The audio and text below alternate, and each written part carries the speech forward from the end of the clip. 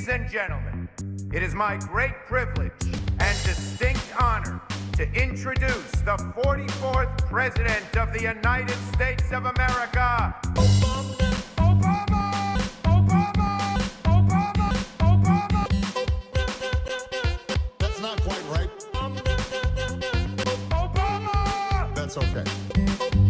Obama! That's not quite right. Obama! That's okay. A terrorist is responsible for the murder of thousands of innocent men, women, and children. But that's okay. Obama!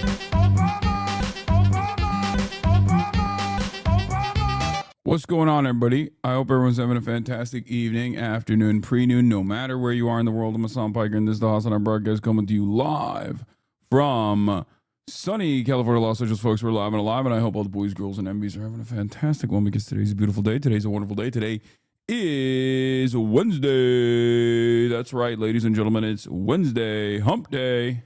Folks, we are live. We're alive. It's 7/16/2025, 11:19 a.m. I am right on time. It is 71 degrees and sunny here in Los Angeles, California. Did you trim? I fixed my beard up a little bit. But folks, I'm Hassan Piker, HasanAbi broadcast. We're here. We're live. Hopefully no F's today. We'll see. We haven't fixed it yet. We're gonna be fixing everything later today. So hopefully there might be some issues again, just like there were yesterday. But after tomorrow, no more issues. So why is it hotter in Buffalo than LA? It's called climate change, ladies and gentlemen. It's called climate change, anthropogenic climate change. Human beings and our wonderful contributions to the environment have created a total collapse, erratic changes in weather conditions and things of that nature have played a formative role in changing the way that we take the weather for granted in many of these places. All right, so regardless, this is not about that. This is part of the broadcast where I tell you about my personal news about what's going on in the world of HasanAbi Piker in between the time period where I press the stop streaming button and press the start streaming button. So help me God, that's what I'ma do, ladies and gentlemen. I'm gonna talk about... What is this? Hassan mentioned? Hell yeah, let's go. But in any case, personal news wise, because this is the part of the broadcast where I tell you about that for all of the boys, girls, and MBs that are wondering what's happening in the world. The demons strike Damascus. I know, dude. I know. Don't worry. Okay. I know. Syria. I know. I'm going to talk about it. In any case, folks, personal news wise, I ended the broadcast last night. It was my dad's last night here. He's left, and hopefully that will be good for me. Even though, I love having him here. The one thing that ends up happening when he is here is, of course, I gain a lot of weight. And now that he's gone, hopefully I'll be able to get that shit back in order. In a month, I'll have abs again, so that's cool. He won't be able to purchase any pastries and put them in the cupboards and then eat them in front of me and then be like, do you want some? We really have a bad and unhealthy relationship with food. I swear to God, I'm shocked that I've been able to keep all this fucking weight off. I got a very funny mention in the Variety article. I know Connor Eats Pants sent it to me. We'll talk about that. Superman Super Woke. But what else? Ended the broadcast last night. Chilled super hard. Been watching the show Firewatch. I don't even know what this freaking anime is called, but it is the horniest anime of all time. Fire Force. It is the most. I've never seen I have never seen an anime that is so fan servicey. It's so horny. It's like crazy horny, but it's very well drawn and it's compelling story. So I keep watching it. I don't really care about it that much, but it is basically hentai. It is. It's like kind of wild how horny and it gets like really, really stupid. It gets like the horniness gets like dumb as fuck. Have you watched Dandadan season 2? Yes. It's not like Dandadan. Dandadan has like weird, gross depictions of things, but honestly, like people will say Dandadan is fan service. I don't think so. I don't think it's for the faint-hearted. Like, I don't think it's an introductory anime, especially because there's like depictions of sexual assault and things like that. But I wouldn't say it's like fan servicey.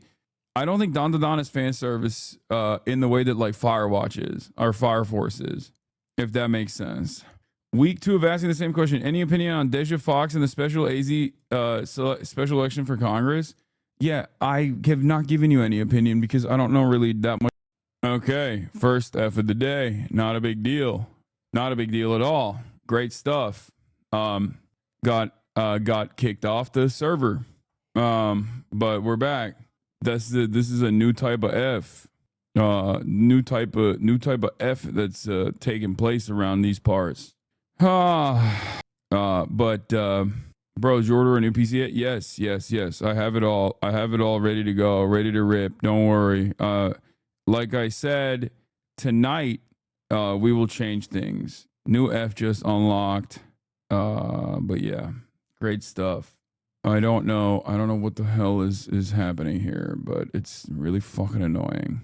Hold on. But you sleeping all right, big dog? You sound tired as hell. Man, I'm tired of the fucking stream breaking. That's what I'm tired of. Yeah, I am tired, but just of my stream not working as it should. Okay. DEJA Fox lost because she didn't communicate her policy positions. It shows that social media is not enough. And Zoran didn't win just because of social media. Yeah, also, the AOC and Bernie, the person who won was the person that AOC and Bernie Sanders backed. Like, DEJA, from what I understand, was like a K-hiver and was just simply young. That's it. And you can't just like masquerade as progressive just because you're young. What is this? Did you see this press up? I link to you. Okay, congratulations. How do you feel about Dean Withers and Parker get a job? I just wish they wouldn't be so libbed up. All right, let's continue, chat. Let's what are we doing? Let's continue, everybody. Personal news wise, went to bed, woke up early, worked out in the morning. I am so weak. Like, I'm so much weaker than I was before I left for New York. I'm fatter, I'm weaker. I'm just a worse person overall, and I hate it, but you know, we'll figure it out. Yeah. DEJA only speaks about her background and zero policy. Yeah, I didn't really pay too much attention to that stuff. I'm gonna be honest with you, but that's the vibe I got. Setbacks are no shame. You got this. Thank you. I agree. What else was I gonna say? My friend went on a text rant to me about how much he didn't like her because she wouldn't talk about policy and just herself. She was a voter. Well, there you go. Did you see this? Gay D Vance is real. Oh yeah, I did see him running. It's like, I don't know what happened, but it's just like, he's not, like, this motherfucker was in the Marines, no? Like, I thought that meant something. Like, I thought you actually got like a decent amount of cardio and stuff when you were in the Marine Corps. I didn't realize that like you can be in the Marines and just be like that. Once again, proving the HasanAbi theory that like the military is just a job. You know, it's just a job. That's all it is. And there's plenty of jobs that within the military where you don't do military shit. What the hell? What the fuck? Wow. What is going on? I might have to switch back to the router like I did yesterday. I might have to switch back to the router 22 minutes in. By the way, it's really fucked up. And I don't know what the hell's happening. I don't know why it's happening. It's kind of crazy. My computer's just broken. It's a multitude of different problems, but it has never been this bad. I don't know what the fuck's going on. I just like, I have so many different means of like solving these issues, but I'm telling you, you need a vacation, my guy.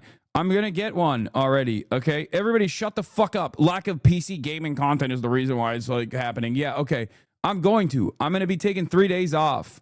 I'm gonna be taking 3 fucking days off this weekend for my brother's bachelor party. Okay, so I'm not gonna be here Friday, Saturday, and Sunday.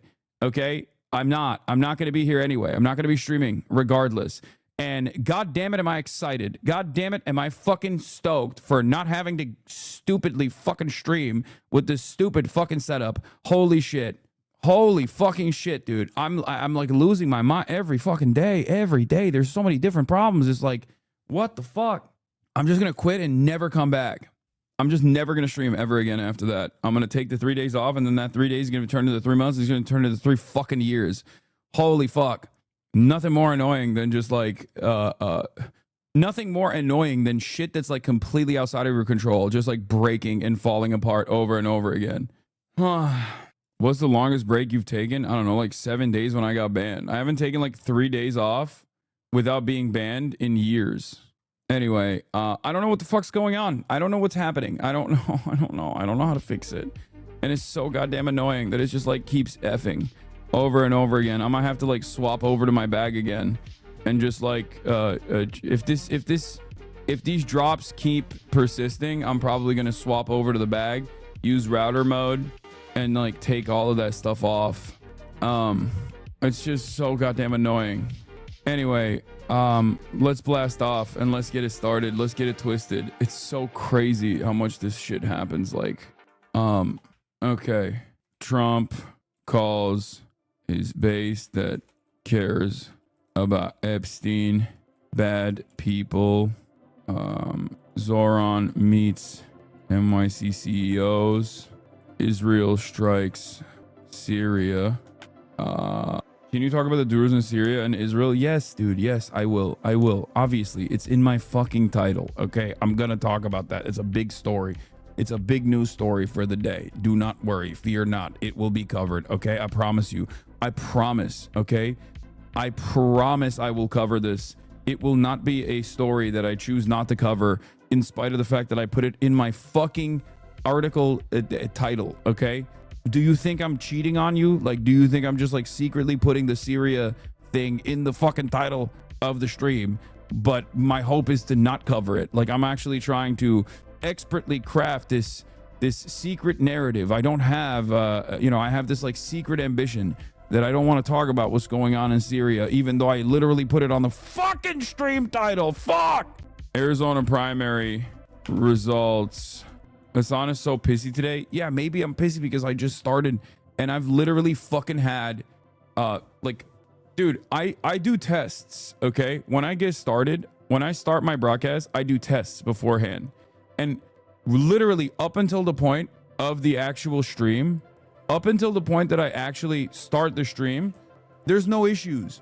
And the moment that I fucking start the stream, there's like multiple Fs. I don't know what it is and I don't know how to fix it. I'm like spending every waking moment worrying about this shit on the background. It's just really annoying. That's it. Sorry.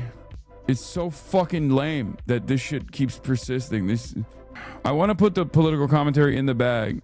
I want to do that. I want to put the political commentary in the bag, and my ISP or my computer or just like the powers that be are just stopping me from putting the political commentary in the bag. Yes, there is a new setup coming. Shut the fuck up. Shut up. Anyway, no worries, bro. We'll be patient. It feels like I'm cursed. It's just like everything just keeps falling apart on the stream, and I don't know what it is. And it was so consistent. Like back in the day, start the day, start the show. Don't have to worry about any of this shit. Now, every day, there's like a million different problems when I'm on my fucking main studio. You're acting like a 14-year-old. Grow the fuck up and do your job. Calm down. It's no fun when you are such a big baby. All right, well, take a week off. There's no equivalent on the planet where you're trying to do your fucking job and there's literally 20,000 people just like in your ear chirping at you, okay? And it's not even your fucking fault. There's not really anything you can do about it. Take a week off, bitch. Take a week off, bitch. All right, okay. It literally might be the feds. I don't think the feds would be doing this. I think they would just like shut my shit off entirely. They wouldn't just be like tweaking my shit. All right, we blasted off, okay? Trump calls a base that cares about Epstein bad people. Zoran meets New York City CEOs. Israel strikes Syria. AZ primary results. There's a lot to talk about, but we'll obviously start off with this. Apparently, I got mentioned by Gianmarco. I'm going to talk about politics, but I want to be careful because you may have read there's a famous streamer, Twitch streamer named Hasan Piker, and he's very good, and he talks about politics a lot online, and he left America for like work, I think, and then when he flew back, he got detained at the airport. And I'm honestly, I fly back tomorrow, and I'm truly so scared. They're not going to know who the fuck I am. I'll show my passport like Jamarcus Horazy. I don't even think borders should exist. And they'll be like, right this way. I'll be like, no, wait, look at this. Here's a clip where I say if Elphaba was real, she'd be a member of Hamas. And they'll have to usher me into the country. I'll be like, no, my cousin's Luigi Mangione, I swear. Dude, we're getting a bunch of cheers at a random comedy shows. Huge motion. We're winning, bro. I mean, Gianmarco has a very similar audience to mine. We got to do that collab soon for sure.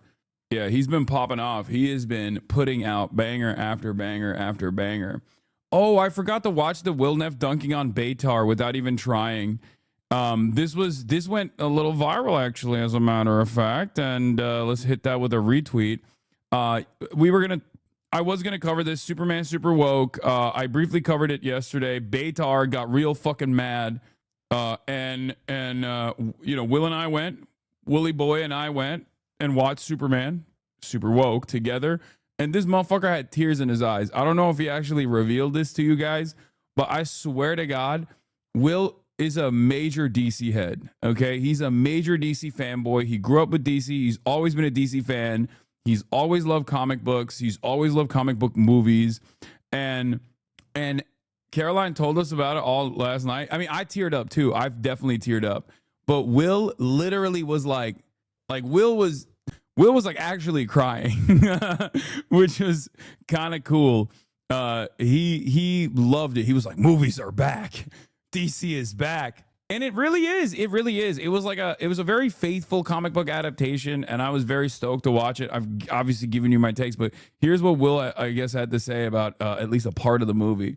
But the most brilliant thing that Gunn did was Baravia is Israel, obviously, and they're cartoonishly evil in the film, right? So no one who supports Israel can look at it and go, well, Baravia is supposed to be Israel, because they then would have to admit that what they are doing in real life is cartoonishly evil. It's such a brilliant, oh, Baravia made you think of Israel? What about it? What about what they were doing? No, tell the supervillain stuff. Interesting. Yeah. Interesting. It's just comic book stuff, man. It's just yeah, why you got to bring politics into everything? Yeah, it's awesome. I saw my lady friend your Super Woke video on Ben Should Be About, and she said your analysis was incredible. Thanks, Unc. You're welcome. Yeah, Baravia was also, Superman was created by two Jewish immigrants in like the 30s. And ironically enough, Baravia was also invented by these two Jewish immigrant writers way before Israel even existed. But its modern adaptation of Baravia, this like fictional country that is maybe really close to a real country, was a deliberate choice. And I love it personally because like there's been a lot of back and forth on this stuff, and even Variety wrote about it, and they were talking about, is it Israel, is it not Israel? But I think James Gunn did a decent job of just like offering plausible deniability. He did a decent job of like doing it in a way where it's like very clearly what it is. And I was thinking about this. I was talking to someone about this actually, and they were like, hey, do you not remember like James Gunn is the one who made the Nazi killer thing? Because like I was watching on HBO the drawn, the animated DC sequence. I forget what it is. It's like not Suicide Squad, but it's like kind of, what was it called? But the Creature Commandos. And it's really good. Creature Commandos is really good. And I forgot that was James Gunn as well. And Creature Commandos is like very openly anti-fascist. Creature Commandos is very openly anti-fascist. And like there is a character in it, the GI robot. And it's a GI robot that they created specifically to kill Nazis. And this robot is then like bought and refurbished by like a dude who is, you know, an alt-right Nazi guy in modern day. And he brings him into the fucking Nazi meeting. And GI Robot's like, oh, these guys are fucking Nazis. It just starts killing all of the Trump supporters who are in this like in this room, like just straight doming them. It's a fucking fantastic segment in Creature Commandos. And it made me, I remembered like, oh yeah, that was Gunn. Yeah, he actually, wow, one Superman movie and everyone is pro-gun now? Yeah, no more gun control. # liberate the gun. Okay? So, like, it's obvious that James Gunn does have these politics. I totally had forgotten that's like the type of dude, that's like the type of mentality that he has on this. So yeah, here's the Antifa robot scene in Creature Commandos. Here, look. Coin-operated boy sitting on the shelf. He is just a toy, but I turn him on. Are these Nazis, General? Yeah, GI. These are Nazis. Coin-operated boy. It's all he likes is just killing Nazis, Ready dude. to die, Nazis. GI? Is rocket and long-lasting. Who could ever ask for more? Left without complications galore. I also love the score on this too. Many shapes and weights to choose from. I will never leave my bedroom. I will never cry at night again. Wrap my arms around him and pretend. Coin-operated boy. All the other real ones that I destroy cannot hold a candle to my new boy, and I'll never let him go. And I'll never be alone. And I'll never let him go. And I'll never be alone. Not with my coin-operated boy. This bridge was written to make you feel smitten with my sad picture of girl getting bitter. Can you extract me from my plastic fantasy? I didn't think so, but I'm still convincible. It's my pleasure to present the Anyway, but basically the rest of it is whatever.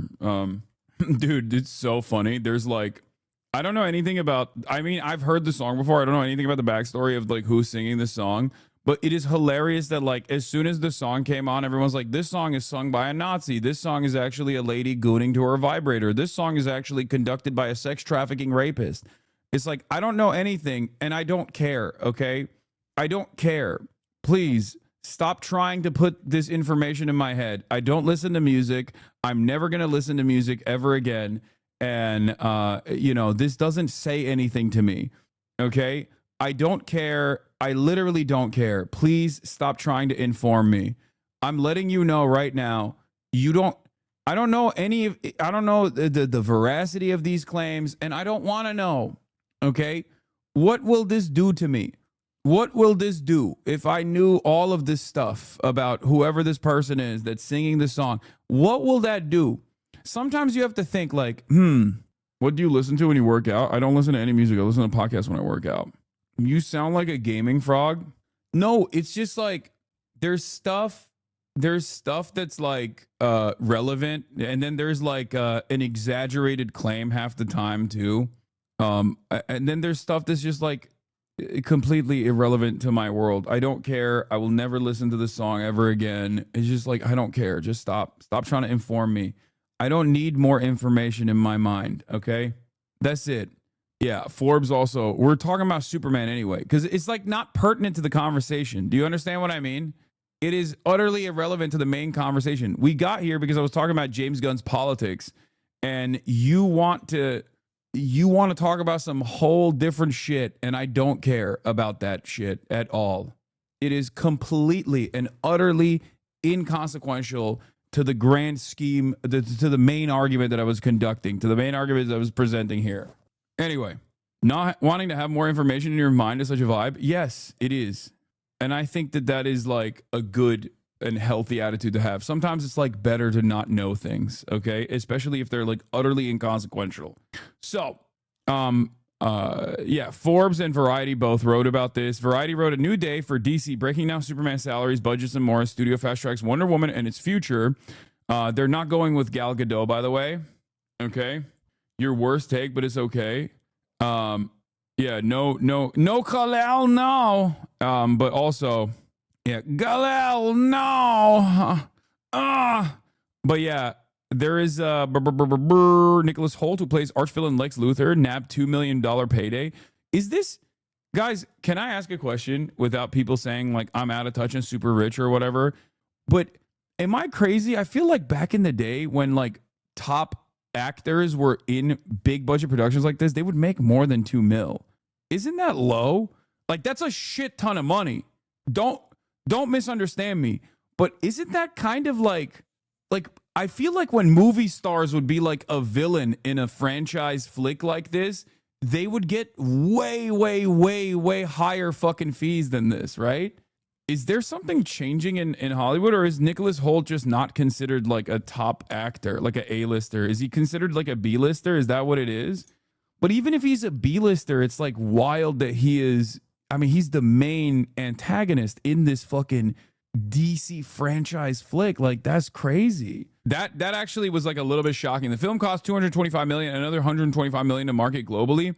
The latter including pricey stunts like a Superman figure hovering over the apex of London's tallest building, blah, blah, blah. Typically, film stars earn top salaries, but in this case, Goma was by far the highest earner, pulling in 20 times more than David Corenswet and Rachel Brosnahan, Lois Lane, who each earned 750 bills. The Guns 15 million. What? Bro, that's crazy. My dude made 700. Dude, what kind of a fucking planet are we living in where I, a fucking random Twitch streamer, can get approached with a one-day advertisement scheme that I said no to famously, if you guys recall, where I would get paid more than motherfucking an actor in a Hollywood. What is going on? The thing that I'm talking about was what was it? Predicted or Polymarket? Polymarket wanted me to Polymarket wanted to sponsor my election coverage, and the starting ask from them, which means that they would go up a lot more, was $1 million. And I said no to it because I was like, I'm not gonna fucking do a gambling ad for politics. What are you, crazy? But and then a day later they got raided by the FBI. But that's besides the point. My point, my larger point here is like, it's crazy that like I can be approached as a Twitch streamer for a higher fucking a higher paid gig for one day than like the fucking protagonist of Superman. Oh, by the way, Polymarket, Trump administration ends Polymarket investigations without charges. Shouts out to Polymarket. Totally exonerated. Nothing wrong. No wrongdoing because the Trump administration has decided they're cool. So maybe I should have taken that $1 million, or maybe I should have demanded $3 million and then taken it. I don't know. They probably get hella royalties and money from merchandise. No, I know, but they used to get that back in the day too, for the record. So like, this means that like they're getting that and they're getting points and like the salary, which means that the salary is like significantly lower. Nicholas Hoult got $2 million more than Superman. That's crazy. Warner Brothers declined to comment, but in any case, Superman largely avoided stepping into culture wars until too late in the film's run up to make a difference. Gunn's brother Sean, who plays Maxwell Lord in the film, told Variety at the premiere, "We love our immigrants. Yes, Superman is an immigrant.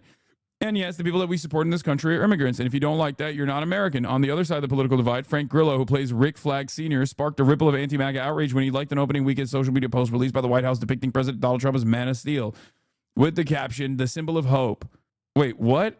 Frank Grillo, who plays Rick Flag Sr., liked the Trump thing? Ew. Gross. Anyway, whatever.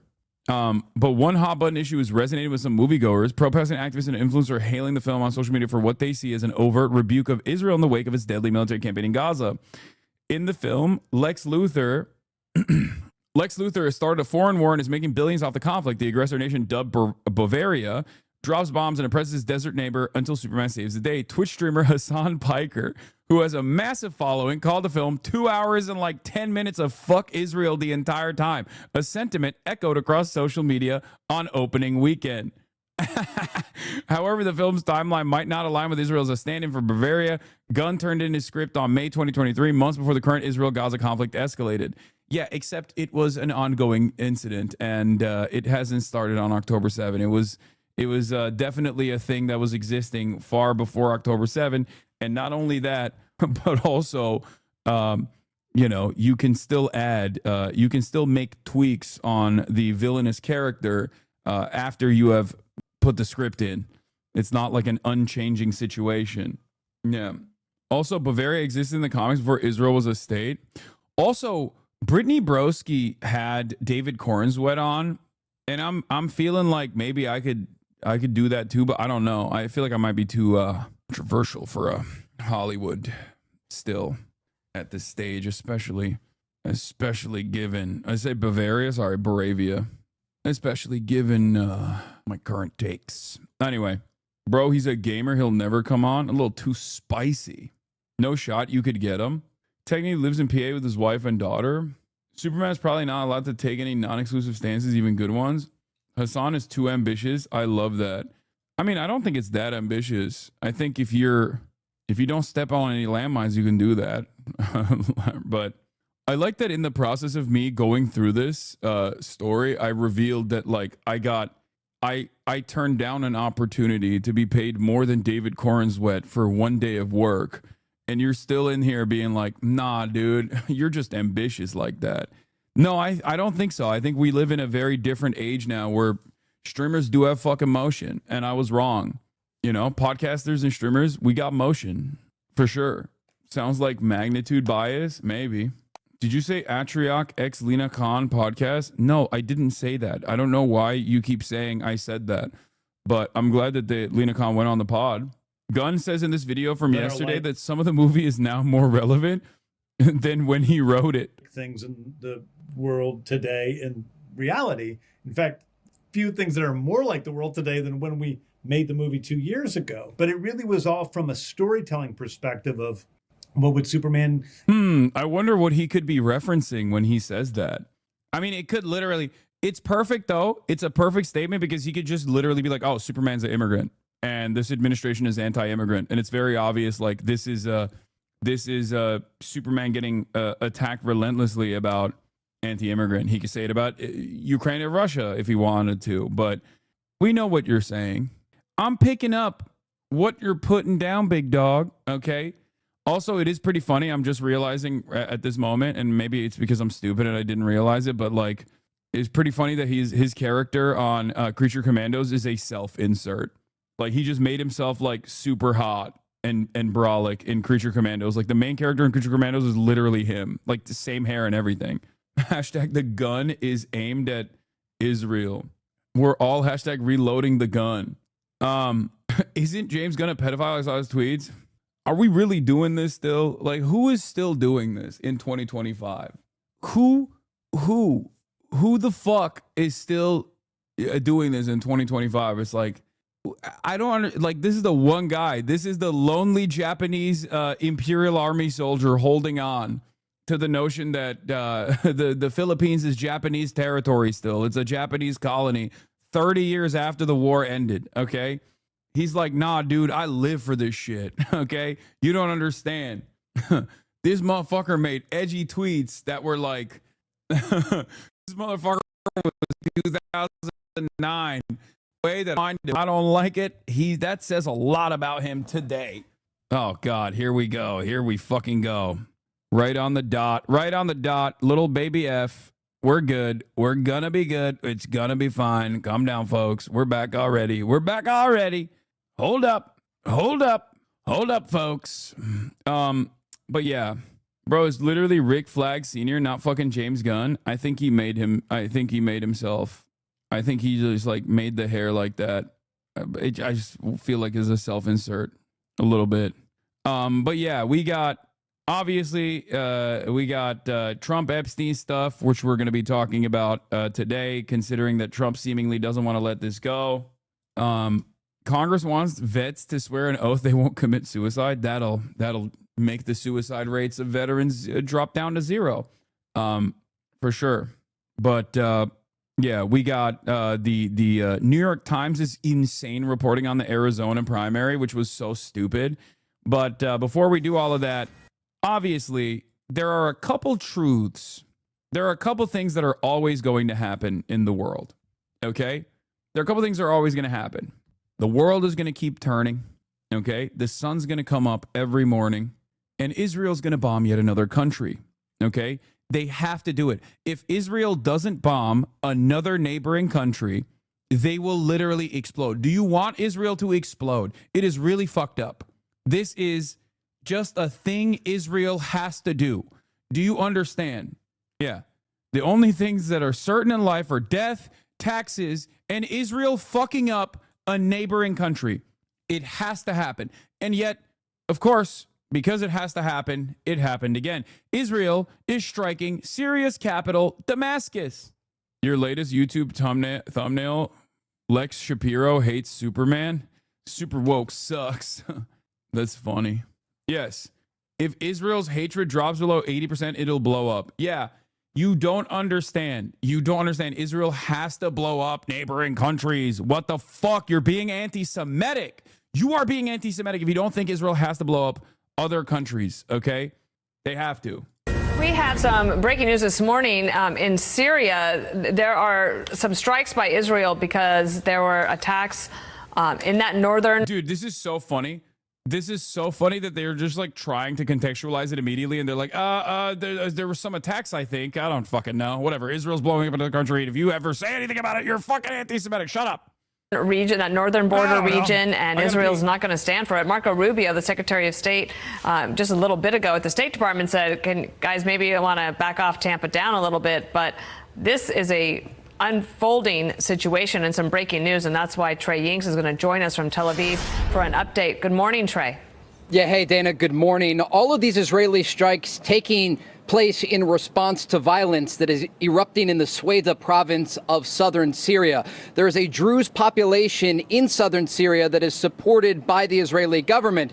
So when violence erupted there earlier this week, the Israelis began to carry out a series of airstrikes against Syrian government tanks that were approaching the city. There was concern that they would participate in the fighting that was being done between the Druze and a Syrian Sunni Bedouin tribe.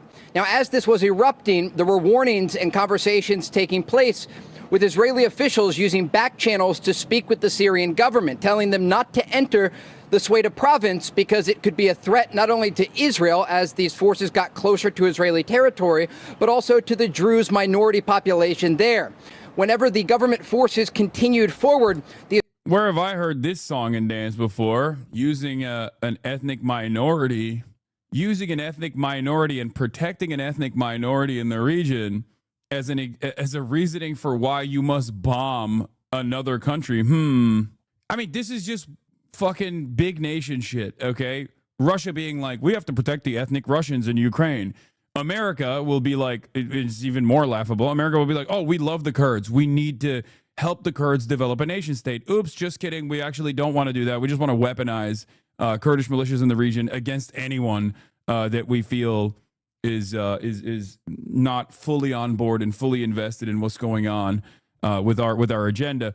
And of course, Israel is using the Druze. Now, this doesn't mean that all Druze people in like Syria are anti-HDS. It doesn't even mean that HDS is good. You know, I'm not a fan of the former Al-Qaeda leader turned into institution defender himself. Okay. But it is kind of crazy that Jelani is basically doing everything he fucking can.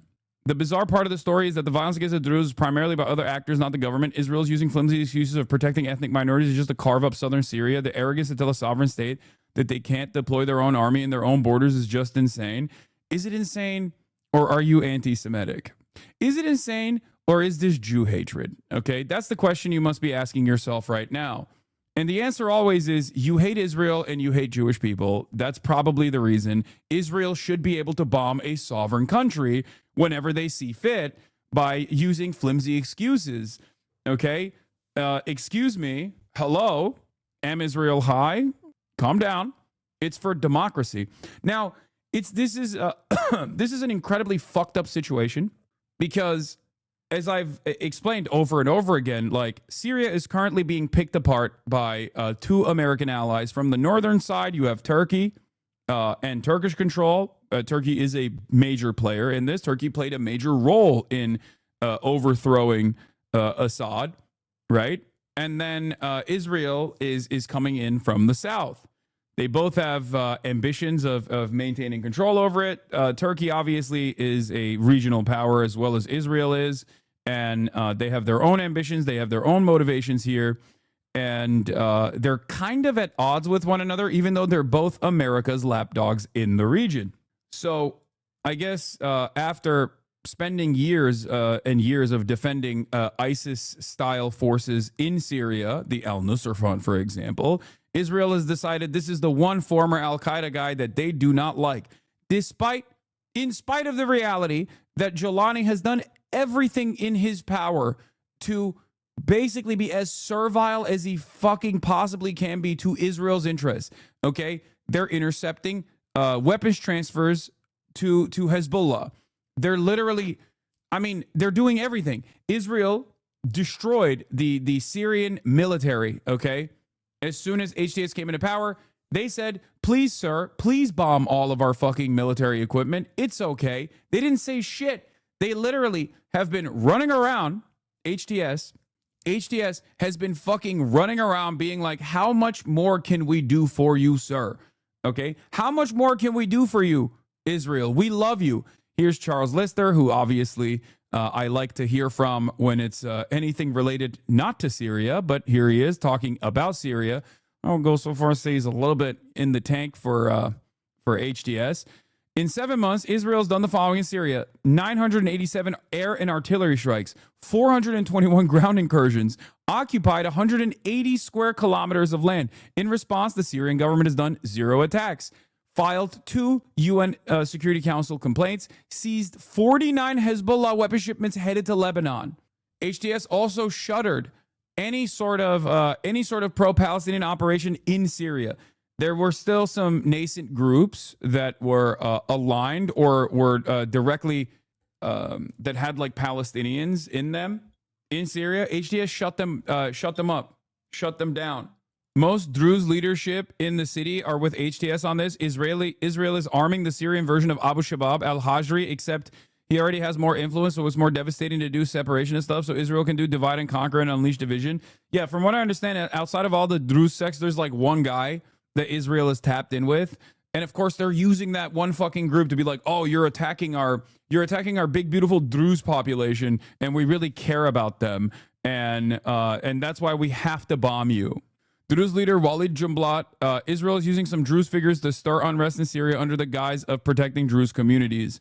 Classic shit, classic divide and conquer shit.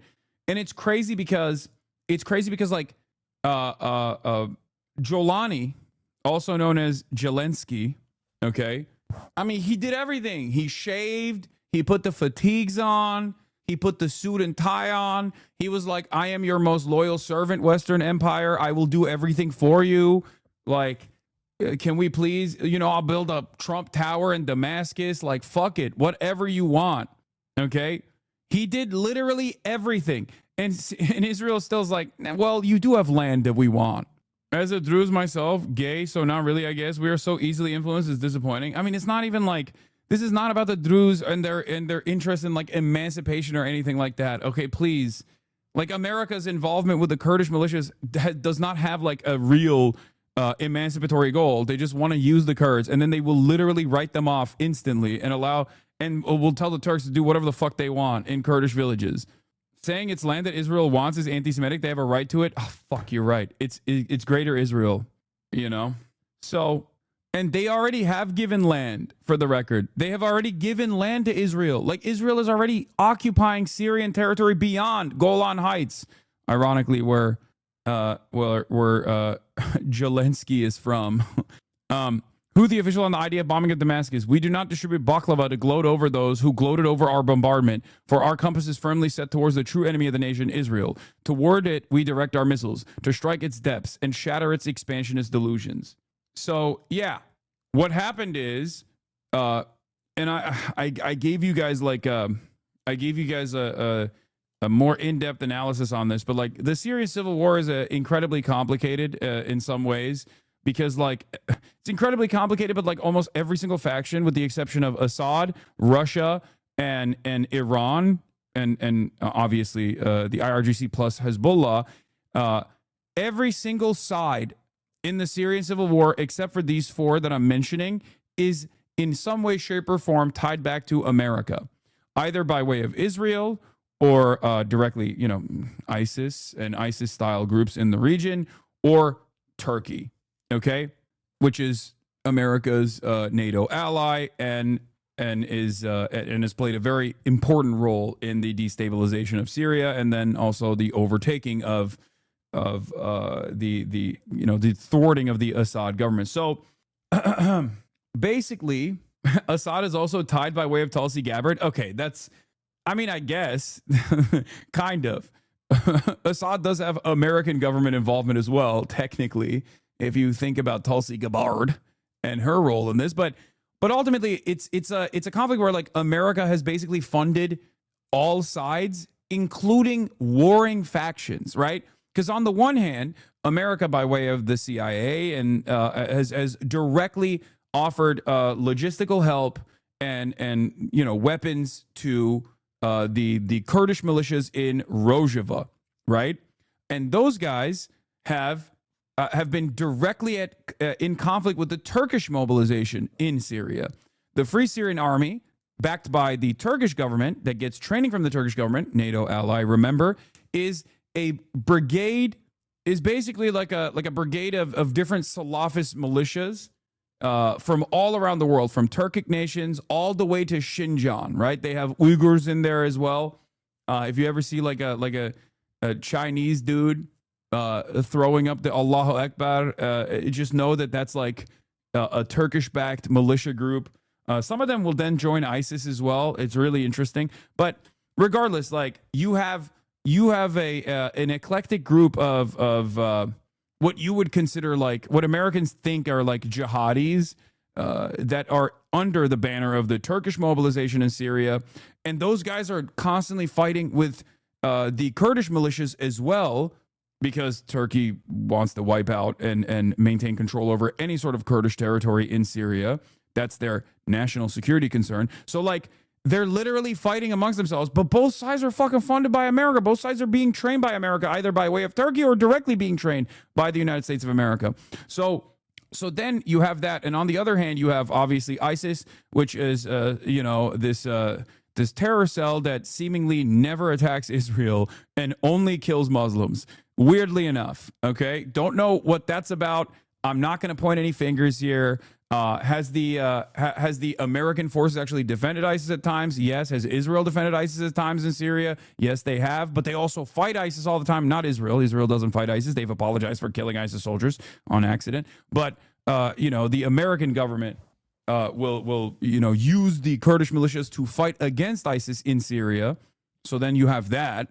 Okay, but how do you explain the discrepancy in how you always rightfully compartmentalize Hezbollah's horrific slaughters of Syrian children versus their participation in the acts of resistance against Israel, and understandably never care to mention the many crimes before every statement involving them, but you always seem so obsessively to do that with Jelani? You have said that you are not pro-Assad, but I'm not sure you are anti-Assad at this point. I'm anti-Israel, unconditionally, which is precisely the reason why I will explain Hezbollah's military actions in Syria and then simultaneously still say that like Hezbollah is a militant group that now has a party in the Lebanese parliament that was created as a defensive posture for the Shia population in Lebanon, but also primarily the only military formation against Israel in Lebanon. So that's the reason why I don't have that same kind of I have more of an interest in compartmentalizing Hezbollah as opposed to HTS or Jelani. But if you might have noticed, I'm not attacking Jelani all that much currently, because despite the fact that Jelani has done everything to be a dog of the West, Israel is still fucking up the bag for them. Part of the reason why Israel is doing this, of course, is because this is against Turkish incursion in Syria. They don't want Turkey to have too much influence in Syria. Assad isn't Shia, by the way. He's Alawi. No, I know. I'm not. I didn't say he's Shia. Also, I'm Sunni. What are we talking about? I have no allegiance to the fucking Shias by religion at all. I don't give a shit. So there are a lot of there are a lot of groups that did horrible shit in Syria that are now in charge, and they're openly stating that, like, they're openly stating, at least right now, that they are on board with, like, Israel. They're on board with America. They just want, like, Syria to be able to develop. And Israel seemingly has different opinions. Israel seemingly does not think that that is where this conflict should head. Israel has different ambitions here. In the past 24 hours, Israel's bombed scores of sites across Syria, reportedly including the Ministry of Defense, Army General Command, and the Presidential Palace. Now Israeli cabinet ministers are openly threatening to assassinate Syria's new leader, al-Shara. Ben-Gvir says Israel must eliminate Syria's Shara over violence against the Druze. Since Assad's downfall, Israel hasn't just been relentlessly bombing what's left of Syria's military and strategic infrastructure. It's been steadily seizing territory, using the chaos to advance its long-standing ambitions. Assad's successor, al-Shara, a former al-Qaeda and ISIS commander, rose to power through quiet coordination between Turkish Gulf and Western intelligence services. This is correct. Sina Tusi is right on this. He was repackaged from terrorist to politician with promises of economic backing and diplomatic legitimacy. And if you recall, when this happened, I told you I am not pro-Assad by any metric, okay? He was incredibly weak and incredibly cruel. Having said that, however, that people were desperate for change and they thought that this would bring that change that they wanted. I thought that this would lead to more instability.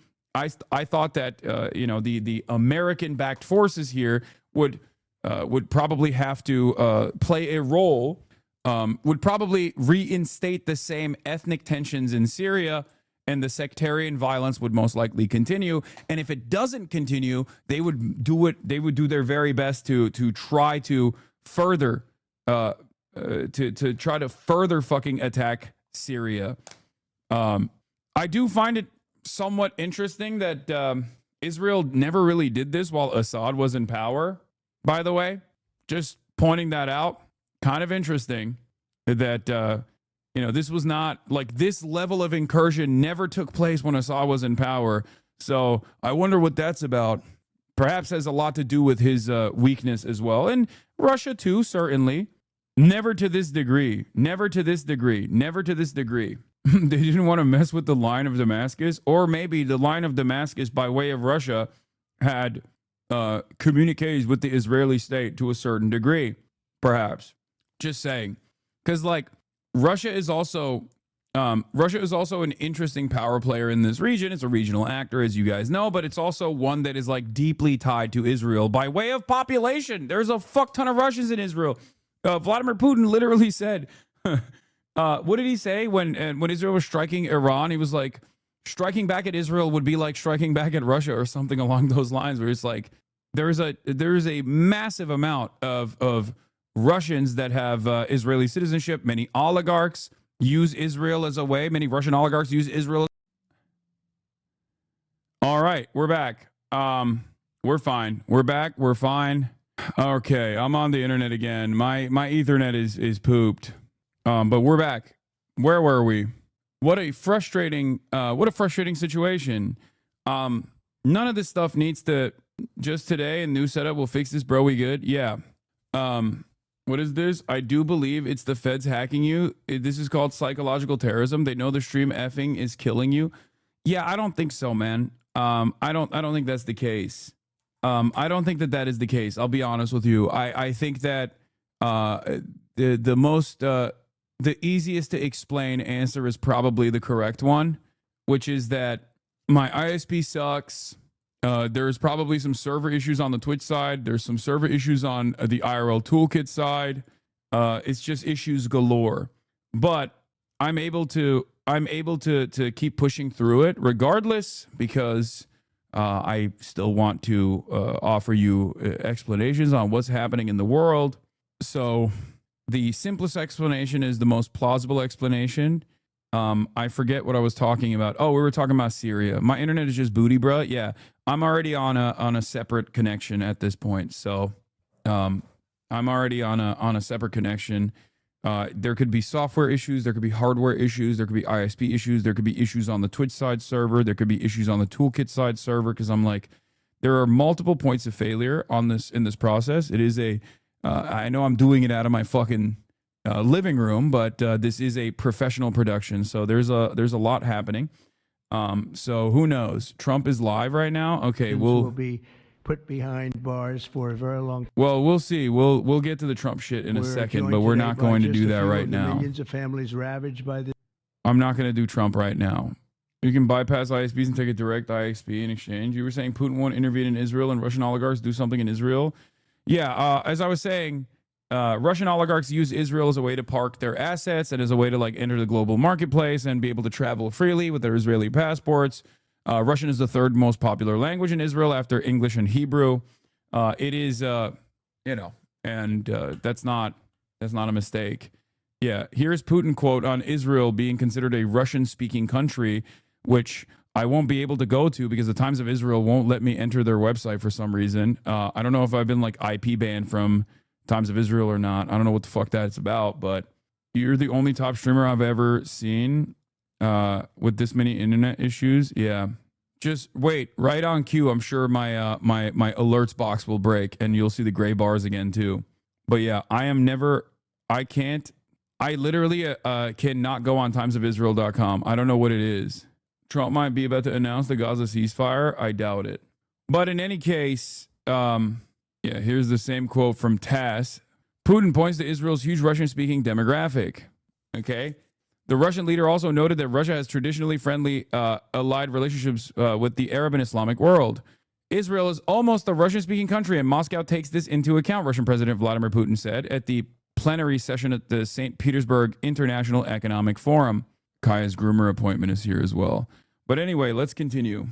Israelis decided to launch a series of airstrikes today against the Syrian capital of Damascus, targeting not only military headquarters in the capital, but also a position within the presidential compound, right next to the presidential palace. Now, we do know that the U.S. Special Envoy to Syria, Tom Barak, has issued a statement condemning the violence against civilians in southern Syria and urging de-escalation. He praised the Syrian government for putting out a similar statement condemning the violence, but indicated their actions and words needed to match.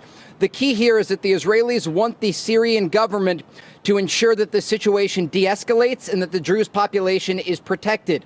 At this point, based on the videos that have circulated online over the past 48 hours, the Druze population is not being protected, and that is the reason that you saw these Israeli strikes earlier today. But again, the latest information that we have, the Israeli Air Force has conducted a series of airstrikes against positions in the Syrian capital of Damascus, targeting government-linked positions there.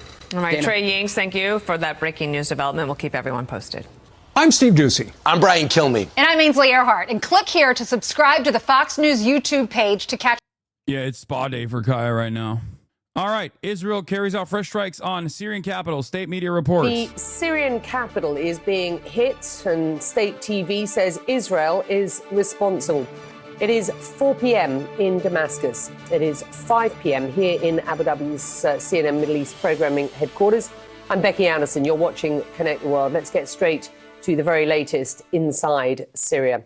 And the capital, Damascus, being hit by a series of airstrikes. State media blaming Israel, and the Israeli defense minister shared video of the attack saying, quote, "The painful blows have begun." Well, earlier today, Israel said it has struck the entrance to the headquarters of the Syrian armed forces in the capital. Now, this is what we know. Why did they do this? Because they're bored, bro. Okay? Do you understand? Because they're fucking bored. That's why they did it. What reason do they need? Because, I mean, they want more control over Syria. They want more control over Syrian territory. And they are using the Druze population, or at least one sect of the Druze population, for instability in the region.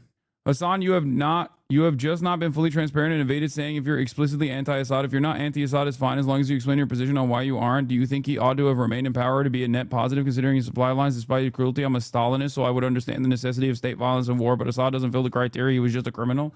No, dog. I have explicitly stated that. Why the fuck do you keep bringing this up? Shut the fuck up, dude. Shut the fuck up. God damn. Dwindling fucking loser is right. Jesus, Lord mercy. He's like, I'm a Stalinist. And it feels like you're pro-Assad. God damn. One of the fucking worst aspects of Twitch streaming is like you constantly have to be in contact with the most maladjusted fucking losers that are just like presenting themselves as earnest people with real questions, you know, shut the fuck up. And it's literally the same principle behind like Zoran having to constantly fucking answer on whether he wants to kill every Jewish person or not. It's like he's never fucking said anything even remotely anti-Semitic. God damn. And he has answered it. And it's like at the 500th time that you have to answer it, you're gonna like, you know, you're gonna inevitably say something that they can just like fucking clip out of context and be like, see? On Tuesday, Syrian government forces were sent to the Druze stronghold of Suwaida in the south of... Yeah, it's like how I always have to preface invasion of Ukraine with unjustifiable. I know. And it doesn't matter. These people still are so dense that they think I'm like pro-Russia invading Ukraine. Holy fuck. Of Syria, after days of sectarian violence there between the Druze and Bedouin tribes. In response, Israel, which has vowed to protect the Druze community, began launching strikes on the Syrian forces advancing towards Suwaida. CNN's Jeremy Diamond is in Jerusalem. Salma Abdelaziz joins us live from London. Jeremy, let me start with you. What do we know about what is happening right now in Damascus? We do have live pictures of the capital that we can bring up as you are speaking. Yeah, well, as we have seen, the Israeli military has been carrying out airstrikes in the Syrian capital of Damascus. We know of at least one strike at the entrance to Syria's military headquarters there. 2 civilians were injured as a result of that strike, according to Syrian state TV. We have also seen several other strikes in Damascus, some of which we are still working to confirm the exact location of them. But there have been reports of strikes near the defense ministry as well as near the presidential palace. But what we are watching here on the Israeli side of the border is really quite stunning, Becky, and that is that we are seeing Druze individuals in... Yeah, also, this is the other reason. Reminder, Israel sees any intra-Syrian reconciliation and unity agreements between the government and Druze or Kurds as a severe blow to Israel. Israel wants Syria to be intractably divided, failed state. Israel's only weaponizing the issue of Syrian minorities to achieve this aim. Also, it's you know, the timing of it is because there's Benjamin Netanyahu's coalition is like dwindling, and on top of that, they keep pushing back his fucking trial. So like all of that unites under this banner where Israel will consistently bomb another fucking country to be like, well, we're in war. You can't put me. You can't. I'm a wartime president. You can't do a trial for me. How dare you? Source, the articles from last March when the Syrian government signed an agreement with Druze leaders in Suwaida. Israel immediately declared this a severe blow to Israel and did everything possible to blow up the deal and undermine Syrian unity. There's also another concern here because like Syria is basically piecemeal, partially controlled by Israeli interests, partially controlled by Turkish interests. And of course, both of those are under the banner of American interests. And therefore, this is 2 different factions that want more control over Syria. Israel saying like, no, it's our country. And Turkey saying, no, it's our country. We get to control it.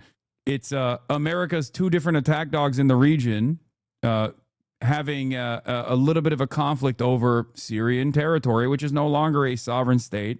Okay. And yeah, that's what's going on.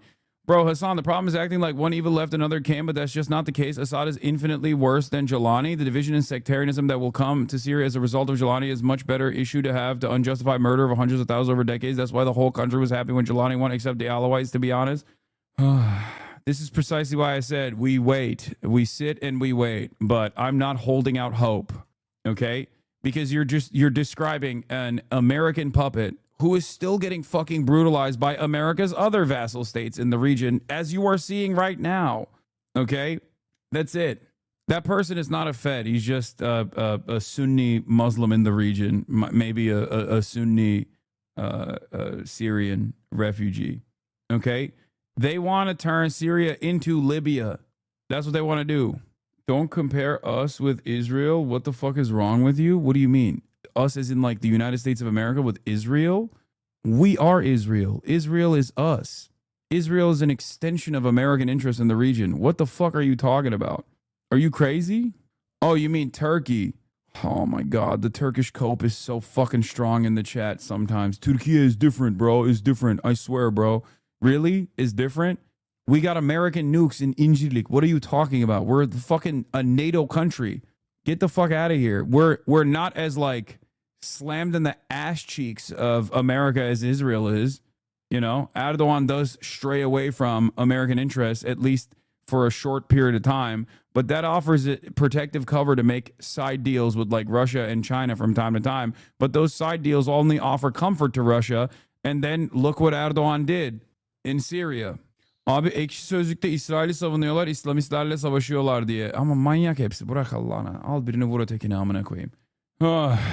Israel, either Israeli Druze or Syrian Druze who live in the Israeli-occupied Golan Heights, attempting to cross into Syria to try and help their fellow Druze brothers in Syria who have been under attack in the city of Suwaida. And we are seeing hundreds of these Druze individuals crossing the Israeli border fence into the Israeli-controlled buffer zone inside of Syria, trying to make their way to presumably that city of Suwaida. It has been an extraordinary scene to witness these hundreds of people who have broken across this guarded border fence. We have seen the Israeli military out deploying tear gas to try and get these individuals, many of whom are Israeli citizens, back onto the other side of the border. The Israeli Prime Minister has addressed the matter directly, saying that the situation in Suwaida, that southern city with a very heavy Druze population, calling that situation very serious, but saying that he has one request for the Druze population in Israel, and that is, quote, do not cross the border. He maintained that the Israeli military is carrying out actions, and indeed we have heard from the Israeli Defense Minister, Israel Katz, who said that Israeli Druze member of Knesset crossed the fence as well. He claims he went inside to convince the others to go back. At least 1,000 Druze from Israel and the occupied Golan have crossed the fence with the stated intention of joining the fighting in Suwaida. Some of them are armed. Incredible. Is this a rare situation where the Druze actually like Israel? Some are being used. Okay. They're all being used. Every single person here that is like Minister of Knesset Afif Abed from Likud, who crossed the border into Syria in a conversation with Khan News. We entered without security and our own initiative to rescue the Israeli Druze and protect their lives. Incredible. The Druze, some of the Druze factions here are basically like the Kurdish factions that America uses from time to time. They don't ultimately give a shit about the Druze population. They're just using the Druze population to be like, see, we are the protectors of the Druze population here. That's it. The Druze population is a ethnic minority that is in occupied Israeli territory and also in Syria as well. Is a religious, it's like a religious minority, and some of them serve in the IDF too. America always uses Kurds and arm them just to drop them later on. Same story every time. Yeah. And it's like they're still second-class citizens because they're not Jewish, but it doesn't matter. Israeli Druze who are active Israeli occupying force are turncoats. Kamal Jumblat literally fought for the Palestinian cause and died. Important to note that they want to support the Israeli-backed drug gangs of the Druze warlord Hikamet al-Hijri, who, mind you, has barely any public support. They want to help their Druze brothers. Many literally have families there. They're not crossing for any warlord. At least 1,000 Druze from Israel and the occupied Golan have crossed the fence with the stated intention of joining the fight against Suwaida. Some of them are armed. What does Israel gain from quote-unquote protecting the Druze? They make it seem as though they have real ambitions, like a moral goal in further destabilizing Syria. But yeah, remember, what a coincidence. Israel starts another unprovoked assault on the day of Netanyahu's trial and a day before his government was about to collapse because his ultra-Orthodox partners were ready to leave the fucking ruling coalition. Last month it was Iran, now Syria, all thanks to free U.S. military supplies. Hell yeah. Fantastic. Will intensify its attacks on government forces if they do not withdraw from Suwaida. And indeed, in addition to the strikes that we've seen in the Syrian capital of Damascus, there have also been Israeli strikes in and near Suwaida, including strikes on tanks and other heavy equipment, trucks carrying machine guns, according to the Israeli military, that they say were headed toward that city of Suwaida. Becky? I'm going to come back to you. Stand by. I just want to get Selma up at this point. You've done a lot of reporting and producing from Syria. What do we understand to be happening in the south, in Suwaida, at present on the ground? We are seeing strikes, and we understand and we are reporting on heavy fighting there. Just explain what we understand to be going on. Yes, so absolutely the flashpoint of Suwaida, which is a stronghold for this Druze community. They are a minority group, but they are a majority in this city. And that is where these clashes broke out over the weekend between Bedouin tribes and this Druze community. Now, we have images to show you of what that outbreak of violence looks like on the ground. Gunfire on the streets, armored vehicles, terrified families, as you can imagine. And with that outbreak of violence over the weekend, dozens of people were killed. That's what prompted the Syrian government. Which citizenship have the Druze? The Druze in Israel have Israeli citizenship, and the Druze in Syria have Syrian citizenship. I'm Lebanese Druze, and we don't think of Israeli Druze as real Druze. We've been targeted in Israel in the Lebanese civil war by Syrian Shia Muslims native to Lebanon and the Phalanges Christians during that time. Nothing against those religious sects other than the Phalanges. That's just how things went down. My parents lived through those times and told us about it. And then, yeah, the Druze in Lebanon are Lebanese. And that's whatever nation that they are a part of, that's their nationality. It's interesting, though, because the Golani Druze have rejected the Israeli citizenship, or at least a big chunk of the Druze, Syrian Druze population that's living in Golan Heights, that is occupied Israeli territory that Donald Trump in his first term officially recognized the annexation of, in direct a violation of international law. The Druze there, some of which actually died in the Hezbollah strikes, if you remember, because Israel loves using them as like a talking point. The Druze there are anti-Israel, but there are plenty of Druze that live in Israel proper that are super pro-Israel and fight in the Israeli occupying forces. And despite their second-class citizenship status, they still ride for Israel pretty fucking hard. I don't know the exact the exact background of the Israeli Druze that like crossed the border here into occupied Syrian, into the Syrian territory that's currently occupied by Israel. But it's a weird set of circumstances, because like there's still nascent factions within the Syrian state that are Salafist brigades and they're still in operation, and they do get riled up and engage in sectarian violence against different factions. Like the Alawites got slaughtered pretty aggressively in the interim period when HTS was trying to put together some kind of coalition to build like whatever the skeleton would look like for a Syrian state. And then and now is the Druze population, because there's many different ethnic and religious minorities that live in Syria, just like in Lebanon. This is all the grand design of British and French colonial occupation. It is deliberate. The way that these countries, the way that these country lines, national territories have been drawn is deliberately incredibly diverse. So they use, but I guess the American government is mad, kind of. I don't know how really mad they are, but Syria. Yes. What is it that the U.S. is hoping to see in the next few hours? Well, the U.S. is calling on the Syrian government to, in fact, withdraw their military from southern Syria in order to enable all sides to de-escalate and find a path forward. The State Department spokesperson refused to say whether the U.S. has asked Israel to halt the strikes. Certainly an end to the conflict, an end to... Bro, like, being in the vicinity of Israel is like being stuck in a room with like a fucking serial rapist with a gun. You have nothing. The serial rapist has a gun. They're going to do whatever the fuck it wants to, every single person in the region. And there's nothing you can do. And if you ever like strike back, if you ever say that you don't want this, then America comes in, okay, and says, no, they get to do whatever the fuck they want to you. Shut the fuck up. Stand down. It is crazy. It's crazy. Israel's like, oh, we have a greater ambition for our greater Israeli project, and some of that is Syrian territory. And then they just like blow up Damascus. And then America turns around and says, hey, they're doing the right thing by blowing up Damascus. You should shut the fuck up. the nature of the violence that is happening, an Israeli withdrawal, a Syrian government withdrawal from the area as well. And has the U.S. asked Israel to halt strikes on Syria?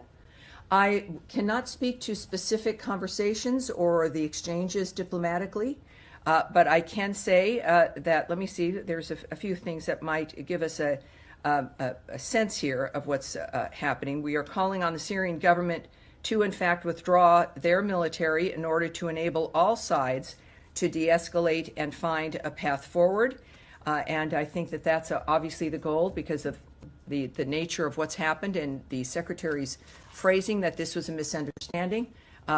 He's optimistic that this can be achieved. So you said Sina, let's do more of the...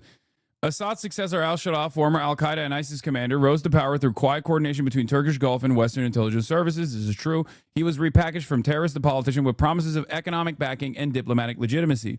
He was literally presented as like a part of the Gulf, the Abraham Accords.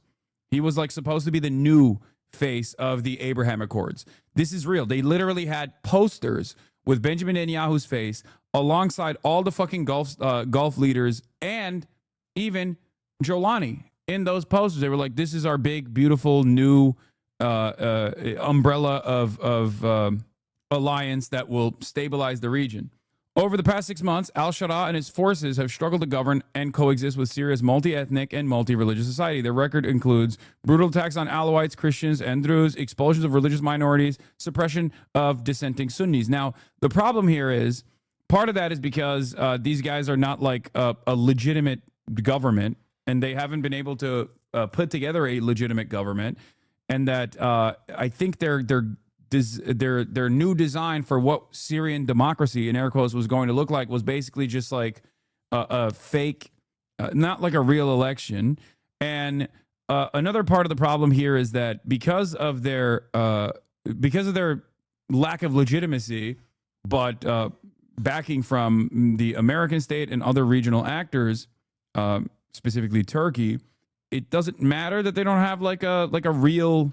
It doesn't matter that they don't have like real popular support and popular mobilization. The only thing that people were on board with was no more Assad, right? But the Syrian population understandably want to have elections. And regardless of Assad's illegitimate reign over Syria and its fake elections, okay, the reality of the matter is they still have ballots. Like Syria still has a functioning electoral system. They could use it, but these guys don't want to use it, okay? HDS was supposed to be like a temporary arrangement, and then it was going to turn into a real, robust Syrian democracy. Of course, that'll never happen, obviously, because a real, robust Syrian democracy could spell instability for Israel and also Turkey's ambitions in the country, okay? Yet efforts to legitimize al-Sharaa pressed on, culminating in his meeting with Trump in Riyadh. The prospect of sanctions relief gave Syrians a sliver of hope, but that hope is vanishing as Israel's relentless bombing is gutting the state he hoped to rule. The key question now is what Turkey and Qatar will do. Erdogan once spoke of praying in the Umayyad Mosque, and the Qatari emir stood with al-Sharaa on Mount Qasyan in January. But with al-Sharaa under siege, will they do anything to save him? Because remember, these guys like al-Sharaa, Jolani, Zelensky, whatever you want to call him, Jolensky, whatever you want to fucking call him, is Turkey's guy. Like Turkey is, very quickly seized on the opportunity. Turkey has a shit ton of Sunni Syrians inside of its borders, and there is already like internal pressure from the Turkish public to send back the Syrians to Syria. Many of the Syrians also want to go back to Syria, understandably. So, because they want a stable Syria that they can return to, and so that seemingly is not in the cards for Israel. After Assad's fall, Turkey's foreign minister called it a lesson for Iran. Now al-Sharaa, backed by Ankara, may not last a year, while Assad, with Iranian and Russian support, brutally held on for 14 years after the uprising. Okay, I believe that this is Hakan Fidan, Turkey's foreign minister. I believe that Turkey, Saudi Arabia, and the United Arab Emirates, Egypt, Qatar, Egypt, and Jordan can come together and take very serious steps to solve critical problems in the region. We've started to do so with a meeting in Aqaba. The important thing here is that the states are sincere. The strategic takeaways now one surely weighing in on the minds of many regional leaders and longtime U.S. allies is this: the consequences of trusting Israel and the U.S. can be disastrous. Syria is fast becoming a cautionary tale in that regard. You have to remember, like, they need to, they want, Americans in Israel don't care about stability, safety, and security for the civilian populations in any of these countries. As a matter of fact, it goes against their ambition in the region. Turkey, to a certain degree, at least, I would say, Turkey, to a certain degree, cares about stability as far as they can manipulate the existing Syrian leadership, where they would rather have their guy in charge. Whereas with Israel, they don't give a shit because they're not going to take any of the fucking refugees. At least Turkey, by way of its national security concerns in the northern Syrian corridor, and by way of like a refugee crisis that they take ownership over, have a real interest in making sure that at least Syria is like somewhat stable. Israel doesn't have that interest at all. Israel just wants to fuck up the bag. Whether they have a puppet state, which they kind of have with Jelani already by way of America, because Jelani is America's guy and Turkey's guy, or they have complete destabilization, doesn't matter. They will blow shit up and they will take over more territory, and ultimately that plays a role in their ambitions. I get it. There's a little F. Just 3 days ago, Syria signs an $800 million Tartus port deal with UAE firm DP World for a 30-year contract, the same governmental company that's waging genocide in Sudan, to protect their assets in the Sudan port. If Turkey truly sees al-Shara's government as worth defending, the question is whether Erdogan will respond in any meaningful way. Will he cut trade ties or halt energy shipments to Israel? So far, Ankara's rhetoric hasn't matched his actions. He's not going to do that. The best Erdogan could do in this process is basically go back to America and beg them to rein Israel in. Because Erdogan's goal here, regardless of his own personal motivations, regardless of his own personal response to like internal conflict in Turkey with respect to Syrian refugees going back to Syria, and his interest in having control over a now stable Syria that is aligned directly with Ankara, he can't do shit about it because he's America's lapdog. Okay? There's nothing he can do about it. Israel's goals in Syria are no mystery. Establish a corridor to Iraqi Kurdistan border, fragment the country through its allies among Druze and Kurds, inch closer to the old vision of a greater Israel in a new Middle East, arguably more improvisation than strategy. Every outlet is framing this as Israel's trying to prevent a genocide of the Druze. It's insane. Of course they're doing that because that's what Israel's claim is, and that's precisely the reason why every American outlet is going to cover it as such. Okay? The other thing that is a problem here with the instability and the lack of legitimate popular support for Jelani is that he has no control over whatever kind of factional war that exists, whatever kind of paramilitary groups that still are in operation inside of Syrian borders. When you don't have a stable nation state with real functioning democracy and no fucking military because Israel blew up all of your anti-air defense systems and all of your fucking air force, which they did shortly after HTS took power, you don't have a real functioning state. And when you don't have a real functioning state, you have no control over the paramilitary factions that might come back into action and start slaughtering Alawites or start slaughtering fucking Druze populations.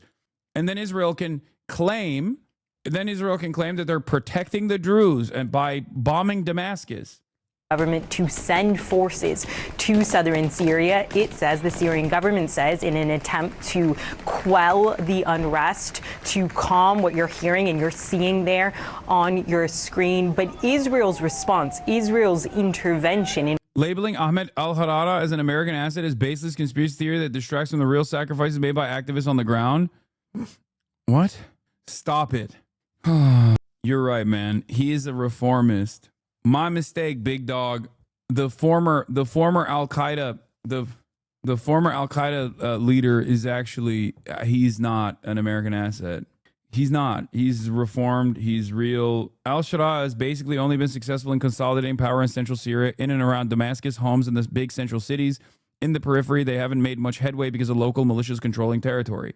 Yes, and you can't bring all of these different factions together in the table, especially if you were warring with them and you don't even have the military power to be able to do so, And some of those factions are geared up by, or some of those factions were basically used as like stay behind networks by the American state, and will actively, will decide to do things on their own now. Okay, they got the logistics, they got the support, they got the backing, they got the equipment, and now they got their own ambitions. So good luck. This is why I said no matter who comes into charge in Syria, Syria is still very much fucked. This does not mean that Assad was good or like a fucking hero to the Palestinian cause. I think Assad's cruelty and even his reliance on him turning basically Syria into a logistical hub between Iran and Lebanon was also, all of those factors, and even him like relying on Russian support, was all born out of his weakness. Just like his cruelty was born out of his weakness. He was weak and maybe was even involved with Israeli affairs as well. So the shred of stability that incredibly cruel regime presented, as opposed to the instability of this current administration, is just jumping out of a vat of shit into a toxic chemical pit, pretty much. It's just like there's no salvation here. What is a domestic affair has, of course, poured fuel on this fire. The Syrian government's push to try to assuage the clashes in that area is part of a wider effort, Becky, of course, to try to end second. There's also this as well. No shot the fighters for HTS Syrian military are okay with being Israel's dog and getting bombed constantly. Jelani will be overthrown just like Assad. There's also that as well. Because, like, the reality of the matter is, the more Israel gets to do some fuck shit, okay, the less stable Jelani's already unstable coalition is. His limited coalition falls apart when people go, dude, what the fuck? You were supposed to put a suit and tie on and take away our sanctions so we could like rebuild the country and then maybe sometime in the future have an attempt towards democracy. Okay, like there's a lot of there was a lot of copium from a lot of people, even in my chat, even in my community. Understandable copium. Some hopium from people that thought like, oh no, you don't understand. Like the reason why Jelani has to say he's like pro-Israel is because he doesn't want to be bombed. It's like, okay, well, Israel hasn't stopped bombing Syria. So what the fuck does that mean? Like, it's understandable that people in these dire situations that have seen like that have been displaced, that have seen their family members get slaughtered or family members get like tortured in a fucking prison would think like, okay, this time it'll be different. I hope maybe good things are possible.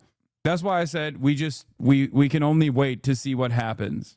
But all of this wheeling and dealing from al-Shara or Jelani, whatever you want to call him, has not led to Israel standing down and allowing them to like try to even form a fucking government, because that is not in the cards. Israel doesn't want that. Israel likes it being incredibly fucking unstable. Violence in the country, that looks very much like a situation that the country does not have a grasp on, and it makes it ever more difficult for government forces to reestablish control in an area when Israeli forces say they have no right to be there. Israel has declared a unilateral demilitarized zone in this part of Syria, something the Syrian government says it does not agree to. It is calling on Israel to stop. It is accusing Israel of violating its sovereignty. So you have a tinderbox here, Becky, with foreign intervention from Israel very much exacerbating that situation on the ground. And you heard from my colleague Jeremy as well, more individuals as well potentially going into Syria and adding to that chaos. Yeah, and I want to be absolutely clear, Jeremy, I'm going to bring you back in, that we are getting reports of barbaric. Real strong guy. Had a big bounty on you the other day. Big bounty. No longer do I have a bounty on you. Handsome guy, big beard. He's like Zelensky, but also tall and handsome. He's like my Zelensky. The Syrian government has two modes that it can never deviate from: massacring minorities and capitulating to Israel. This is a constant cycle that can only lead towards the collapse of the state.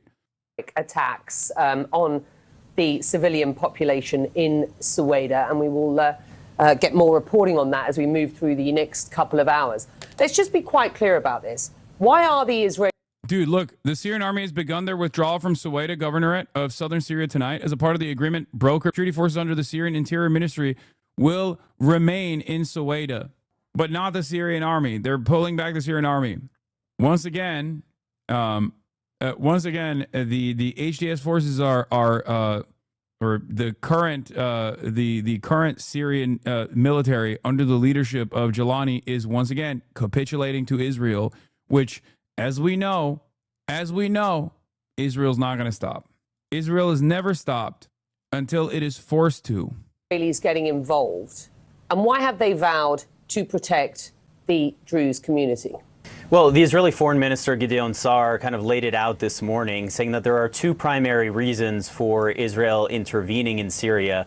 The first of which, he said, is that Israel is trying to protect itself, that it does not want to allow certain armed elements along its border in that southern part of Syria. So there is a national security interest, they say.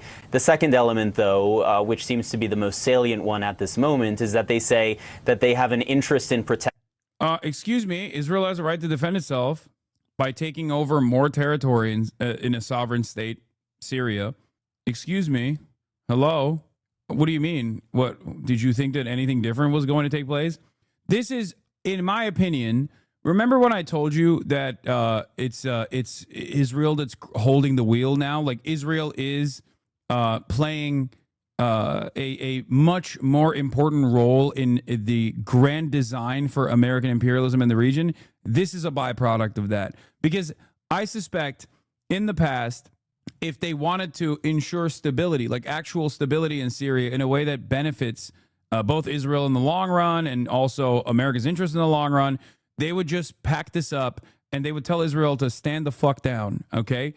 They would tell Israel to stand down, let Syria become this new like HTS-backed government, and let Turkey have a lot more control over what happens in Syrian affairs, because ultimately Turkey is also America's as actor here.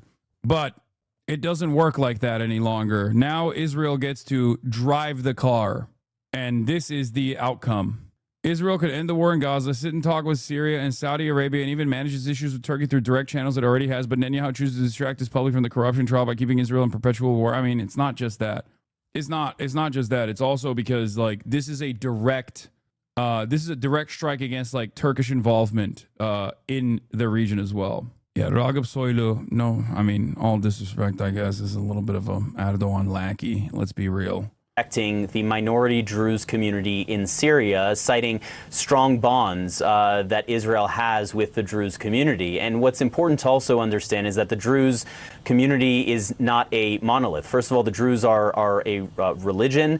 They live in Syria, they live in Israel, they live in Lebanon as well. And there are very much differences, not only between the Syrian Druze and the Israeli Druze, the Lebanese Druze, but also within the Syrian Druze community itself. There are several prominent clerics within the Syrian Druze community, one of whom has very openly allied himself with Israel and has had communication with the spiritual leader of the Druze here in Israel. And there has been a constant back and forth there, including with that cleric requesting support and assistance from the Israelis.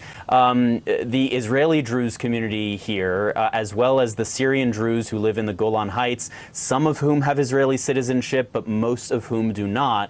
They have, of course, a very, very strong affinity with the Syrian Druze community in Syria proper, and have felt extraordinarily concerned over the course of the last several months as they have witnessed attacks being carried out on that Druze community, especially in this city of Suwaida.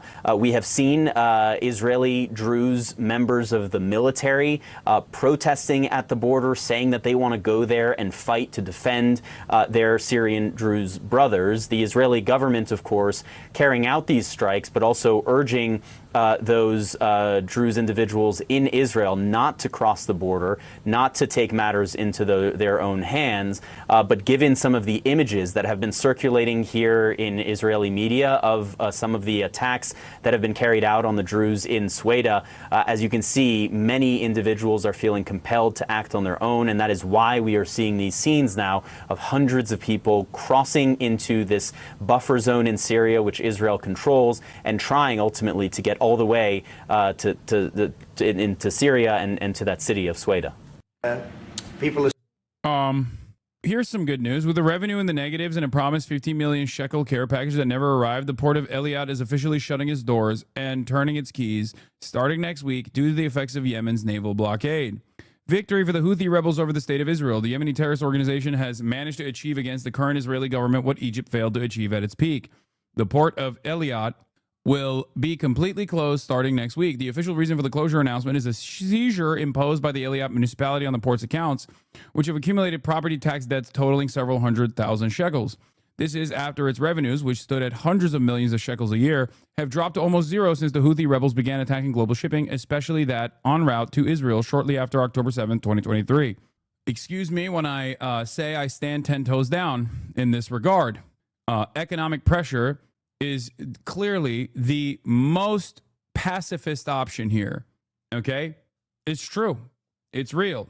Perhaps that is the reason why so many people get so mad when I talk about the Houthis and the Ansar Allah administration creating an environment where there is economic pressure being placed upon the Israeli society broadly. It has to happen. This is what BDS is. This is what boycott, divestment, and sanctions are. This is the most peaceful solution to Israel's unlimited violence, and yet many people don't want to take that option. Here is Bonzer Berry. Victory for the Houthi rebels over the state of Israel. The Yemeni organization has managed to achieve against the current Israeli government what Egypt failed to achieve at its peak. This is from Walla. The port of Eilat will be completely closed starting next week. We already covered that. This is after its revenues, which stood at hundreds, or covered that as well.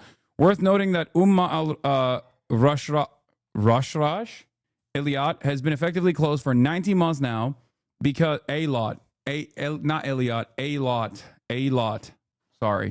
has been effectively closed for 19 months now because of Yemen's operations against Israel. 80% of its revenues were lost in 2024. Okay. Yet you are using Windows and Microsoft product. Microsoft is a priority BDS target. No, it's not.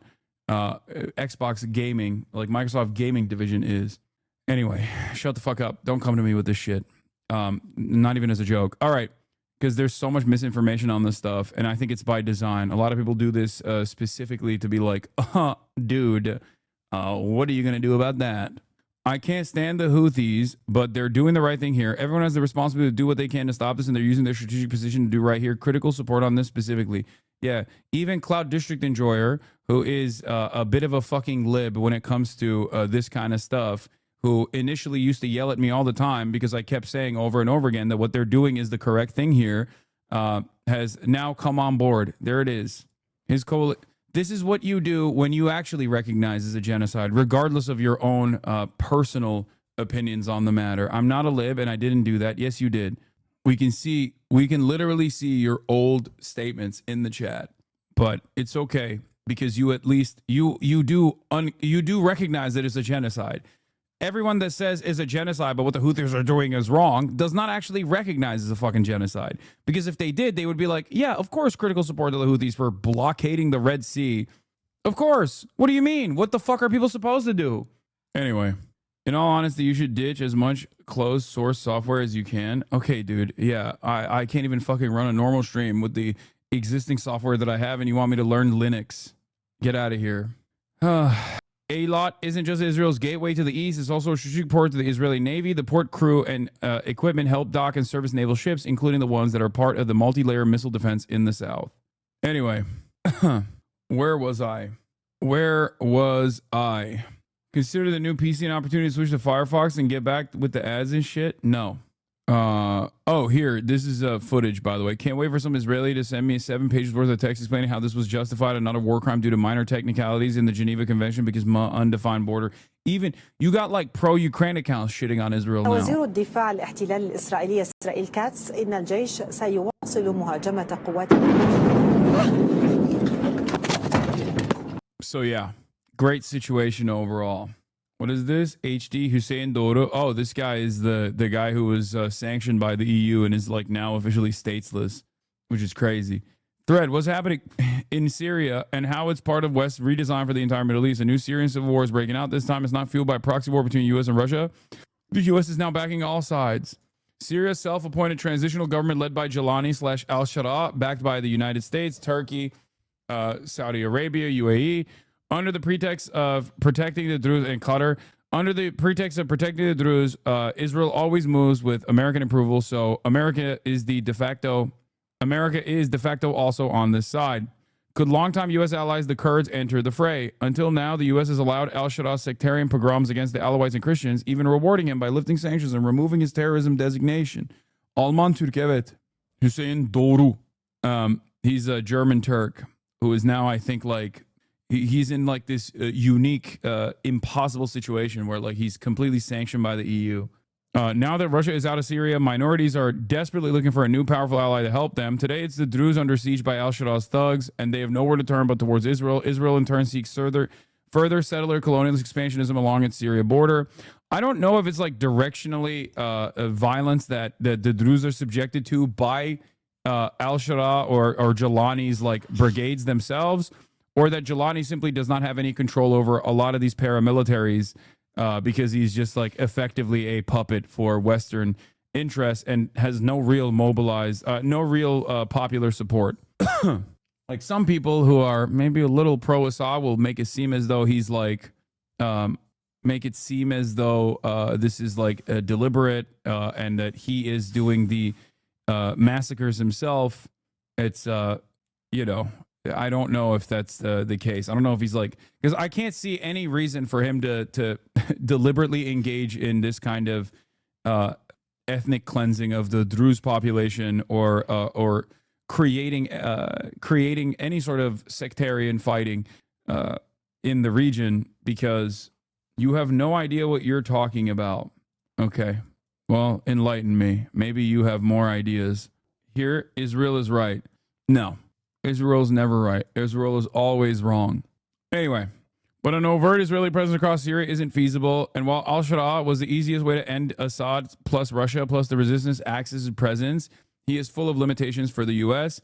Powerful elements within al-Shara's ranks are unpredictable and hostile to the West. Al-Shara's regime also lacks popular support across Syria, while neighboring countries like Lebanon and Iraq are wary. This is where the Kurds come in. The Kurds are the biggest armed non-state army in the region, spread across 4 countries where the U.S. has vital interests, Syria, Iran, Iraq, and Turkey. They have more than 10 years of nonstop war experience, including fighting side by side with U.S. forces. But most importantly, for the U.S., the Kurds are pro-Western, and while sometimes critical, crucially,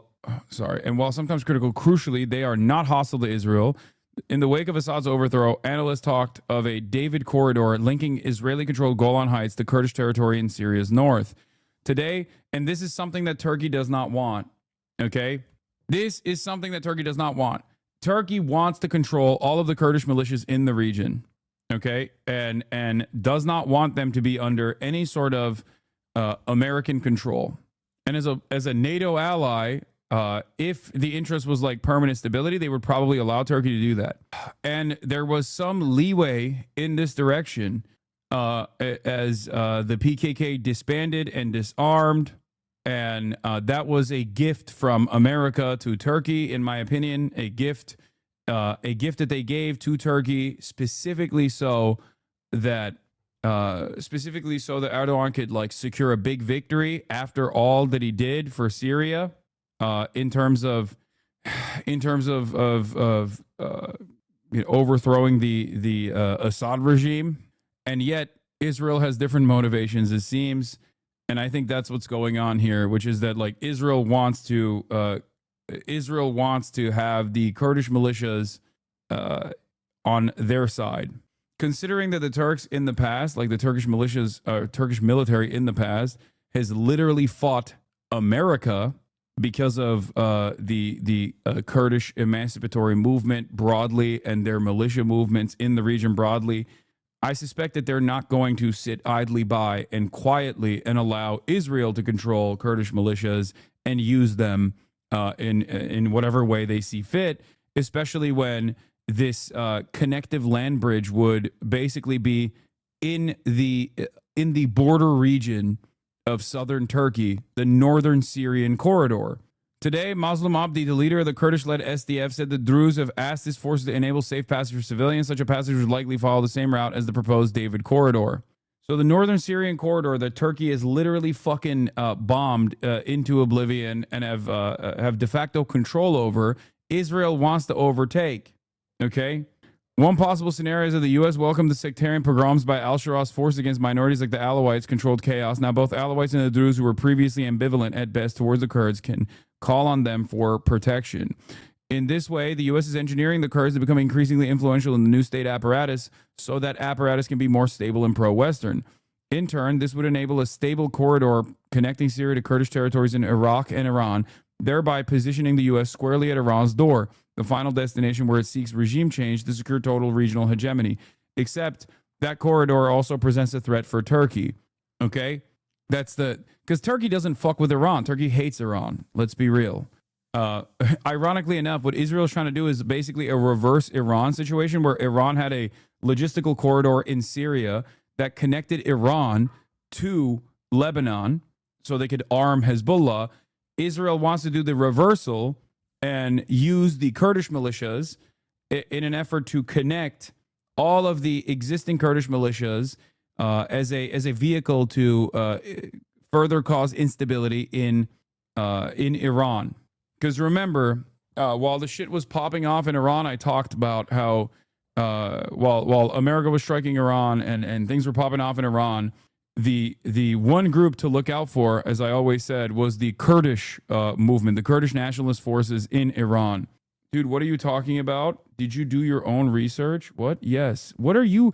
Why do people come in here and they go, dude, I don't understand what you're saying. You're actually wrong. And then they never actually fucking end up telling me what the problem is. W, rage bait completed. You need to finish One Piece. Okay, take a day off. The reason why it's frustrating for me is because, like, I might get something wrong. I might actually misspeak, for example, and I don't want to do that. So if there's like someone who is coming to the table with different information, I welcome that. So whenever someone comes in and is like, you're actually wrong on this, I'm like, okay, explain why. And it's frustrating. But they just go, you're wrong. And then they fucking don't say anything else. They just say you're wrong and then they move on. And it's very frustrating.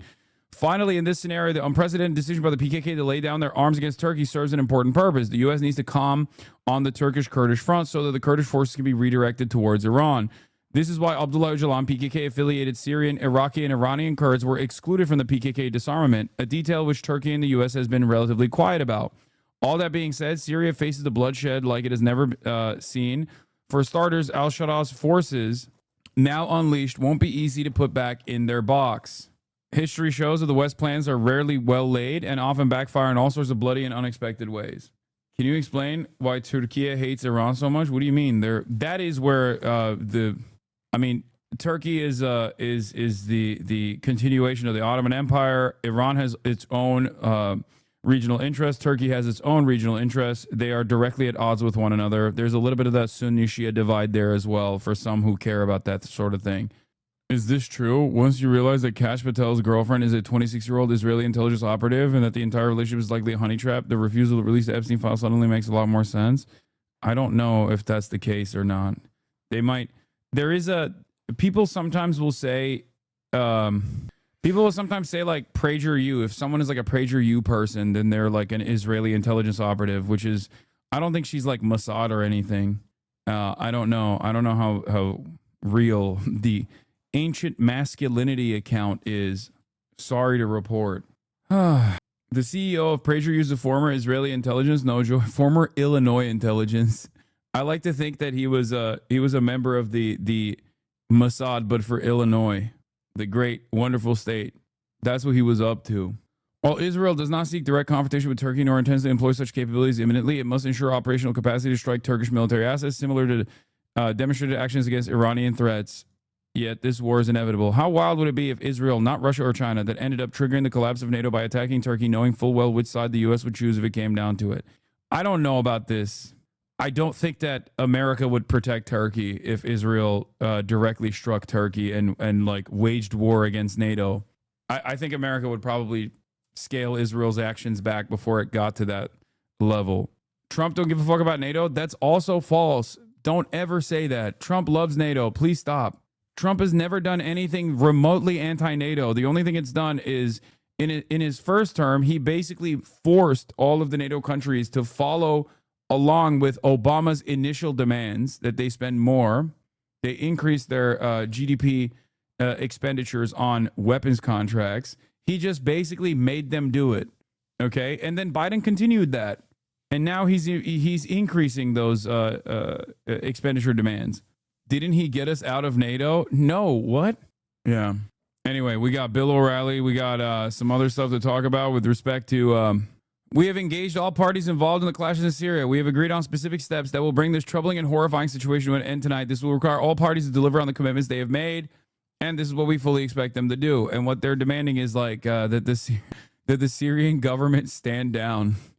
History Speaks says, it is well known that Israeli Druze tend to be patriotic Israelis. However, non-Israeli Druze tend to have anti-Israel views. For example, about 86% of Druze in Lebanon supported the 7th of October attack on Israel. Are we supposed to believe that Israel feels brotherhood with non-Israeli Druze and wants to go to war to help them? They don't even treat their own, again, largely patriotic Druze citizens with equal rights in Israel. That's it. But once again, Israel has a right to defend itself, okay? Israel has a right to defend itself. And if you say that it's crazy that Israel is like bombing Syria, then you're being anti-Semitic. Please don't say that. I will not allow that kind of that's the maximum anti-Semitism. Okay? That's basically praising Adolf Hitler when you say Israel should not bomb Syria. Please don't do that. Anyway, let's get to Epstein. Speaking of Israel, let's get back to Jeffrey Jebediah Epstein. And our big, beautiful boy, Donald Trump, who is seemingly very upset that people keep asking about Epstein. People keep asking about Epstein. Okay. Do you feel like this is a distraction from Epstein? No. Here's another effort post from Donald Trump on Truth Social. It reads as follows. The radical left Democrats have hit pay dirt again, just like with the fake and fully discredited Steele dossier, the lying 51 intelligence agents, the laptop from hell, which the Dems swore had nothing to do with Russia. No, it came from Hunter Biden's bathroom. And even the Russia scam itself, a totally fake and made-up story used in order to hide crooked Hillary Clinton's big loss in the 2016 presidential election. These scams and hoaxes are all the Democrats are good at. It's all they have. They are no good at governing, no good at policy, and no good at picking winning candidates. Also, unlike Republicans, they stick together like glue. Their new scam is what we will forever call the Jeffrey Epstein hoax. He's trying so hard to make fetch happen, bro. This is so funny. He's like, come on, guys. It's the new hoax. Trust me on this. Okay? Yeah, we're all calling it that. Everyone's calling it behind the scenes. You're calling it that too. You're calling it that. And if you're not calling it, you're bad. You're wrong. Okay? And my past supporters have bought into this bullshit. Ooh, he's being bad. Hook, line, and sinker. They haven't learned their lesson and probably never will. Even after being conned by the lunatic left for 8 long years, I have had more success in 6 months than perhaps any president in our country's history. And all these people want to talk about with strong prodding by fake news and the success-starved Dems is the Jeffrey Epstein hoax, which everyone is calling it that. Everyone is calling it the Jeffrey Epstein hoax. If I see you calling it something else, I'll get very mad. Let these weaklings continue forward and do the Democrats' work. Don't even think about talking of our incredible and unprecedented success, because I don't want their support anymore. Thank you for your attention to this matter. Make America great again. It is pretty funny that he hasn't been able to figure out a way to like get out of this narrative hole. Okay. And as a consequence of that, he's even losing like Tim Pool, which is a Israel and Russia crony. But I guess Tim Pool also knows which way the wind is blowing, or maybe he didn't get his notes from the Israeli state. Once he gets his notes from the Israeli state, perhaps he will change his tune. Ukraine is the enemy of the world. Trump is miserably screwing this up. Unless for some reason this was his intent, this one's hurting the Trump team, his base, very much so. You're not going to get out of this one with Trump supporters, prominent individuals being like, guys, let's just trust the plan here. That ain't happening. And there are ways to handle this, and this ain't it. With this massive post by Trump, it's getting bad. Trump I love what a chatter said about getting a taste of Democratic medicine where the base gets nothing they want. And even now, we see the same. Now Republicans saying, stop spoiling. Just be happy with what you have. Yeah. Peak Alex Jones here. Oh, hell yeah. Alex Jones responds to Trump excommunicating him. You're not the Pope, bro. Wait, where is it? About 50. A jellyfish has a higher IQ, in case you didn't know, than 50. Some of the 50 IQ can barely form words. It's a no-brainer, Trump, that you want this to go away because you know they've spiked the file. I believe it. That makes sense. God, it's totally intuitive. There it is. He's still trying to glaze Trump. It's so funny. He's like, Donald Trump is trying to excommunicate me for being a brave truth info warrior, but it's all right. I know that Donald Trump, Mr. President, was not involved directly in this. Okay, AlexJones.com, Infowars.com. I'm bad for saying you should stop telling people to shut up. Again, you're 10 years old. Your parents are going to church. They say you don't have to go today. And they say, whatever you do, don't go look in the Chester drawers in front of the bed. My parents never did that. It's just hypothetical. Where are you going as soon as her car drives off? You're going to see what's in there. I mean, just this is sick. This is bizarre. And I will not take the blame, Trump, for what you're doing to yourself. So I know you tried to take the alcohol away from your older brother, who was a great guy, who drank himself to death. Ooh. Were you a bad person? Ooh, he's getting personal with it. Telling your brother he was killing himself? No. Your brother got mad at you. You talked about it. That's crazy. He's talking about Trump's alcoholic brother who died. God damn, it's getting spicy over here, brother. Holy moly. I am trying to get you to take the political gun out of your mouth. You already blown both your feet off.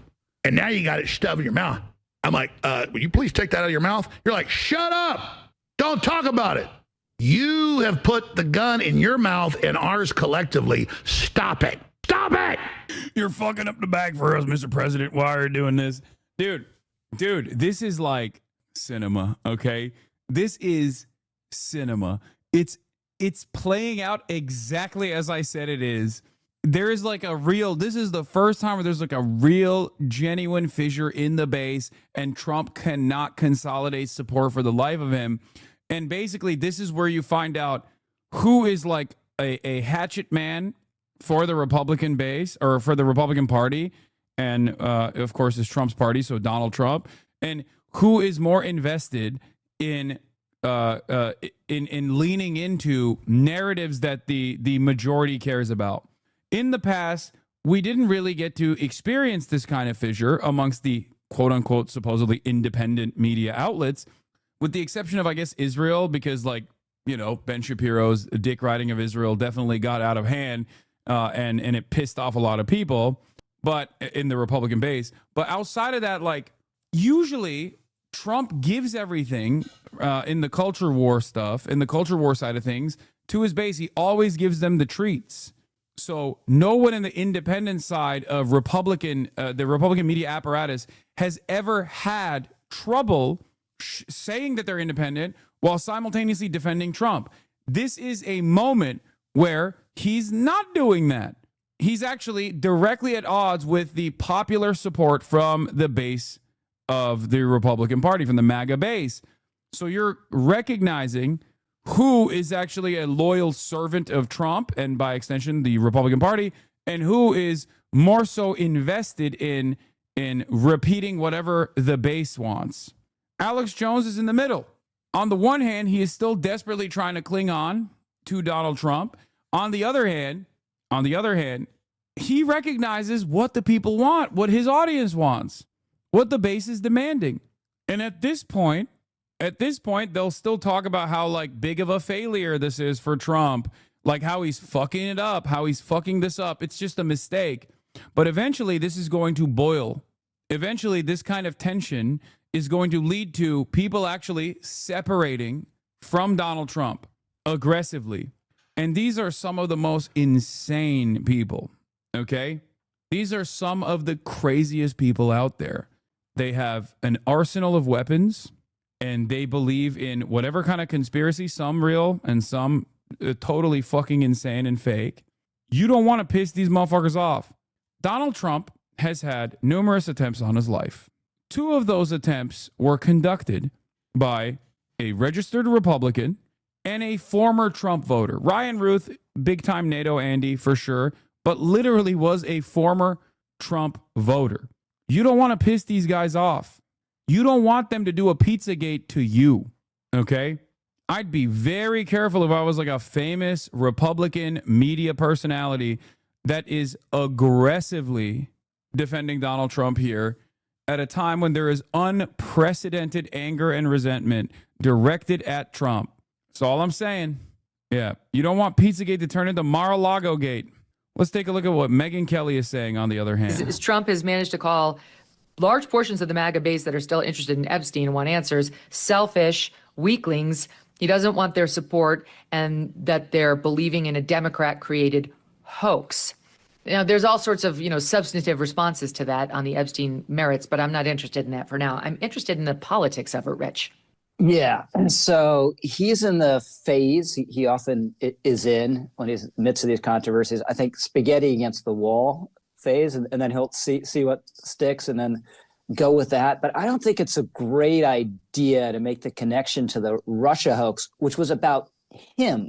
So this kind of implies that this also is about him. Right? I don't think it really is. And the idea that he doesn't know where this is coming from, and it was all created by Democrats, this has been more of a matter of interest for the right, including the highest officials in his Justice Department, right? Pam Bondi talked about it. Kash Patel talked about it. Bongino talked about it. What we Yep. He's basically, by the way, he's literally saying what I said yesterday, which is that he's pulling almost like an Israel route by not reading the room appropriately. This won't actually cause people in his base to go, oh, this is fake, just like the Russia hoax was fake. It will cause them to go, wait a minute, this is real. So does that mean the Russia hoax wasn't a hoax at all? I don't think that they'll make that logical leap, okay? But, it's not working. My point is, it's not fucking working because obviously this is a very important thing for a lot of people in his base, understandably so. This is the one time where they're kind of on the money with this conspiracy. So when are you interviewing Lina Khan? I don't know if you know this, but I already have. President Trump, would you consider appointing a special counsel to investigate the Jeffrey Epstein investigation? I have nothing to do with it. That's crazy. That's crazy. Why would you say it like that? Why would you say it like that? What a wild thing to say. Also, I mean, we already talked about this, but this was really funny. Guy who absolutely despises Donald Trump, an incredibly prominent critic of Donald Trump, only turns around and speaks in favor of Trump to defend the Epstein client list, and it not existing. The Epstein client list is real. So is the Tooth Fairy and Santa Claus, says Stephen King. Prominent Trump critic Stephen King only comes out to say something that's ostensibly pro-Trump when Trump's base is fucking yelling at him over the Epstein list not being revealed. Then he goes, boy, I hit a nerve with that Epstein post. The list is like UFOs. Everyone knows someone who's seen one. Oh boy. Oh brother. Oh, how odd. Oh, no. Oh, no. What does that mean? I mean, I think I know what that means. If you know the ending of the book, it's not shocking. Did Epstein traffic young girls? Yes, of course. Is there a client list? Doubtful. Conspiracy fodder. He is still talking about it. He's still talking about it. That's weird, man. That's weird. Why are you... See, the thing I don't understand is these guys could just keep quiet. I mean, that's literally what the Clintons did, right? The Clintons just kept pushing. You will never catch them talking about Epstein's unless it's directly talking to Epstein or Ghislaine Maxwell in one of their numerous and I guess exciting experiences that they had together. Okay. I don't understand why these motherfuckers come out and they're like, guys, by the way, this thing that everyone knows is very real. This thing that everyone is broadly aware of. I just want everyone to know, yeah, it's fake. Actually, it's fake. It's fake. It's fake. It's fake. It's fake. Please stop asking further questions. Like at least the Clintons, who were directly involved with Jeffrey Epstein and Ghislaine Maxwell, knew better than to constantly talk about it. To be fair, TrueAnon also says the client list is fake. Like, he didn't keep a list. If there's one list, is a list of all the people on tape. Yes, the Jeffrey Epstein client list is basically just, like, that's just semantics, okay? That is just a semantics argument. I don't engage in it because it's stupid. When you're talking about that, you're not talking literally that, like, Jeffrey Epstein had all of the clients and like what kind of underage person was trafficked with every single client on one neatly put together list. When people are talking about it, or at least when I'm talking about it, I'm referencing verifiable evidence of the people that we know have been directly involved with Jeffrey Epstein and to what extent their involvement was with Jeffrey Epstein. Okay? That's what I'm referencing. No, the little black book is not the client list. Those are just people who he had the information of and has been in contact with. Okay, that's it. When people are looking for evidence, or when people are looking for like the client list, they're actually referencing like the extent of the involvement with people that we know of and people that we don't know of but suspect of being involved with Jeffrey Jebediah Epstein. Doors open. Kaya's back from her spa day. Oh. Coming through the main gate. Lobo says Matt Gaze would be good as special counsel investigating the Jeffrey Epstein cover-up, which I think is really interesting that she's saying that. I feel like he'd be the worst, but what do I know?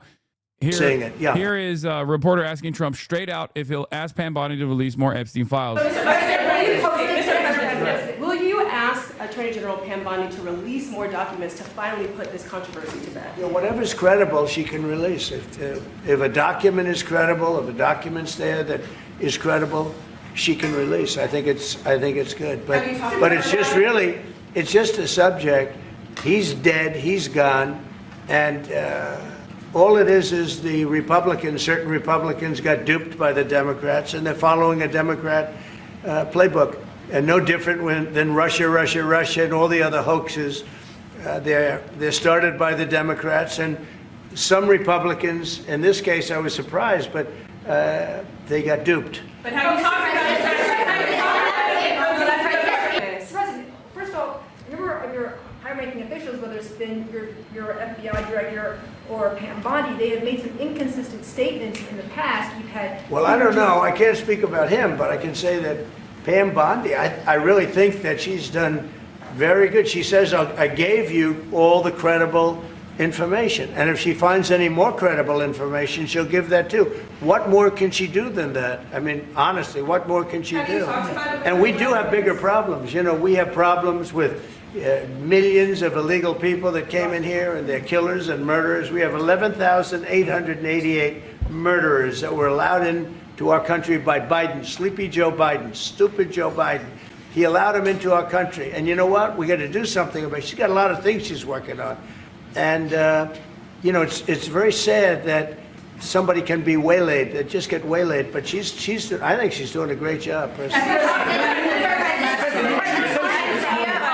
In your truth section this morning, Yeah. Mr. President, I know you want to move past all this intrigue over the Epstein files, but I do want to ask you to clarify something you said this morning. You said this was all a hoax. Has your Attorney General told you this was a hoax? What evidence have you seen of that? It's not the Attorney General, no. I know it's a hoax. It's started by Democrats.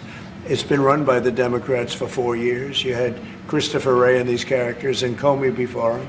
And for those of you who are consistently asking the question, why wouldn't he just release a fucking client list with like fake names on it and like implicate the Democrats? Because this is bipartisan, okay? Unlimited support to Israel is bipartisan. And billionaires doing getting involved in an elite pedophile sex trafficking ring is also bipartisan. So you can't just like fuck the liberals involved without fucking yourself. That's it. As I've said before, this is the mutual assured pedophilia, mutually assured destruction in the form of pedophilia, and involvement with an elite pedophile sex trafficking ring. That's it. That's it. That's why he can't just like cynically say, oh, this is just the liberals. Even though they did say it. They did say it over and over again, but not that this was even a factor, but it's not like his base would have believed it if it came out while Biden was president. That's not, I mean, it wouldn't have ever happened because of the things that I just mentioned, because everyone is involved in this, right?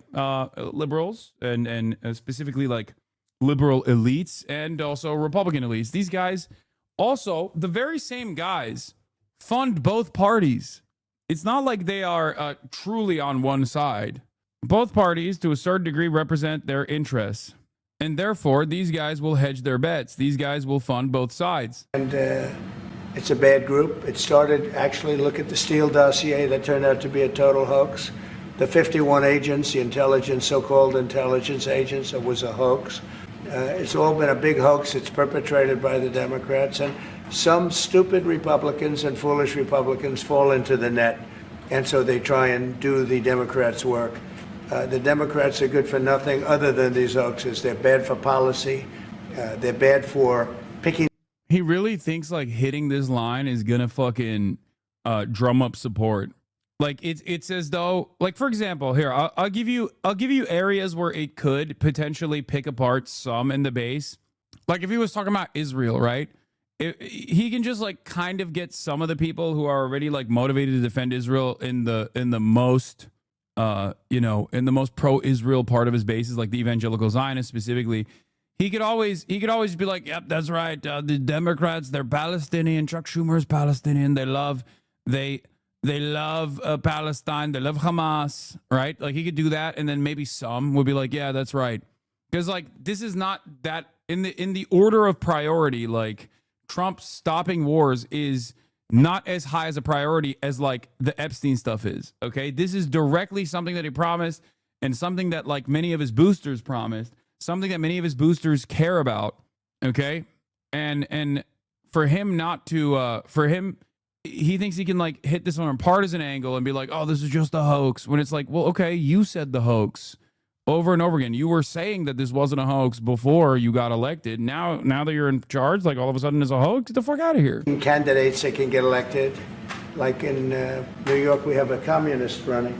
He may get elected too, actually, but he'll destroy the city. No, it's I call it the Epstein hoax. It takes a lot of time and effort. Instead of talking about the great achievements, we've had a great gentleman. Yesterday, as you know, went on CNBC and he made the statement that Trump may go down as the greatest president of all in the United States. And instead of talking about the things we've achieved, we've had tremendous achievement. They're wasting their time with a guy. The best part about it is that the more media asks him about this, the more he has to talk about it. And the more he talks about it and deflects away from it, the more people get angry and agitated in his base of support, especially. Who obviously had some very serious problems, who died 3-4 years ago. I'd rather talk about the success we have with the economy, the best we've ever had, and all of the things we've done, including the Middle East. I mean, you see it. Instead, they want to talk about the Epstein hoax. And the sad part is it's people that are really doing the Democrats' work.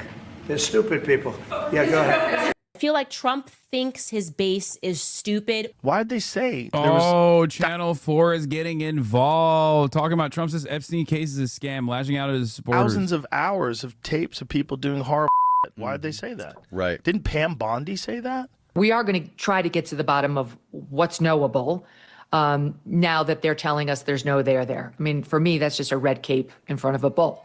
The MAGA movement in a civil war. Ladies and gentlemen, our president. Normally, I love seeing the one thing that the Trump base does unironically and actively care about, to a degree where like they might even drop support of Trump over. Okay, respect. Like I'll take it. I'll take anything at this point. Failingly loyal allies of President Trump, angry and suspicious of his backtracking. Would you declassify the Epstein files? Yeah, I would. Yeah. All right. I guess I would. I think that less so because, you don't know. You don't want to affect people's lives if it's phony stuff in there, because there's a lot of phony stuff with that whole world. But I think I would. Now, after tantalizing his supporters throughout the campaign, he's changed his tune. I don't understand why the Jeffrey Epstein case would be of interest to anybody. It's pretty boring stuff. It's sordid, but it's boring. And I don't understand why it keeps going. Republican Speaker of the House, Mike Johnson, disagrees. It's a very delicate subject, but we should put everything. Yeah, they voted to not release it, like himself included. The fuck do you mean? Oh, they should release it. Like, this is, again, a thing that people do actually legitimately care about, okay? Which is precisely the reason why when these guys actually do the Democratic Party move, because they're behaving like the Democrats. They're behaving exactly like the Democrats. Good things are not possible. The things that we ran on, it's not happening, okay? That's precisely what's happening here. And the base is like, what do you mean? This is the thing that you actually do. You don't do this kind of shit. This is why we trust you. This is why we believe you. What the hell's going on? Johnny MAGA. Riley Gaines says, was it stupid and foolish when he campaigned on releasing the files? Are Pam Bondi, Cash Patel, Dan Bongino, and Alina Habba all foolish and stupid for peddling this for the past 6 months? Why on earth is he doing this? I fucking love this, man. I love this. God, I'm sorry. This is crack for me, okay? It's crack for me, not because, like, I love standing here and being like, I told you so. It's crack for me because I do think that this is like finally a real recognition amongst this like actual cult-like fandom that perhaps Trump is also deep in the pocket of elite pedophiles in the same way that every other fucking administration has been. Perhaps this is a watershed moment for a lot of people to go, wait a minute. Wait, he's not different at all. He's just like them. There's endless potential in this kind of volatility for people to be corrected, to recognize that, like, this is actually, we are all united on class interests. Jank was right. No, Jank said this over fucking wars, which I disagree with. I don't think that is, it has caused a major fissure in the base. Nothing like the Epstein stuff. Come on. Come on, man. Come on now, man. Surely Trump is in the pocket of elite pedophiles. Surely he is their pocket, their change, their handler, all of the above. Yeah. Like, this is unique because, like, look, Republicans will make promises and they will make good on those promises. Now, the impact of that legislative agenda might be devastating in the long run, right?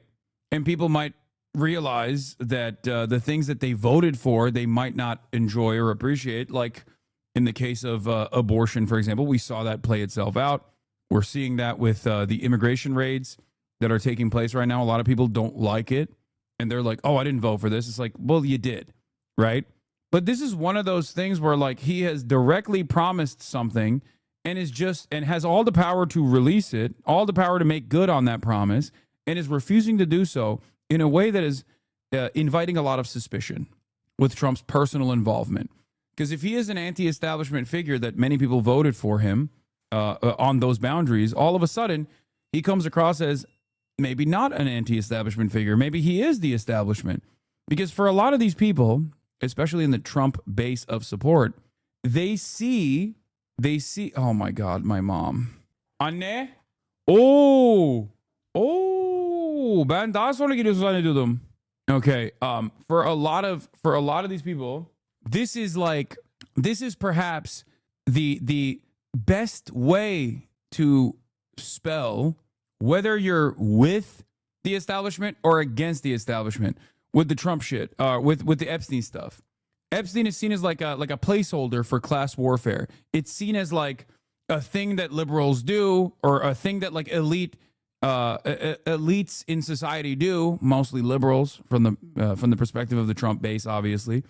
And finally, this is supposed to be unearthed. Like, this is their only way of seeing some semblance of class warfare is basically through the lens of conspiracy. And of course, with respect to the Epstein stuff, it's not really a conspiracy theory so much as it is just a real conspiracy to do a blackmail operation for at the behest of intelligence agencies, including the Mossad and also the CIA.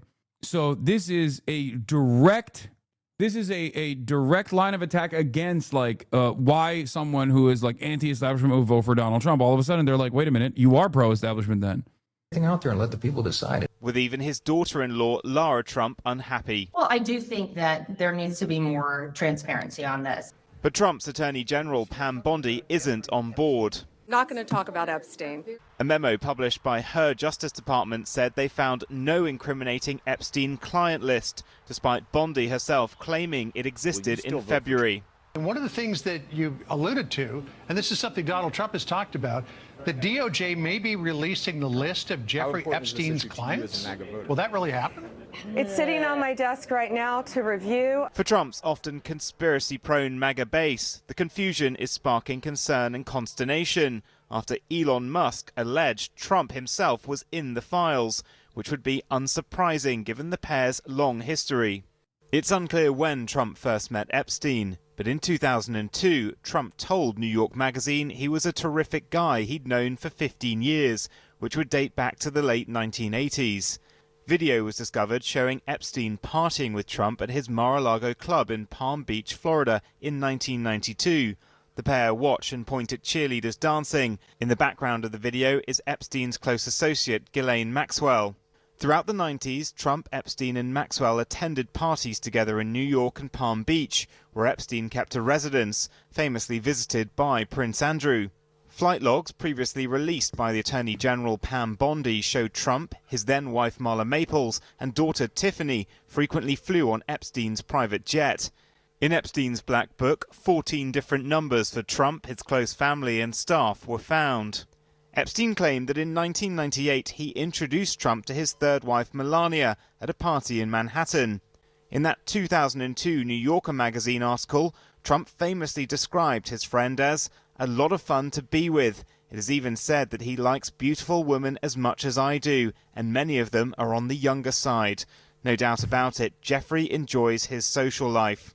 Dude, I said this already when Bob Woodward was coming out with his massive Epstein connection with Donald Trump is way, way bigger than we previously thought, reporting right up until the election.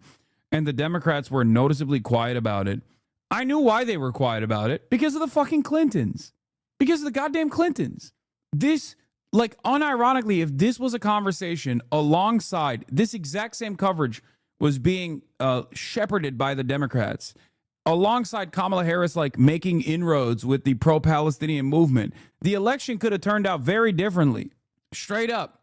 But they didn't want to do it, obviously, because clearly it's their own donors are involved with Jeffrey Epstein. They didn't want to upset or offend their own fucking donors that they love. Okay? But in 2004, Trump and Epstein's relationship reportedly broke down over a Mar-a-Lago property deal. A year later, Florida police began investigating Epstein in relation to sex trafficking. In 2008, he was convicted but negotiated a plea deal granting him immunity from federal prosecution after pleading guilty to state charges of soliciting prostitution. Ever since, Trump has sought to distance himself and downplay his relationship with Epstein. In 2019, Epstein was facing federal charges of sex trafficking minors when he died by suicide while in custody in New York. This week, questions have emerged over the integrity. Under the Trump administration, by the way, under the watchful eye of the Trump administration, where he died under mysterious circumstances that the government quickly ruled as suicide, I don't believe that. Of the CCTV around the time of his death. Dan Bongino, now Trump's deputy FBI director, was one of many right-wing influencers who made vast amounts of Epstein-related content. Does it have anything to do with the extensive video network alleged to have existed on his island and on his plane? He's reportedly angry at the administration's U-turn in releasing the files and has threatened to resign. USA! USA! For Trump, who benefited from fueling conspiracy theories like birtherism and QAnon in the past, he may be facing consequences himself with his base for having engaged in the Epstein speculation, given his own history. Well, joining us now to discuss all this is Robert Topinka, senior lecturer at Birkbeck School of Creative Arts, Culture and Communication. Robert, why have the Epstein files captured the imagination of MAGA? Well, the Epstein files have become this sort of respectable way for MAGA supporters to refer to the QAnon conspiracy theory and tap into the energy from that conspiracy theory, this idea Yeah, except unlike QAnon, this is not fake. That's the difference. Like with QAnon, this is the other side of like the liberal conversation here where they're like, haha, I told you so, right? Like if you, yeah, leopards eating your face, huh, Donald Trump? You like trafficked in a lot of conspiracies. So now look what the conspiracy crowd is doing to you. And it's like, it's not. This is not like a fucking phony, insane conspiracy theory in the way that fucking QAnon is. That's the difference. The night he died, we had to cancel a show with Chapo in Brooklyn because the venue flooded. There were cars floating down the street. It's all connected. Trump controlled the weather to cover up our truth. Oh, yeah. Trump didn't want you guys to do it. Yeah, that Democrats were behind a corrupt system of child sex trafficking. Epstein became sort of the figurehead for that movement, came to be identified with that movement. And throughout the campaign, Trump officials, Trump himself, J.D. Vance, Dan Bongino, the deputy director of the... I'm gonna be honest. I said this already. I didn't think that this was ever going to... I didn't think this was ever going to be released regardless. For the reasons why it's not being released right now, obviously, evidently. But the way that the liberals are trying to fucking message and use this, I think they're doing it because they know it'll never be released. I think they know that Trump will never release this, like any sort of evidence that was unearthed and discovered. And that is precisely the reason why they can posture.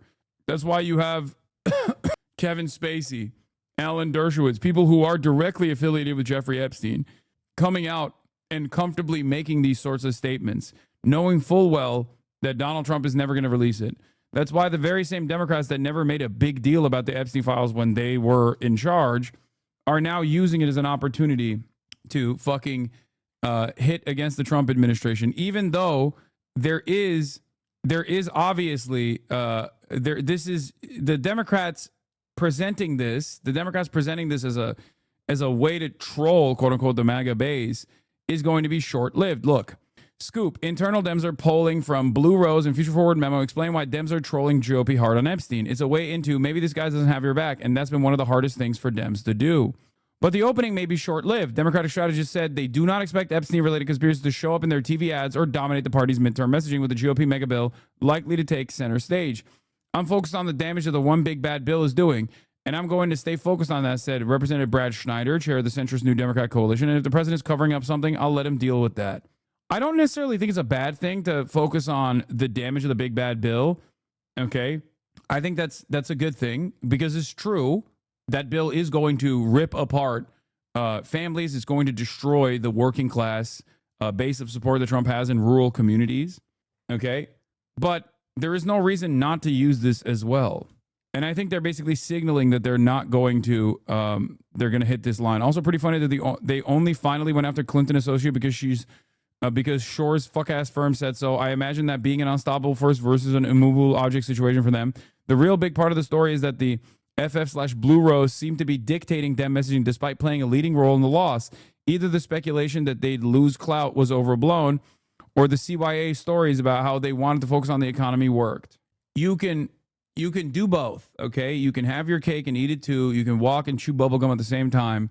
They should not let go of the Epstein stuff, and they should actually push to release these files, not only because it's like a cynical calculation to rip apart Trump's base and sever ties with as many people from the Trump's base as possible, but also because, simultaneously still talk about the big bad bill too. Wow, a rare Hassan W take. If you think this kind of take is rare, then you've only watched me through the lens of haters. I do love when people actually do come in like global events that they care about, where they come in and join the chat, and for the first time actually experience me without the negative lens that people oftentimes present me in. And then they go, oh, wow, I agree with this person. You will find yourself agreeing with a lot of the things that I'm saying if you actually come in and watch me directly, as opposed to watch me through 17-second clips that some fucking weird fuck-ass clipped out of context. It was really funny when they were like, when a lot of people were like saying this about my pro-Palestinian position. They're like, I used to hate Hassan, but it turns out he's like Rare Hassan W on Palestine. It's like, bro, I've been doing this since you were shitting in your diapers. Okay? Like, you watch everyone else. Don't you think the difference between me, a content creator, and you, a content watcher, is that I might know these people, sometimes personally? Think. I might know them personally. I might have had familial relationships with them. Exactly. That's so smug. But it's the truth. What do you mean? It comes across as smug, but it's literally the fucking truth. Yes. The people that I am talking about that are like content creators that are clipping me out of context, sometimes I have a fucking podcast with them in the past. Sometimes I've appeared on their podcast in the past as well. There's an entire ecosystem designed around presenting me in the most negative light possible, which is why I don't really get mad at people when they get too mad at people when they just have like a negative association with my name, because it's like, you're literally hate watching Trump every day. What are we talking about? Hate watching Trump? He's the president. Please stop thinking about things from the framework of slop tubers, dude. Holy fuck. I'm hate watching the president, the most powerful person on the planet. Ironically enough, I don't just watch anti-Trump content. I watch Trump uninterrupted for hours at a time, and I also watch more pro-Trump content than I watch anti-Trump content. That's crazy. Anyway, President Trump campaigned on getting men out of women's sports, something you've built your entire brand off, and he delivered. He didn't mention Epstein one time at a campaign rally. Shameful how disloyal some people are. Oh, he didn't campaign on unearthing deep state pedophiles. Got it. Thank you, Johnny Maga. The FBI, when he was still hosting a podcast, relentlessly teased the release of the Epstein files. They even had some MAGA influencers come to the White House to receive a binder that said Epstein Files Phase 1. So they've really teased it. They've really built it up. And now for Trump to say, I don't know why everyone is talking about this, let's move on, has sort of split the movement. And we've seen in recent years, as you mentioned, conspiracies like QAnon and Pizzagate relating to children. They go very viral, preying on an understandable general concern for the welfare of minors. Have the Epstein files just become a catch-all for this kind of sentiment, or is it to do with the sort of influencer mechanism, ecosystem of generating content, which has really stirred all this up? Well, I mean, it's really both. I mean, the Epstein story captures two of the big kind of themes of QAnon, which is child sex trafficking, which Epstein was himself engaged in, and the idea that Hollywood and Washington, D.C. elite are in on it. And certainly there have been, releases of names who Epstein was associated with, friends with, some of which may or may not have been, traveling to his island with him. But it brings together this idea that there's a kind of connection between Hollywood, D.C., and child sex trafficking. So Epstein captures those things together.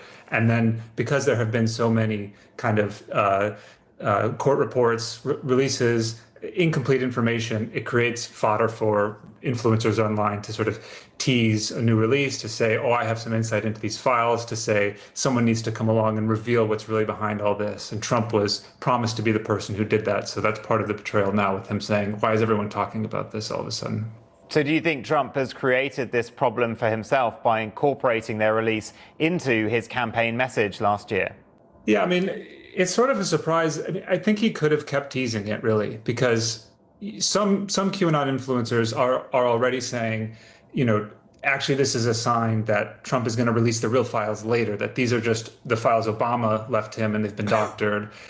People are alighting on the phrase Trump used in one of his Truth Social posts, referring to Epstein as a guy who never dies. And they're saying, oh, this is a sign that Epstein's really alive and that Trump can't tell us now, but he's going to tell us further down the line. So he could have kept doing that, I think. But with Pam Bondi repeatedly saying, oh, I have the list of, Epstein's associates on my desk, I'm going to review it and release it.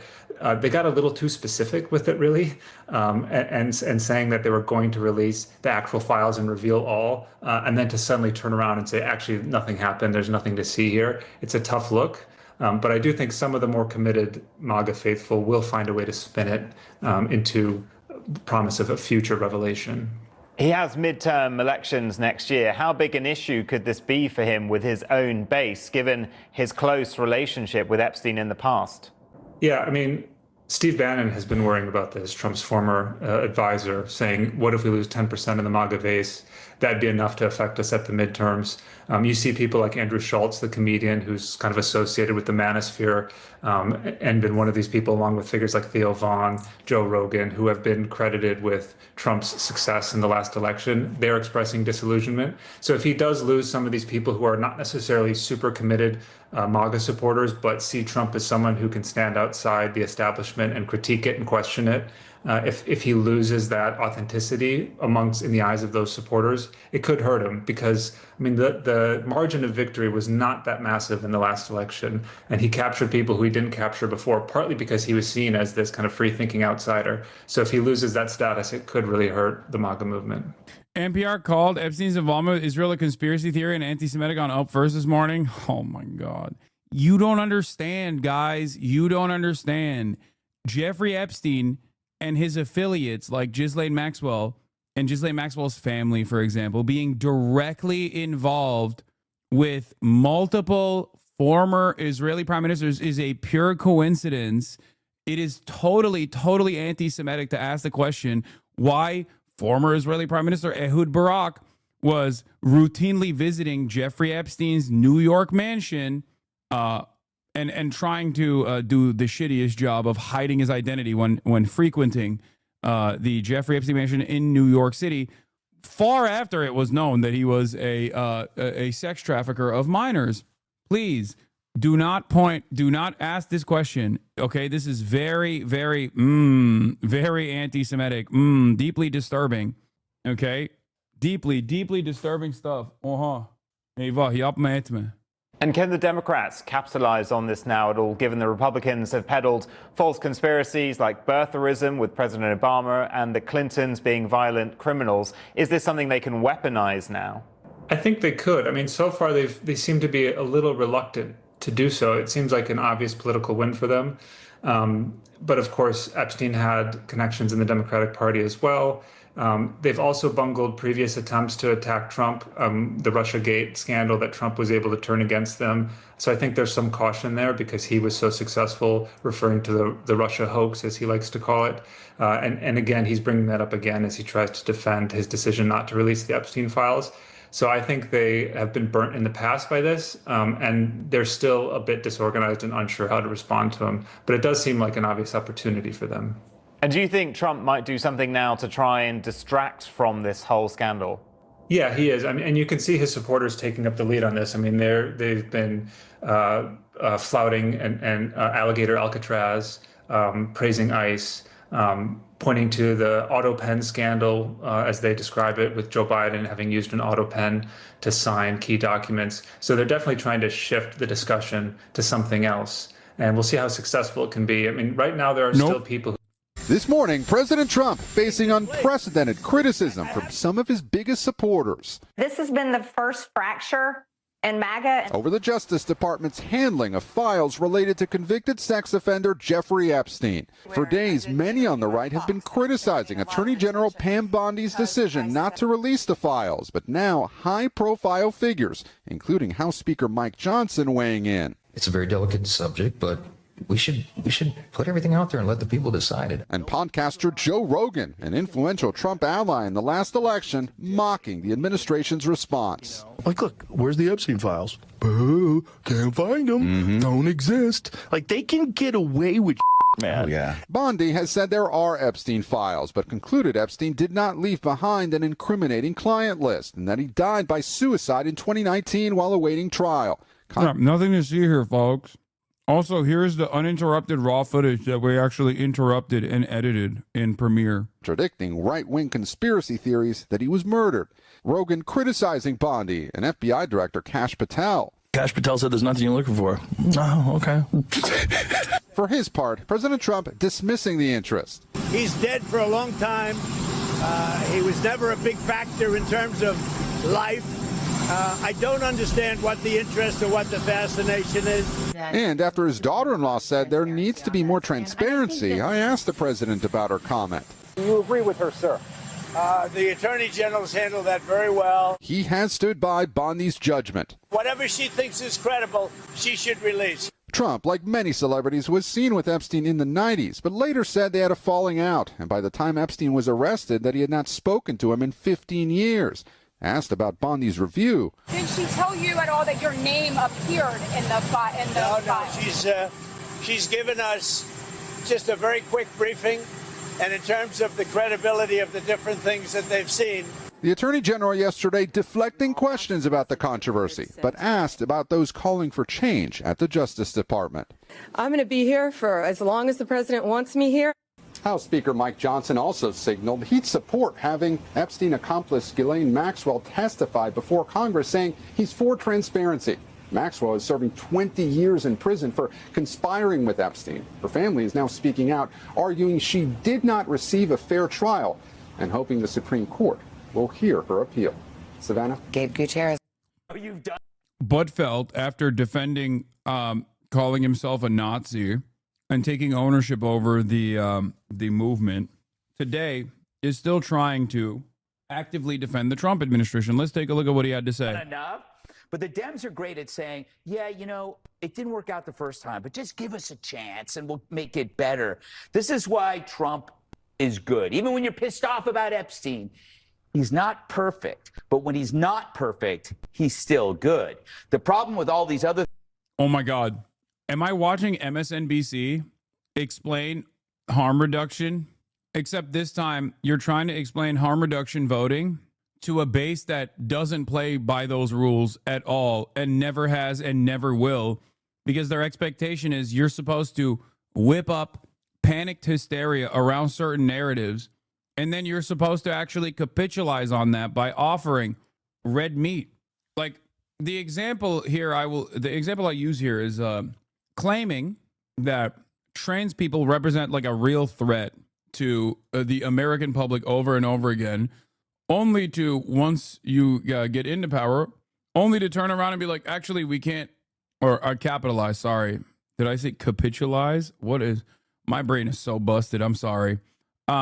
Capitalize. It would be like if the Trump base, after telling everyone that, trans people represent like a grave threat to Western empire or whatever, and getting at least enough people in the base to believe this lie, if you were to turn around and be like, actually, we can't do anything about trans people. We can't even like stop the 40 trans athletes from participating in NCAA. Actually, it's good that trans people are still participating in sports and there's not anything that we could do about it. You know, sorry, sucks to suck. Yeah, the base would probably, I mean, and this is not even as important of a cause for Trump's base of support as is the Epstein stuff. Like, so the example I'm using is not even a direct analog here. Do you understand? They're used to getting treats. They're used to winning culture war issues. Okay?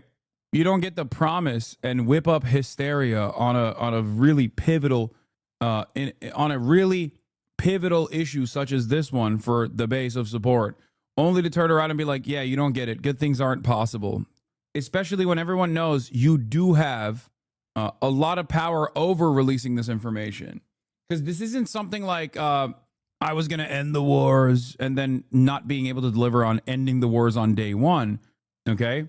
One, ending the wars is not that big of a deal for a lot in the base of support. And two, it's not entirely in your hands. Like you can't just, end a foreign adversary's legal incursion into Ukraine, right?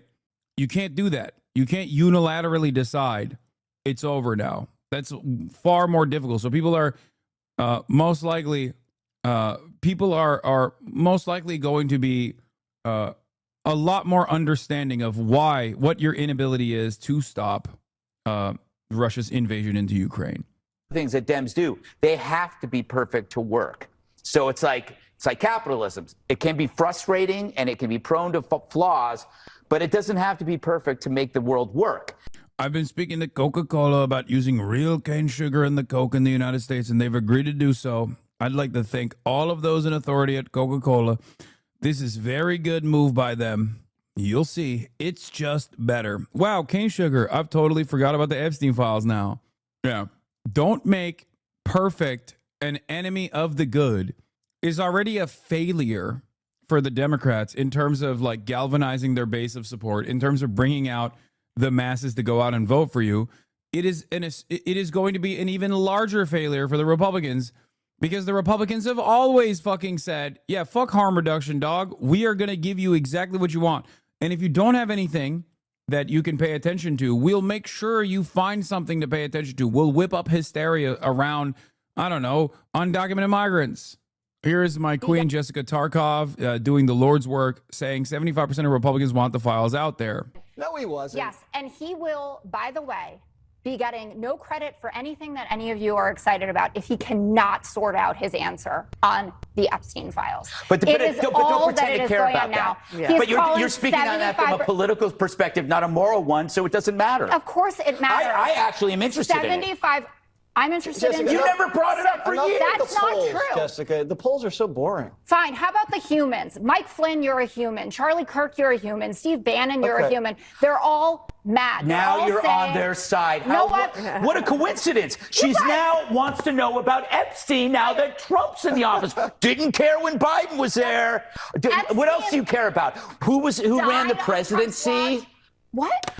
Did you actually care who was running the White House when Joe was in office? Did you care about that? This is such an incredible deflection. No, it's not. You brought up Epstein. I'm showing you it's a pattern. You brought up Epstein. I'm talking about why this president is not doing a good job on everything from the border. But you just said he just closed the border permanently, Jessica. Immigration policy. Go ahead. You are conflating. No, Jessica. You are conflating legal with illegal.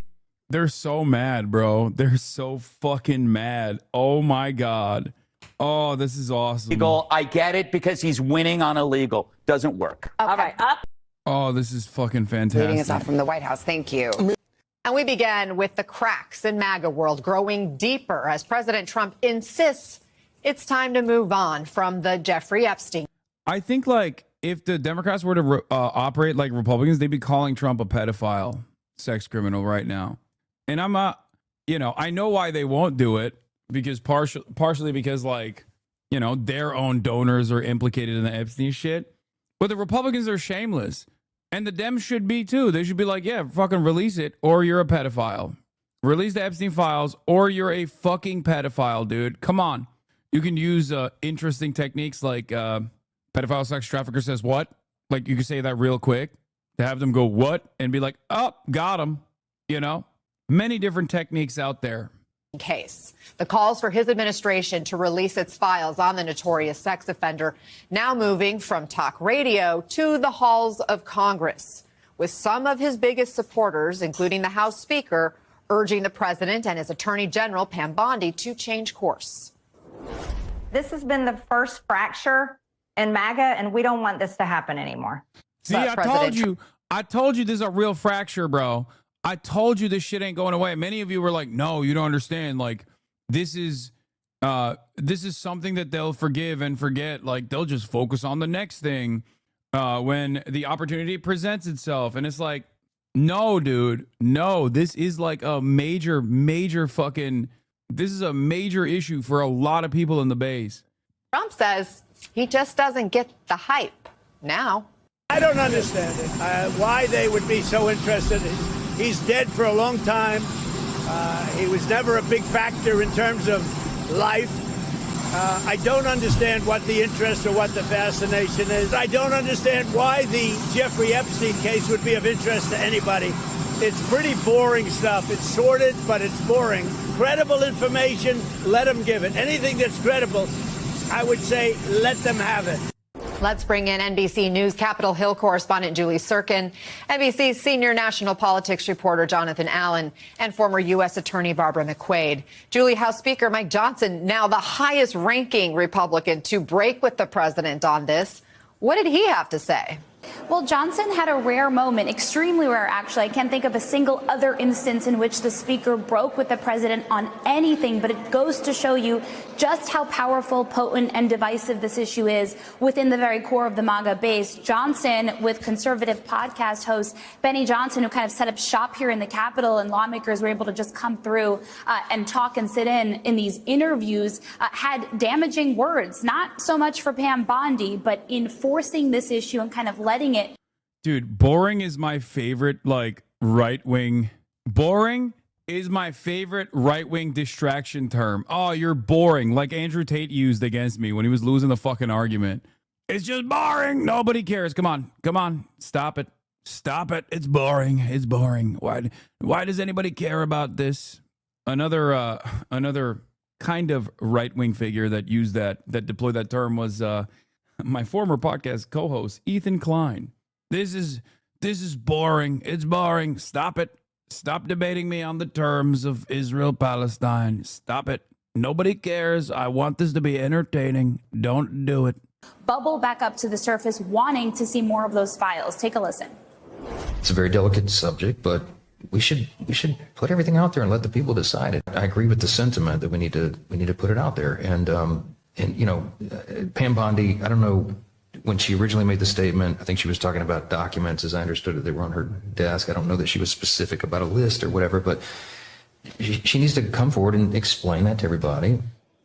That said, as you know, Anna, there's always a difference between what they say and what they do, and Johnson could support an effort to force the administration's hand here, and he didn't. So far yesterday, he did not support a procedural motion from Congressman Ro Khanna, now a bipartisan effort with Thomas Massie as well, to try and set up a vote in which the House would then, if passed, force the DOJ to release these files. Johnson didn't do that. Do you think it's a power struggle within the ranks of the party? No, not at all. The party is unified under the banner of Trump. There is no, and they're also unified under the banner of protecting the interests of the super wealthy, this being one of those interests. The only like fissure that's taking place is within the base and the party itself. Just like the Democrats were unified under defending Israel, right? There were some people who were not on board with it, but like ultimately it was a big fissure amongst the base that saw what the Democrats were doing with Israel and didn't like it. Okay. And the same goes for the Republicans here. The party is completely on board with Donald Trump. It's just that the people are not on board with the way that Trump is mishandled. The people are not on board, and the network of like podcasts and shit that they've used up until this moment to galvanize the base, to whip up support, is, look, see? Breaking, a video is going viral showing J.D. Vance calling for the full Epstein list to be released on Theo Von's podcast. Hey, J.D., what changed? Let's blast this everywhere before he tries to erase it. Theo Von says, yeah, what changed? I'll tell you what changed. I think they got the new marching orders from Israel. That's what changed. Huh? Okay. Is the possibility. Also, here's Hakeem Jeffries hitting those notes a little bit, which is not bad. Now what we see is the possibility that there's a massive cover-up taking place within the Trump administration, because there may be people on the Epstein list within the Epstein files that Donald Trump is trying to protect, who happen to be part of his billionaire cabal. And now what we see is the possibility that there's a massive cover-up taking place within the Trump administration, because there may be people on, I guess, AIPAC and the ADL and numerous other Israeli groups have not actually told Hakeem Jeffries to shut the fuck up about this, because he's speaking out of turn here. He's even using the terms like billionaire, shadowy cabal, dangerous, spicy rhetoric. How does he fumble this bag? I mean, so far, so good. So far, we shall see. Still has an opportunity to, we're told that Khan and Massie are actually trying to collect signatures, 218, to force what's called a discharge petition, enforcing the speaker's hand in placing that vote and taking it anyway, regardless if he wants it or not. But we're not sure yet if it can get to 218 on it. I mean, John, as the fallout keeps building, the president just responded on Truth Social this morning. He's blaming Democrats for the backlash. He writes, their new scam is what we will forever call the Jeffrey Epstein hoax. And my past supporters have bought into this BS hook, line, and sinker. What should we make of this response from the president? Well, the full Truth Social post was the length of a Leo Tolstoy book, but had the sort of intellectual consistency of a George Orwell book.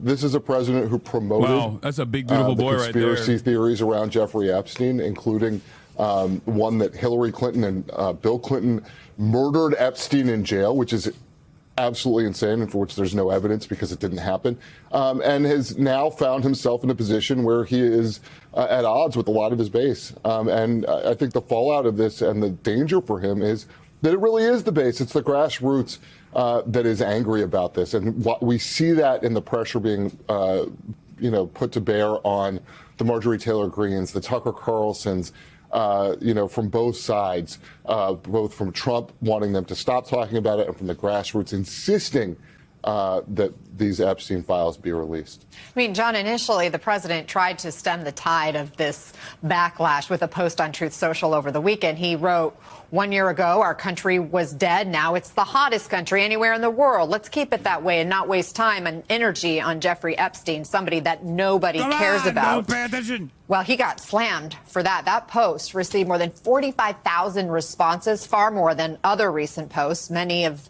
the top comments were expressing frustration with the president.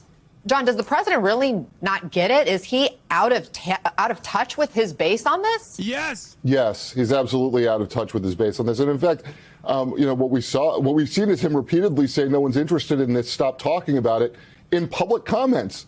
He's accidentally fanning the flames of this, but it sort of feels like he has to because it's the only thing that his base is talking about. We heard him once say, famously that he could shoot somebody on Fifth Avenue and he wouldn't lose a vote. But what he's finding out right now is that he cannot ridicule and mock all of his own voters and get away with that and have them sit for it. So I think he's going to have to find a way to repair his relationship with the base on this issue. He keeps on saying, that it's nothing for them to be worried about. And even in his post this morning, he called them past supporters who are stirring up all of the angst over this. But clearly it's not just past supporters. It's people who are wanting to continue to support him and are suddenly having second thoughts over this issue. Barbara, yesterday, Attorney General Pam Bondi dodged some questions about the Epstein files. Let's play her reaction. He would support you releasing additional credible evidence from the Epstein investigation. Is that something that you are open to doing? Let me take that. Just a few moments ago. Let me take that first. This today is about fentanyl, nothing about Epstein. I'm not going to talk about Epstein. The president said today you would release credible files related to Mr. Epstein. Are you prepared to do that, and when would you do that? Our memo speaks for itself, and we'll get back to you on anything else. I haven't seen all of his statements today. Thank you. Barbara, why do you expect that Bondi is dodging these questions? Well, Bondi herself is right at the heart of this storm. She was the person who released Volume 1 in binders in a very ostentatious display, suggesting that this was the secret file that we've all been waiting for, which turned out, of course, to be nothing more than some very routine, already known materials. And then she said, "It is sitting on my desk right now." Now, some thought it meant a client list, which people have been yearning for. She has now backtracked to say, when I said it, I just meant the file in general. I didn't mean to suggest there was anything like a client list. So between Pam Bondi, Donald Trump, Kash Patel, and others who are now inside the administration, they were the ones who were stoking all of this interest in the Epstein files. And now suddenly they've looked at it and they say there's no there. I think what they're finding is governing is much more challenging than simply spewing venom on Fox News or social media. You have to be able to back up. Yeah, governing is much more challenging because when you're on the outside trying to win, you get to say these guys are all pedophiles. But when you're on the inside, you have to defend the pedophiles. Except that's not what she's saying. She's saying that it's all fake bullshit. And that's the reason why they got owned. So annoying. What you're selling with words. Donald Trump himself wrote in The Art of the Deal that you can only con people for so long. At some point, they expect you to deliver the goods. And I think right now we are seeing that there are no goods to be delivered. We played some of that earlier sound with President Trump saying that the Department of Justice should release any credible information. That was part of the question that was taken to Bondi. Barb, how do you interpret what the president views as credible? Interesting how they don't believe anything Trump says until it's something that they also agree with, by the way. This is MSNBC. Under any other circumstance, if Trump said anything, they would be like, oh, obviously the opposite is true. But very odd that in this situation, they're like, well, haha, this is all fun and games, but make no mistake, the Epstein files are actually fake. And it's, Trump deserves to be punished for playing along with these conspiracy heartstrings? Well, I don't know, but I can tell you what the law is about DOJ voluntarily releasing things. There are some restrictions under DOJ grand jury rules, under grand jury laws, and under the Freedom of Information Act. And so they are not permitted to disclose any grand jury material. Under the Freedom of Information Act, there is an exemption for anything relating to the privacy rights and privacy interests of victims and even subjects of an investigation. So in other words, if somebody was investigated for perhaps being part of this conspiracy to engage in sex acts with underage children, if there was not sufficient evidence to charge them with a crime, it would be improper for DOJ to voluntarily disclose that. Now, Congress can override that with some of these actions that they're talking about, but DOJ is not just not obligated, it is prohibited from producing these things now. Well, speaking of Congress, Julie, Congresswoman Lauren Boebert had this suggestion for the case. I think moving forward, we need a special counsel. That has got to happen. There has to be a special investigation into this if we aren't going to be provided information. I want answers, and maybe that takes that special counsel to do so. Maybe Matt Gaetz can lead the special counsel. Is there any real support for Boebert's idea there on Capitol Hill?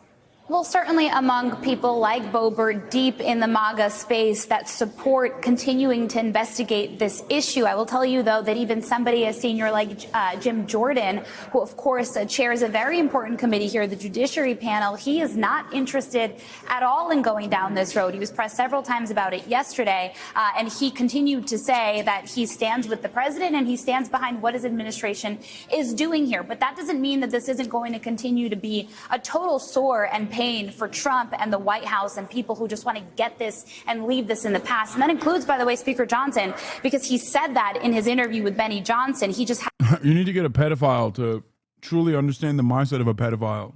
That's why Matt Gaetz is the perfect guy to do it. It's like Dexter. He's the Dexter of pedophilia. Okay? It's crazy because, like, he knows the environment.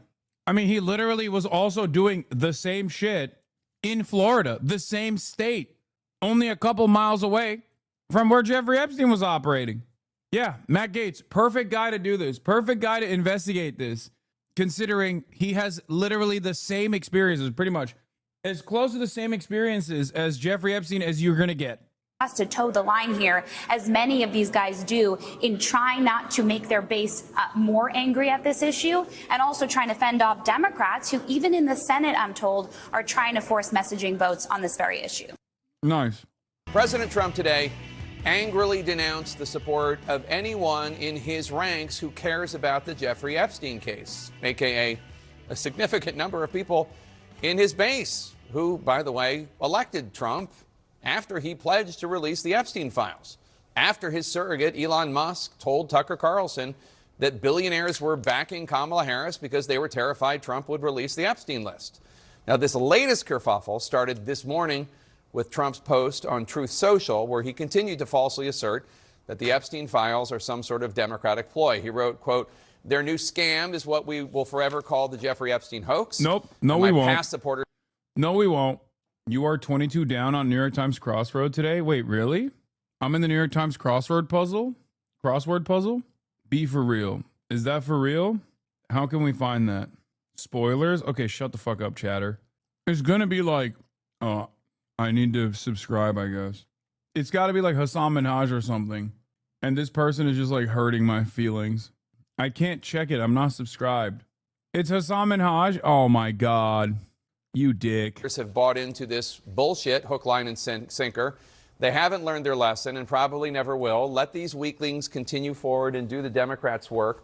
Don't even think about talking of our incredible and unprecedented success because I don't want their support anymore, unquote. This same energy continued in the Oval Office this afternoon, where the president said this. They're wasting their time with a guy who obviously had some very serious problems, who died 3-4 years ago. I'd rather talk about the success we have with the economy, the best we've ever had.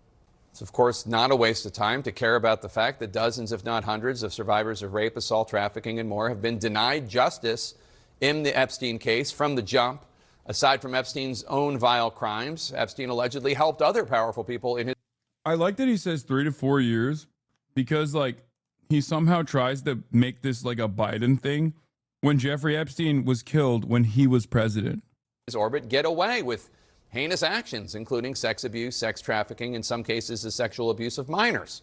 Here's just one portion of a victim impact statement surrounding the trial for Epstein associate Ghislaine Maxwell, who was sentenced to 20 years in prison for conspiring with Jeffrey Epstein to sexually abuse minors. One victim, who went by the pseudonym Kate, wrote to the judge, quote, "I witnessed Maxwell's relentless and insatiable drive to meet the sexual needs of Epstein at any cost to the vulnerable girls and women upon whom she preyed and fed to Epstein and other powerful men.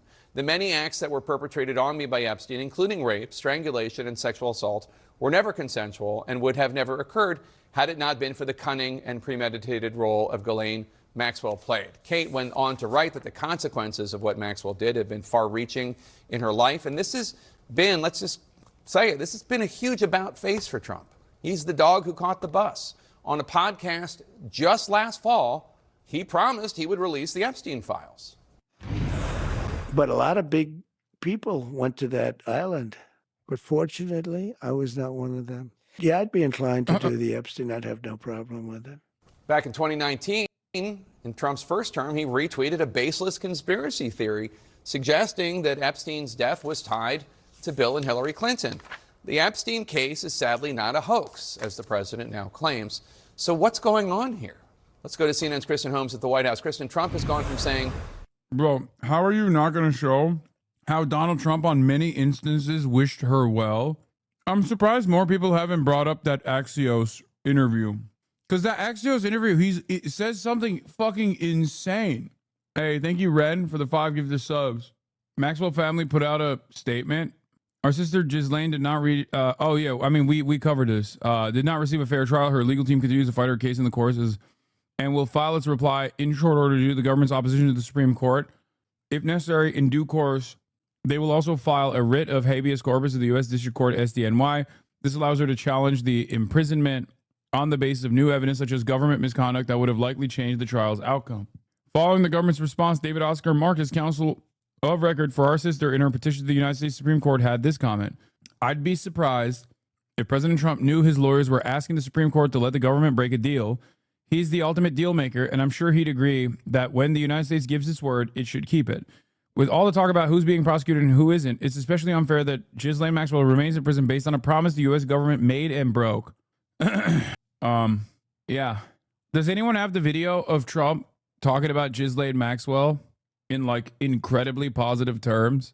If they free her, the Republicans are cooked.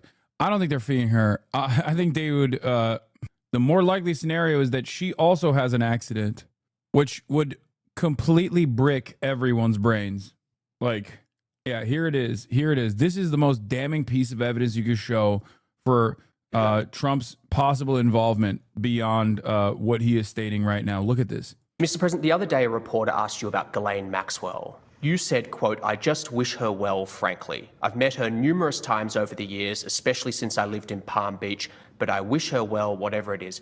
Mr. President, Ghislaine Maxwell has been arrested on allegations of child sex trafficking.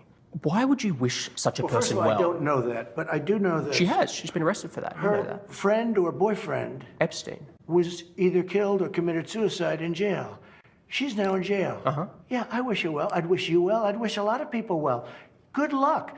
Let them prove somebody was guilty. I mean, do you know that Oh, so you're saying you hope she doesn't die in jail? Is that what you mean by wish her well? Her boyfriend died in jail, and people are still trying to figure out, how did it happen? Was it suicide? Was he killed?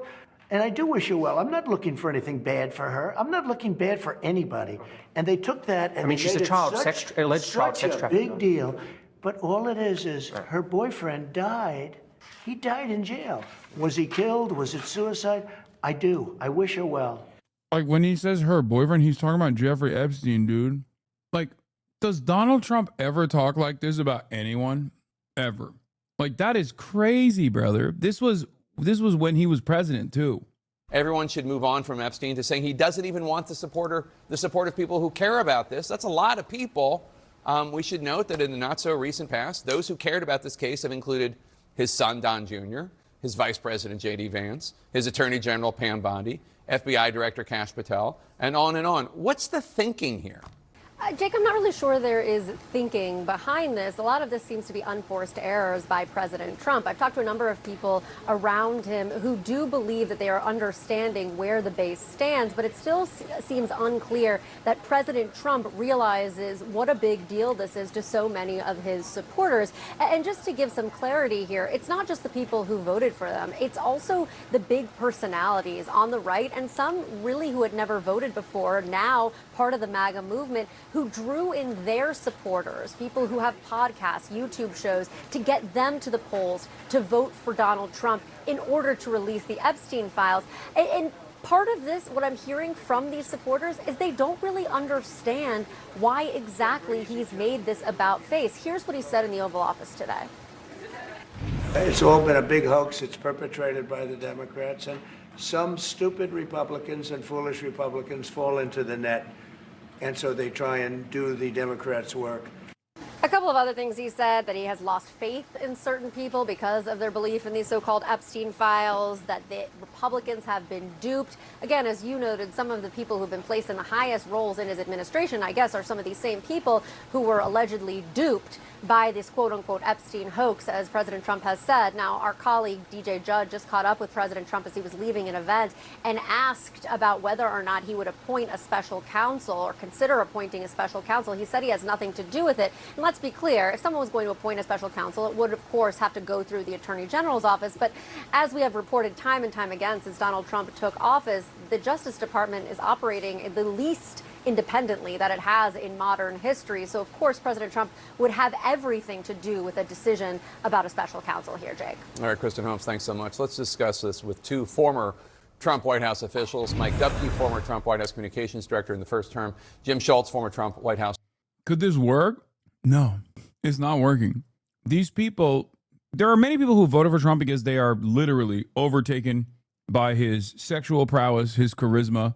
I know that sounds insane, but that is literally why a lot of people just have a cult-like admiration towards the man. But there are far more people that actually voted for Donald Trump because they see Donald Trump as a vehicle to destroy the elites, as a mallet, as a hammer to all of the institutions.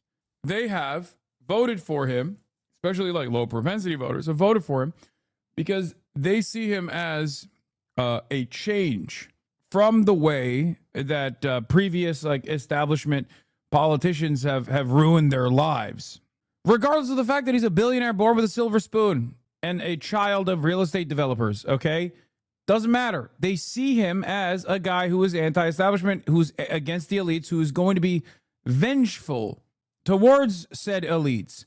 And for many of those people, their only like class association or class style political opinions. Somebody that I'd rather not even mention, but she has the ear of the president. I mean, she like suggested some firings in the National Security Council and he followed through. She told Politico that she worries that his handling of the Epstein case could consume his presidency. She said, quote, obviously this is not a complete hoax, given the fact that Ghislaine Maxwell is serving 20 years in prison in Florida for her crimes and activities with Jeffrey Epstein, who we know is a convicted sexual predator. Loomer told Politico. That's all true. This is why I said, and I'll reiterate it again, the best thing the president can do is appoint a special counsel to handle the Epstein files investigation. Again, that she sounds reasonable there. She's not a reasonable person, but still, that she's also a leader within this movement. That's exactly and so what she says on this topic matters. Yeah. And to Jim's point, this is a political story now, like it or not. The courts are almost secondary to what is happening. I frankly am surprised I'm not surprised that the president doubled down or even tripled down on this, because one of the superpowers of Donald J. Trump is that he runs into fire and survives almost every time.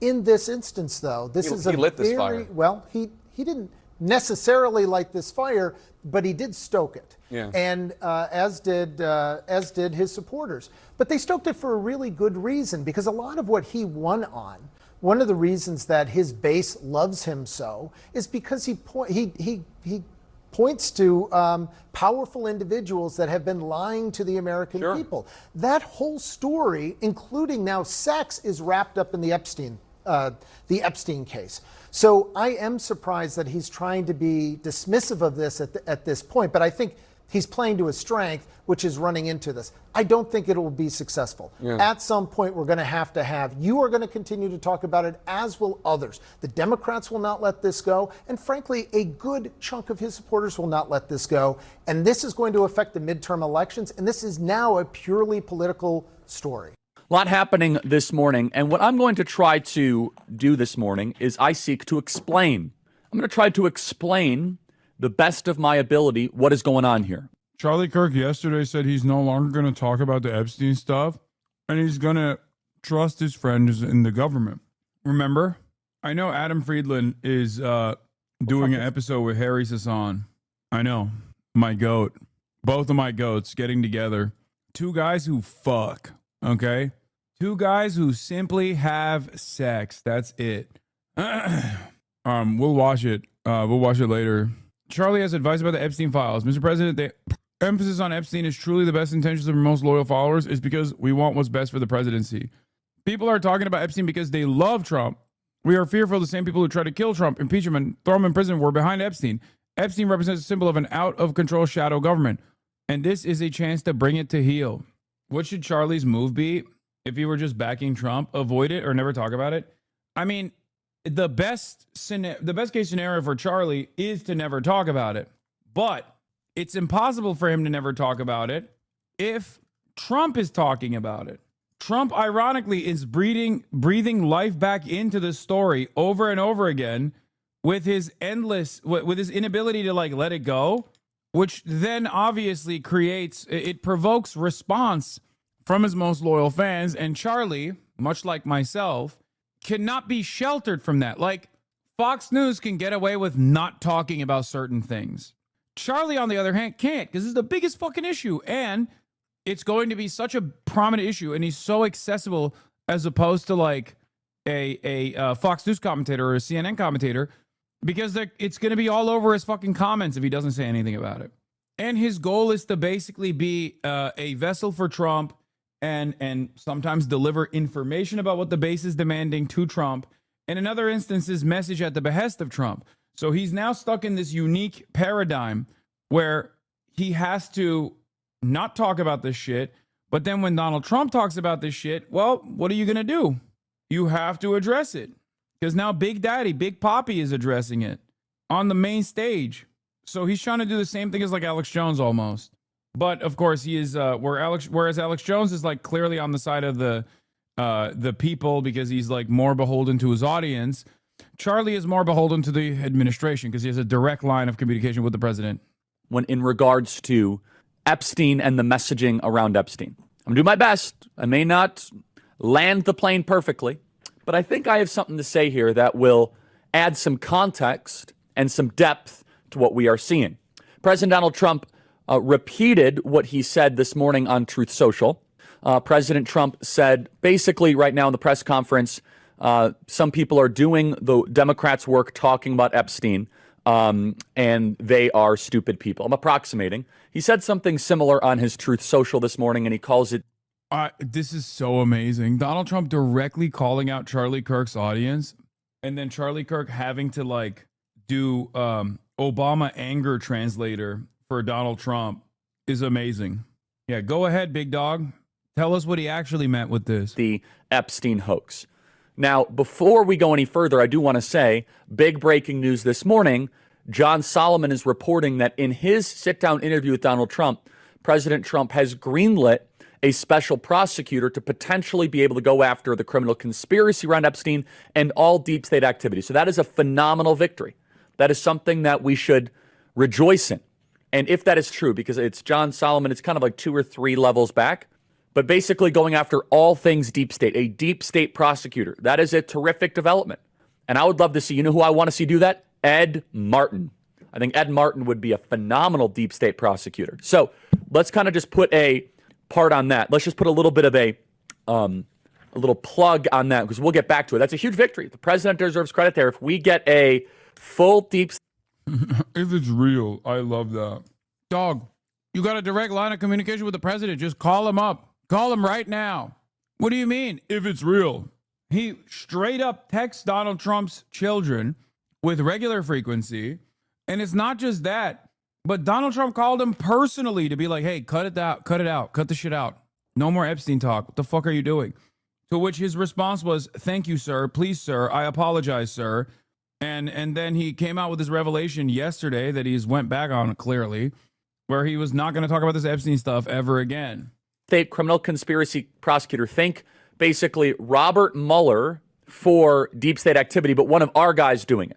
And interestingly, special prosecutors and the deep state activity actually is interlaced into all of this. So this morning, President Trump posted on Truth Social. I could read the entire thing on Truth Social, but let me just kind of do the best of. You guys can obviously find it on Trump's Truth Social.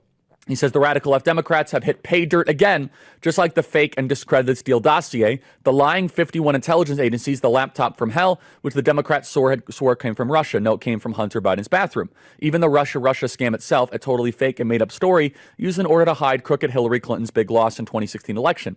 These scams and hoaxes are all Democrats are good at. It's all they have. They're no good at governing, no good at policy, and no good at picking winning candidates. Also, unlike Republicans, they stick together like glue. Their new scam. That's the funniest part about this, by the way. I'm sorry, but the Democrats never stick together. I wish, like, to Donald Trump's credit, and there's obviously like a structural limitation that the Democrats will always face in terms of like disrupting the pre-existing hierarchy, okay, and following through on campaign promises that they made. But like that is so fucking that's such bullshit. Donald Trump, to his credit, is capable of whipping the entire party together to get his legislative agenda across, no matter how evil it is. And he did that already. He got his BBB, big booty bill. He got it across. He called every single person and he made the boss calls and he got it done. Everything that I have demanded of the Democratic Party in terms of whipping votes, Trump does every single time when it matters. Is that we'll forever call the Jeffrey Epstein hoax. And my past supporters have bought into this BS. Hook, line, and sinker. They haven't learned their lesson and probably never will, even after being conned by the lunatic left for the last 8 years. I've had more success in the last 6 months than perhaps any other president in the history of our country. That is totally true. And all these people want to talk about, with strong prodding by the fake news and success star of Democrats, is the Jeffrey Epstein hoax. Let these weaklings continue forward and do the Democrats' work. Don't even think about talking about our incredible and unprecedented success because I don't want their support anymore. Thank you for attending to this matter. Make America great again. Okay, so let's start with this. President Donald Trump is obviously upset. Why is he most upset? I'm going to go through the top two reasons and seek to explain it. He's venting because he has achieved a lot in 6 months against all the odds. Energy prices are going down. The border is hermetically sealed. He passed the big, beautiful bill despite a 3-seat majority in the House of Representatives. He's embarking on mass deportations. He ended a war between Israel and Iran. He took out the Iranian nuclear facilities. Bro, he started the war. This is the thing that pisses me off about Trump. Aside from all the obvious shit, this is on some super basic shit, like apolitical shit, okay? Forgive me for getting apolitical with it for a brief moment when I'm talking about Donald Trump, who obviously is a political being. Like 90% of his accomplishments that these guys give him credit for are things that he fucked up initially. Like, what do you mean? He stopped a war with Iran. It's like he had the opportunity to never start a war with Iran. Like, it's so goddamn annoying where these people would be like, oh, and he's doing the tariffs. He's doing the tariffs. The economy has rebounded. It's like, yeah, the economy rebounded because it took a fucking nosedive when he started with the tariffs. And then only when he backed away from the fucking tariffs did the economy rebound and got to its previous levels before the dip. I wish I could get credit for shit like this. You know what I mean? I break something and then I threaten to break it further. And then I just simply stop breaking it. I don't even fix it. I just stop breaking it further. And people go, oh, thank God, bro. You are the king. You are so sick. It's like, bro, I started the problem. And then I said I was going to keep accelerating the problem. And then I stopped accelerating the problem. And now all of a sudden you're like, oh, thank God. Oh, you are so good. You are so good at your fucking job. That's the Trump method every single fucking time. It's so goddamn annoying. Ended the India-Pakistan war. He ended the Congo-Rwandan war just in his spare time. He's going after DEI. He is reducing the federal workforce. He is the biggest welfare reform in American history. I could go piece after piece after piece of all of the victory. Yeah, and then the shit that he actually does accomplish is just horrifyingly bad for his audience, for his voters. Ironically enough, they'll be out here saying like, oh, dude, it's welfare reform. It's sick. It's like, dude, it's going to kill most people's grandparents. Like, what are you talking about? Yeah, say bye-bye to rural hospital networks. It's gone, okay? It's gone. It's over. Like, what good is that? He lied. He said he was not going to touch Medicaid, and then he did this molestation of Medicaid. That's what he did. He molested the money after saying, I'm not going to molest the money. You're going to make so much money. You're going to keep winning. You're going to say, Mr. President, I'm winning so much. I'm going to say, we're going to keep winning. Molested the money, stopped money molestation a little bit, only for the stock market to rebound a little bit, okay? And then he said he's not going to touch Medicaid, and he's molesting the Medicaid. He also said, no new wars. We're actually stopping wars. Started a new war, again, and then quietly ended it, I guess. He said, this motherfucker said he's going to stop Israel, Palestine, and Russia, Ukraine day one. The audacity. The fucking audacity. It's like, especially with like Israel, Palestine, like he could do that, okay? I'm willing to give him a little bit more liberty on the Russia-Ukraine shit because like the primary party responsible for the death and destruction here is Russia. And Russia is a foreign adversary. So like you have pressure points, but you don't have the same liberties that you do and the same power that you do with Israel. You could stop Israel day one, but he didn't do that. And Trump is fucking out here not delivering on any of this shit. And the only things he does deliver on is actually harmful. And his dick riders are just like, hell yeah, baby. He's killing it. He's awesome. He's amazing. Look at the border. That President Donald Trump was able to achieve, one of the most impactful 6 months ever of any president. So from President Trump's perspective, he is experiencing a pace. He's experiencing a reality that is far different than the first 6 months of Trump 1.0. So President Trump's immediate reaction as someone who is making phone calls to try to end the Russian-Ukrainian war, he's trying to figure out this Jerome Powell thing. He's got agencies of governments to manage. He's turning and probably saying, why is the attention on a guy who has been dead for 6 years? That is probably what President Trump is saying, and I'm synthesizing part of his venting. Here's my piece of advice, guys. Don't take too seriously this whole Truth Social here. I know some people are getting fired up about this. I don't believe he was trying to insult anybody personally. His base, the people who made his movement what it is, I think is what he was pushing back on what he thinks is a misaligned press narrative. Oh, when he said you guys are stupid for caring about this, he actually meant like something totally different. He just didn't mean that you were. Let's look at the comments. Charlie, if someone around Trump hasn't taken 5 minutes to fill him in on why this is a big deal, that should be alarming to everyone.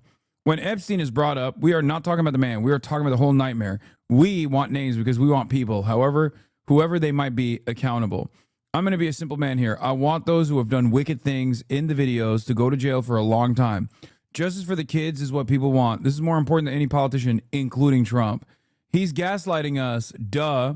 We care because this is another example of class warfare, and we're sick of the elites not being held accountable.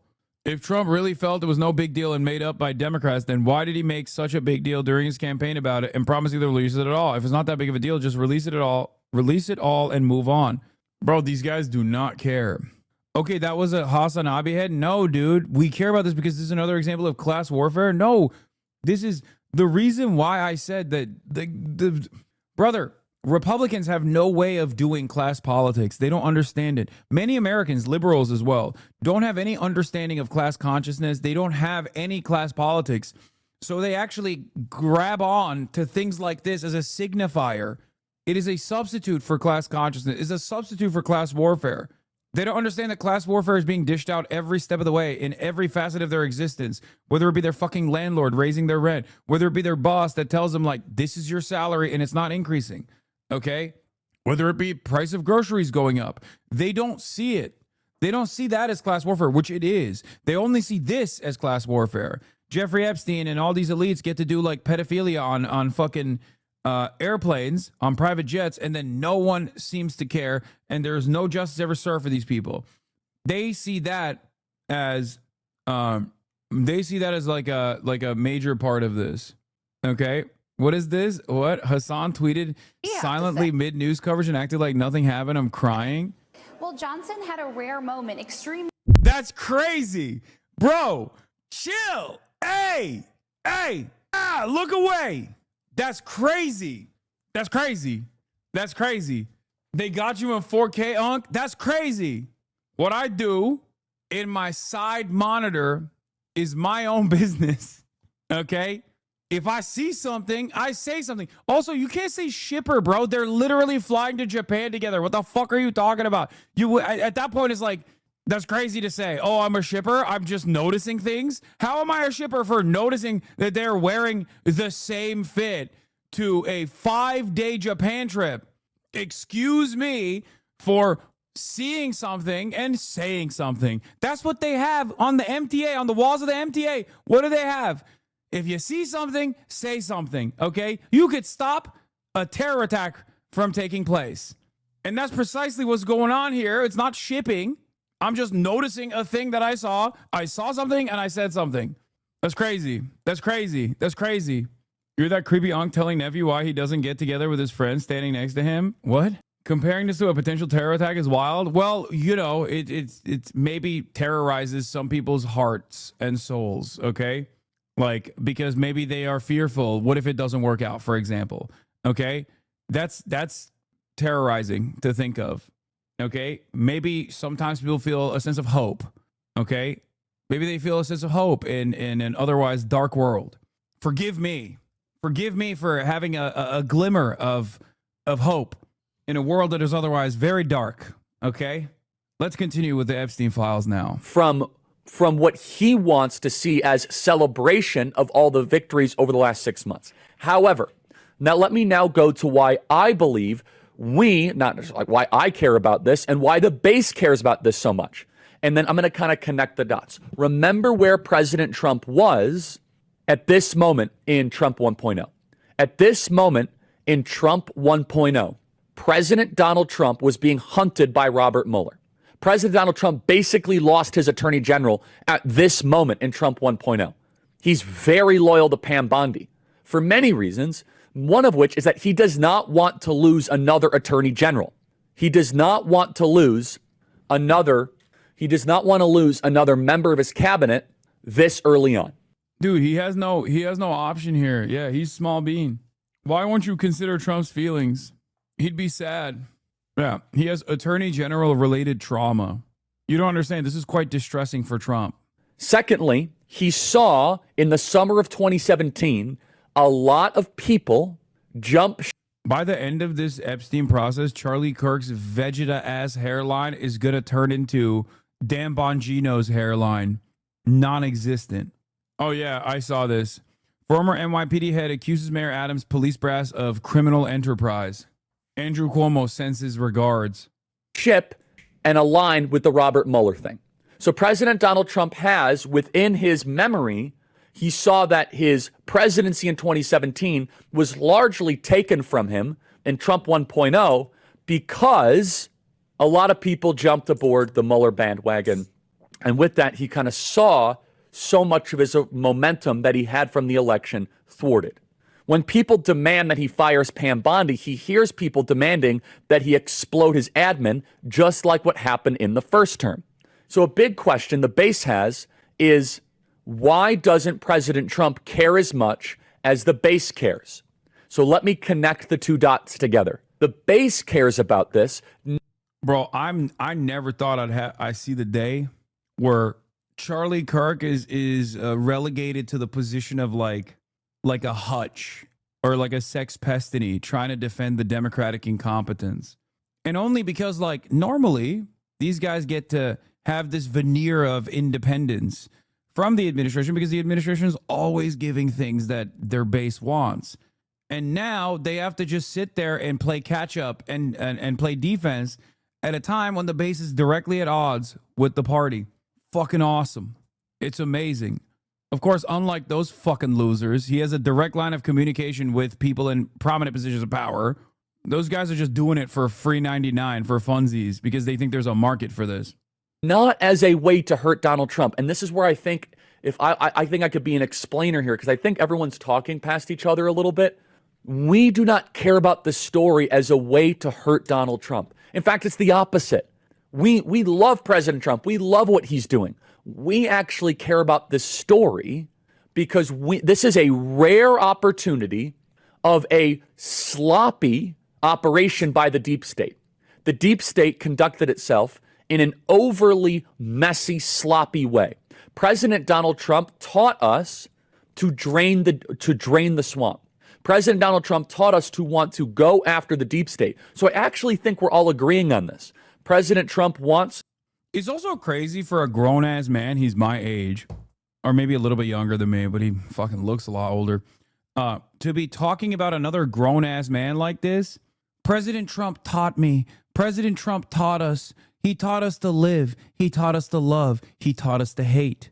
Bro, this is another dude. Like, get his dick out of your mouth, brother. Holy fuck. Like, what is this treatment that he's getting?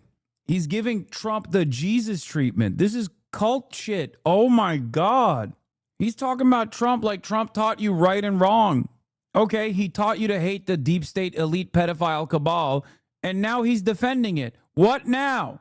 I'm so blue and on. I took 2 weeks off watching the stream, and coming back to seeing how the Trump worshippers talk made me so aware of the genuinely authoritarian, fascistic cult way they talk, Hitler vibes. Oh yeah, it's crazy, man. Yo, I know this is off topic, but I just realized if we have elections during 2028 primary, your stream is high key going to be a coveted spot. Candidates are definitely going to want to take advantage of the Twitch streamer with the largest likely Dem primary voters. Oh, I know.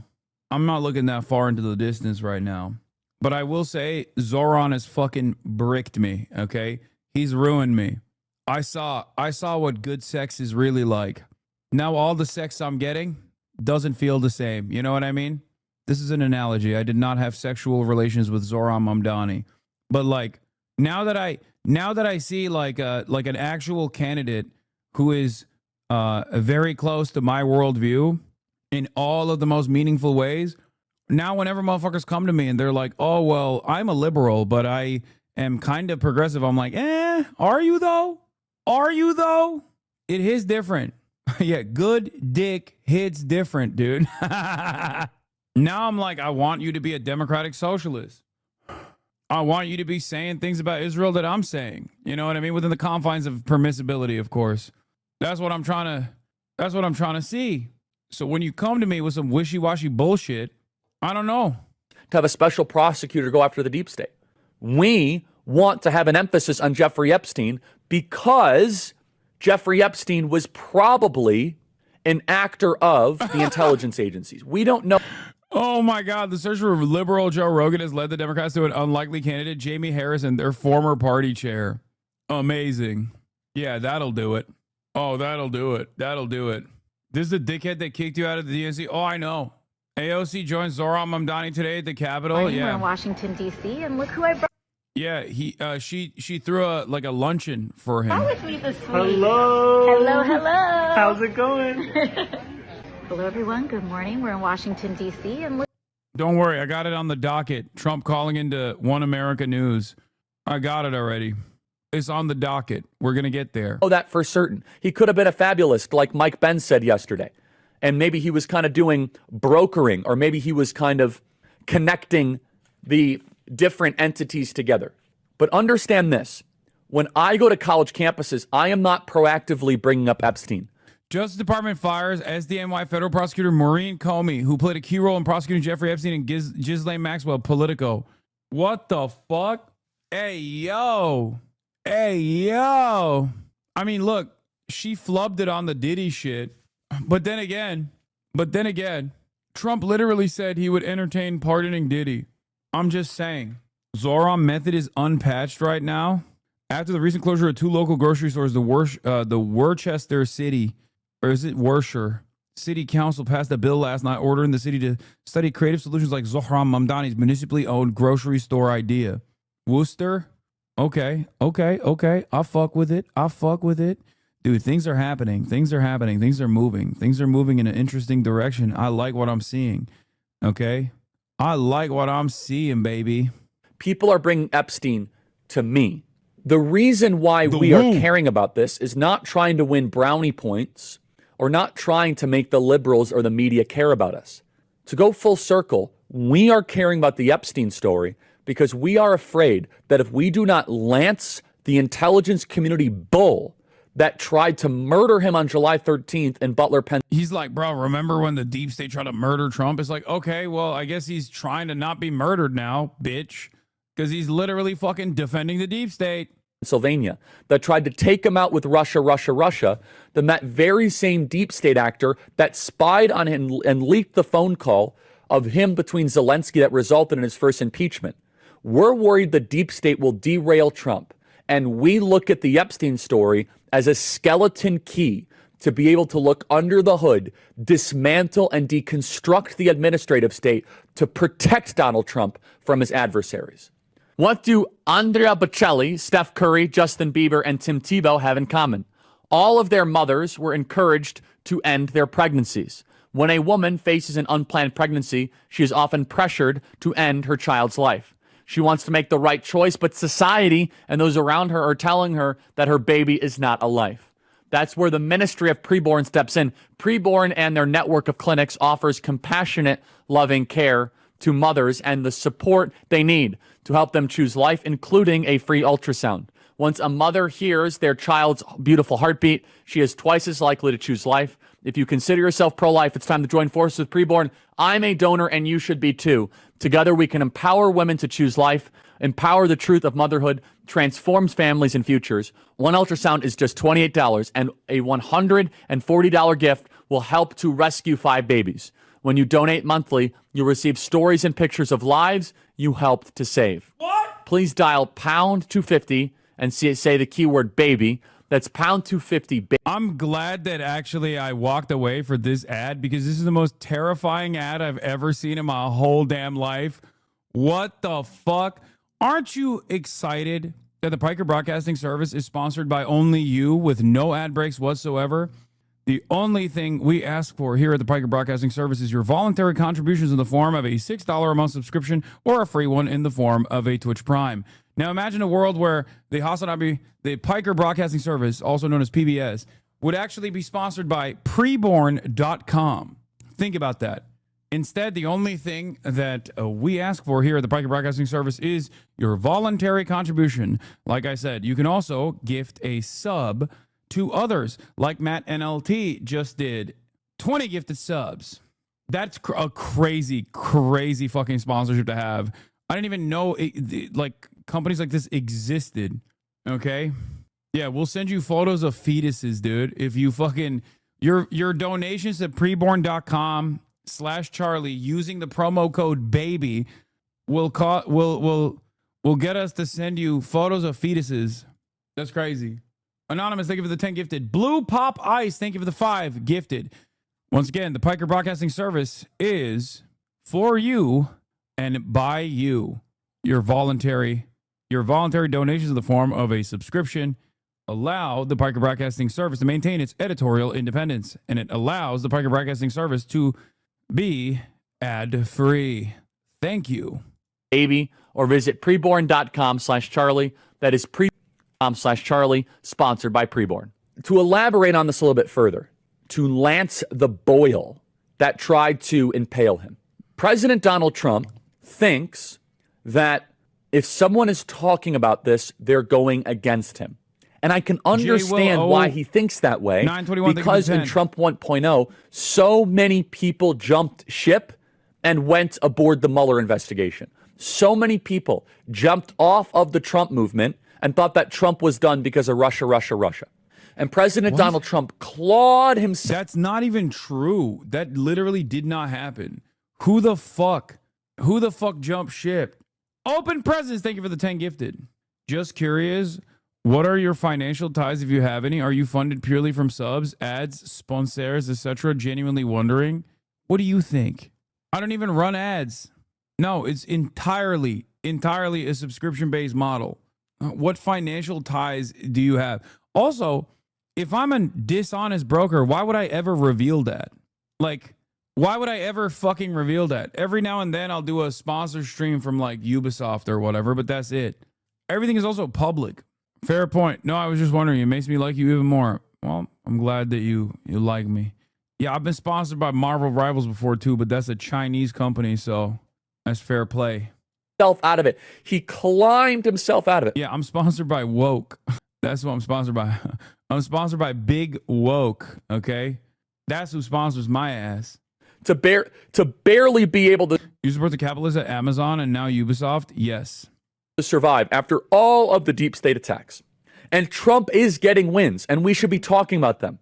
The president is very fired up here also because this was all done under this, almost all of the documents and all of the reporting around this was done during James Comey.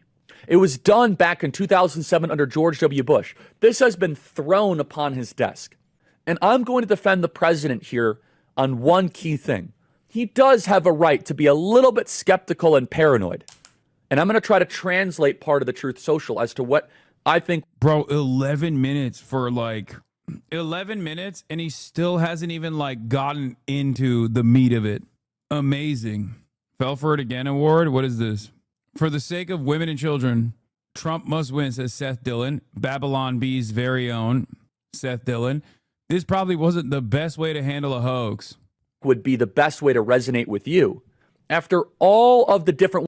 Hasan, there's a rumor going on that you're sponsored by Steak in the background. Is this true? What do you think? What do you think? Source, I made it up. I gamble my mental health in this chat every day. Me too. Yeah. Hidden sponsorship. The best, saying I'm sponsored by Steak is saying I'm sponsored by the Republican Party. You know what I mean?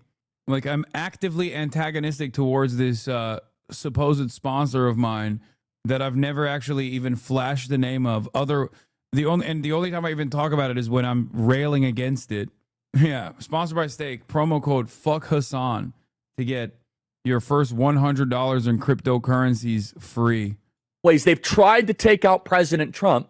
He's saying, guys, they could have put a stink bomb in the quote unquote files that will make. Oh my God, brother, what the fuck? Oh yeah, Trump is just really scared because he's been hurt before by the deep state. So he's just scared that the deep state actually put a stink bomb in the Epstein files to make Trump look bad, by saying he's directly affiliated with Jeffrey Epstein in ways that maybe is even more meaningful than we previously thought. Me look bad. Honestly, that paranoia is not totally unfounded. On the other side, this is what I'm telling the president, both privately and publicly, is that the base cares about this, not to get you. The base cares about this, not to try to take you out. The base cares about this because they have your back. The base cares about this because they have your best interests at heart. The base cares about this because... I love that he writes this stuff down and he has to glance down to read it. It's just, it adds to the dishonesty, the overarching dishonesty of his commentary. And also, this is him, bro, this could have been a text message to Donald Trump. This could have been a phone call to Donald Trump. You're saying this to him. So why don't you just say this to him in private? Because we are defending you. And it's not so much about that we care about the person of Jeffrey Epstein. We do care about the victims. But it's not so much that the person of Jeffrey Epstein is a hyper focus. Instead, it is not the person of Jeffrey Epstein, which the president, he's communicating here as if we are obsessed with the creep, the pervert, and the evil, demonic, satanic activity of Jeffrey Epstein. No, we are actually interested in who was he an agent of? Were the same people that were behind Butler, Pennsylvania, the same people that were behind the Russia hoax, were they also the ones that were pulling the strings of Jeffrey Epstein? The same people that were around COVID? We think these are the same actors. But first, here's the breaking, promising news. John Solomon, 352. You did inform him that they're thinking about appointing a special counsel on this to take over this entire investigation. Yeah, and he said, I think it's a good approach. Let's just do it. Let's get the trust of the American people. Let's get accountability, and then let's focus on the things that matter. So he is he's on board with the situation of getting a special prosecutor and having the Epstein situation put into that, so that can be formally looked Anything at legitimate that should be looked at. and really in a criminal context. He volunteered it, by the way, Steve. You know, I ask about the special, but he immediately volunteers, and then I follow up on it. But he immediately brings up Epstein. Like, just throw that in. Let's get it all answered. I got nothing to hide. I want truth, and I want prosecutions, and I just want the justice system to take care of what needs to be taken care of. It was really a remarkable moment. It's a phenomenal clip, and I would say Ed Martin as the deep state prosecutor would be a perfect person. Throw Epstein in there, throw the 2020 election there. Why does that matter? And this is why I think we're actually more in agreement than the back and forth here. How do you think Trump's going to get away with it this time? He's not. I don't think he's going to get away with this. I think he's just going to like do some crazy shit to try to get people not to pay attention to it. But the more they move in this direction, the more it feels like look at this. Look, Donald Trump fired Maureen Comey, who was the key prosecutor in the Jeffrey Epstein and Ghislaine Maxwell cases. Like everything that they're doing is just like making people more invested in this. It's crazy. Every step the Trump administration has taken on the Epstein issue so far makes them look more suspicious. If you were sponsored by your haters, you would have Jeff Bezos money, Hasan. Yeah. Once people know you are the Sith, there is no pretending to be the Jedi. You cannot hide this kind of evil. That's crazy. Breaking news today, the DOJ fired Maureen Comey from the United States Attorney Office in the Southern District of New York. She's the daughter of the former disgraced FBI Director James Comey. This comes 2 months after my pressure campaign on Pam Bondi to fire Comey's daughter and Comey's son-in-law from the DOJ. Maureen Comey's husband is Lucas Isaac Haroff. As I previously reported, he works with the current Trump DOJ despite a long history of being a Trump hater. He is the assistant U.S. attorney in SDNY, working the civil division since 2019. No word yet on whether or not he was also fired today, but he should be. +1 for Blondie today. Who is Laura Loomer and why does she have this kind of leverage? She may or may not have sucked Trump's ugly penis. At least judging by the way that Donald Trump talks about Laura Loomer, she's a fiery person. She's a fire. She's a free spirit. She's a free spirit. Laura does what Laura will. Laura Loomer, my queen. She's a free spirit. How do you know it's ugly? Come on, dude. Does Trump resemble the type of person that has a nice looking penis? Does anything about the way he carries himself give you the vibes of a man with a nice looking penis? The reason the base cares about this, again, is because we believe Epstein was an agent of the people that tried to kill Trump and try to destroy Trump's first term. President Trump thinks, though, the people caring about Epstein are part of the people that have been trying to ruin him prior. That's where I think we're actually more in harmony here. And I'm not just saying this as, trying to cope or run cover. Because President it's just a simple misunderstanding when he said everyone that cares about this is stupid. It was just a misunderstanding. I got it. My bad, Charlie. Thanks, man. This will surely work. This will surely work. Except, no, the fuck it won't, dumbass. Trump is obviously okay with appointing a special prosecutor. Simultaneously, he's fired up about people. He thinks that some people are trying to use this to hurt him. We're trying to use this to save him. Not save him, but to try to protect him. I don't want to say save him, but maybe save him from another deep state coup attempt. So President Donald Trump is in a active posture right now. He is in a place of where he is looking for threats on the horizon. Who can blame him? Play cut 353. Operated the auto pen, had a policy, which is, by the way, I think the biggest scandal. That's the scandal they should be talking about, not Jeffrey Epstein. Will you ask Attorney General Pam Bondi to release more documents to finally put this controversy to bed? Yeah, whatever's credible, she can release. If a document is credible, if a document's there that is credible, she can release. I think it's good. But it's just a subject. He's dead. He's gone, and.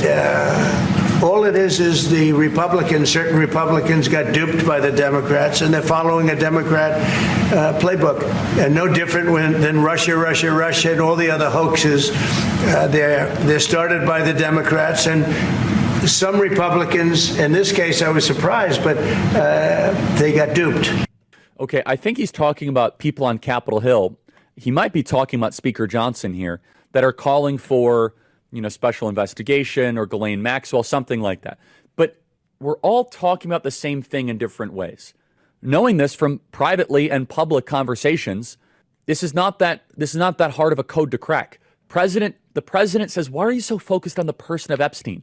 We're doing all this amazing stuff. This guy's a creep. I kicked him out of my club.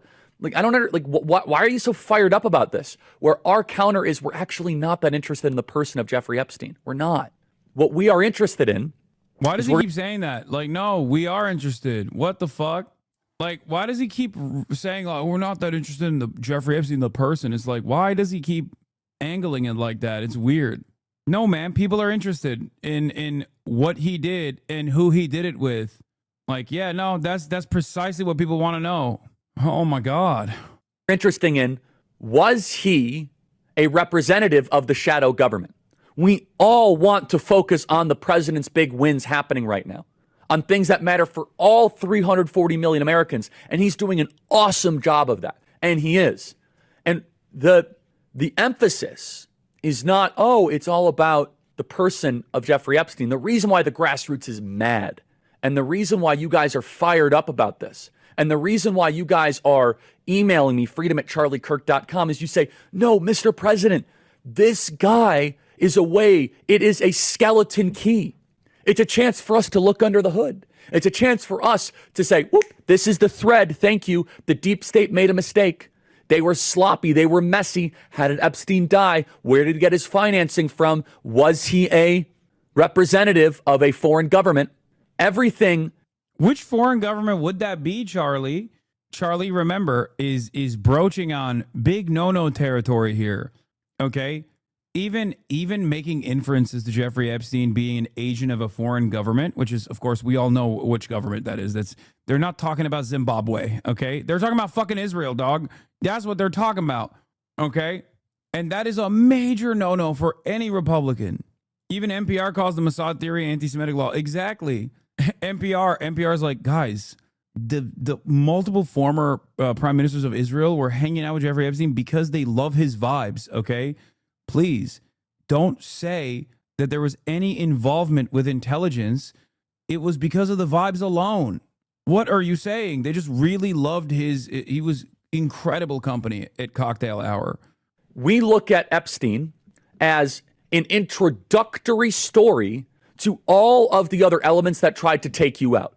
It's not that we are obsessed with some people are online. They're like very into like who Epstein was personally. There's been plenty of documentaries about that. That's not what is animating this. That's not what's firing a lot of people up in this audience.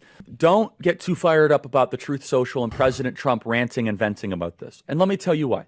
It's that President Donald Trump went through an entire first term.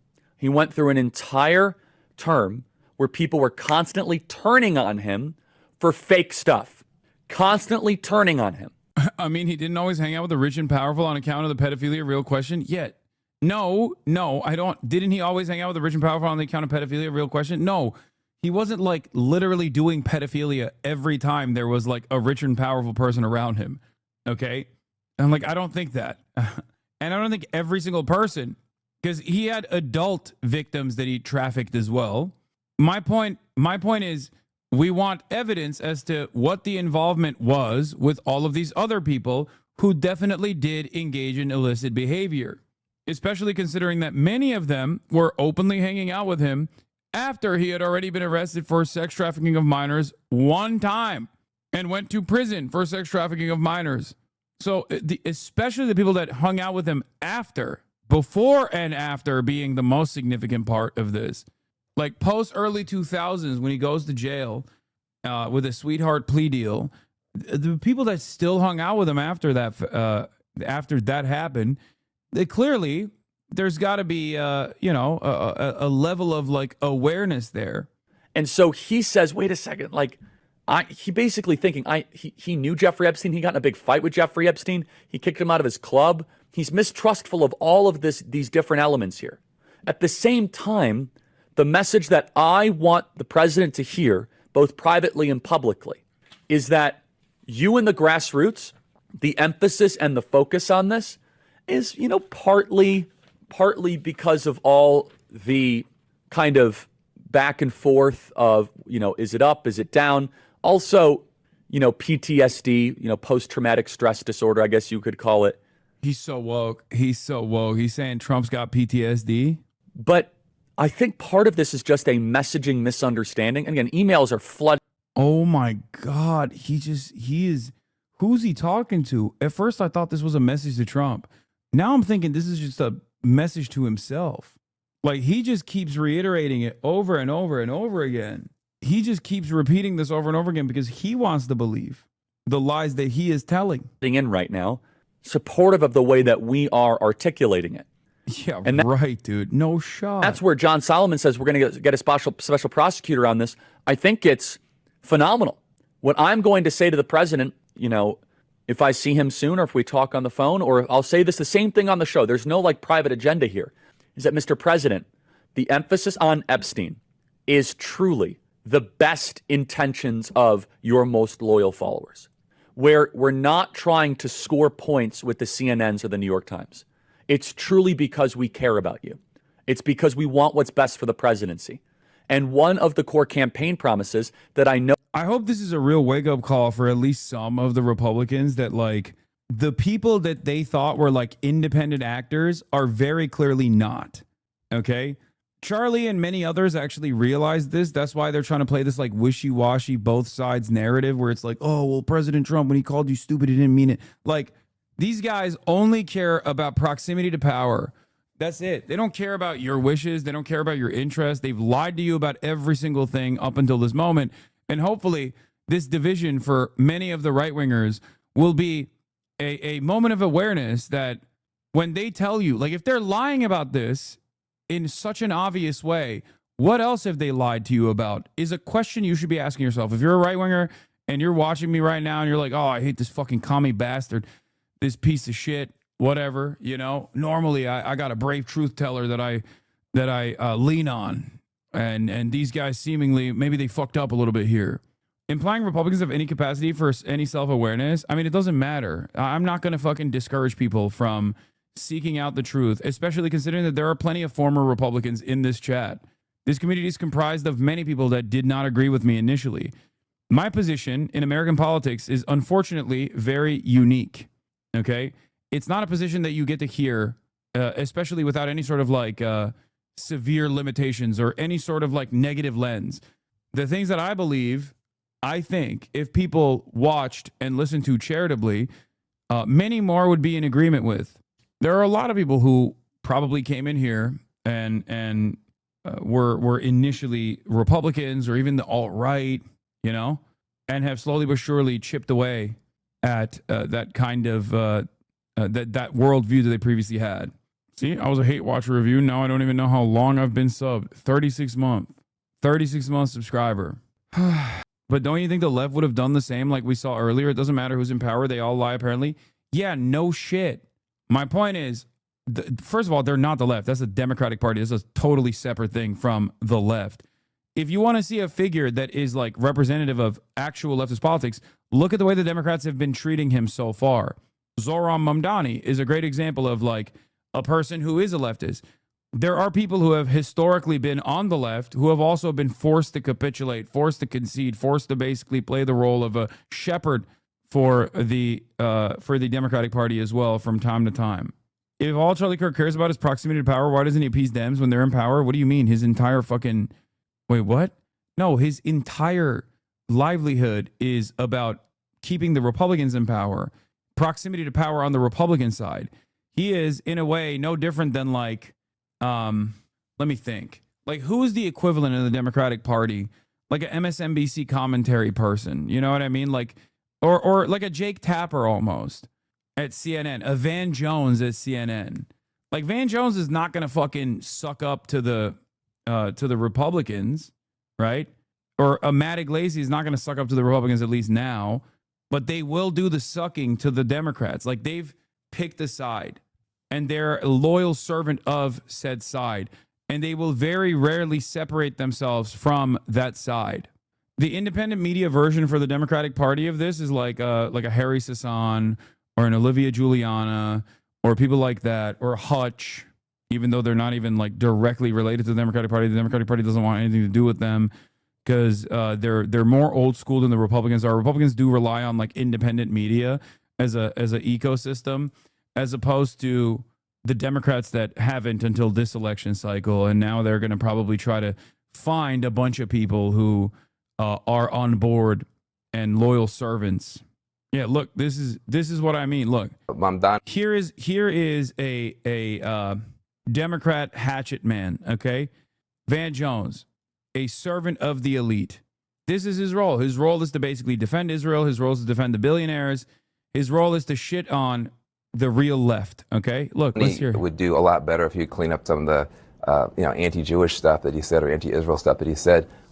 He's got to get away from globalizing the intifada and stuff like that that's scaring the crap out of the Jewish community in New York. But if he can clean some of that sort of stuff up, he's got a real clear shot. And I think the other thing, like, it's so funny to say this when Zohran Mamdani won a resounding victory without capitulating even a little bit to the pro-Israel crowd. He just said, nah, fuck that. He didn't give him an inch. So why should he listen to you? Why should he listen to you now after he's won? This is the time when he's not supposed to listen to you at all. Like, we saw that this theory that they tried to unleash upon Zohran Mamdani in the primaries failed. So why should he turn around and just be like, oh yeah, you're right, actually. about Cuomo is, he didn't run a race. He just, leaned on the unions, leaned on the big donors, ran a bunch of crappy TV ads, and thought he was just going to get it. Mamdani actually ran a race. And so you're going to see, I don't care who you are in this party, you're going to have to go out there and earn it from this Democratic Party. Yes, I know Alaska's about to get slammed. There was a massive earthquake that happened off the Alaskan coast. Breaking news, water is now receding along the Alaskan coast following the 7.3 earthquake. A clear sign of tsunami is approaching. Residents of Sandpoint, Alaska have been ordered to evacuate immediately. The National Weather Service and U.S. Tsunami Warning Center have issued an urgent alert for all low-lying areas. If you're in the area near Sandpoint, get to higher ground now.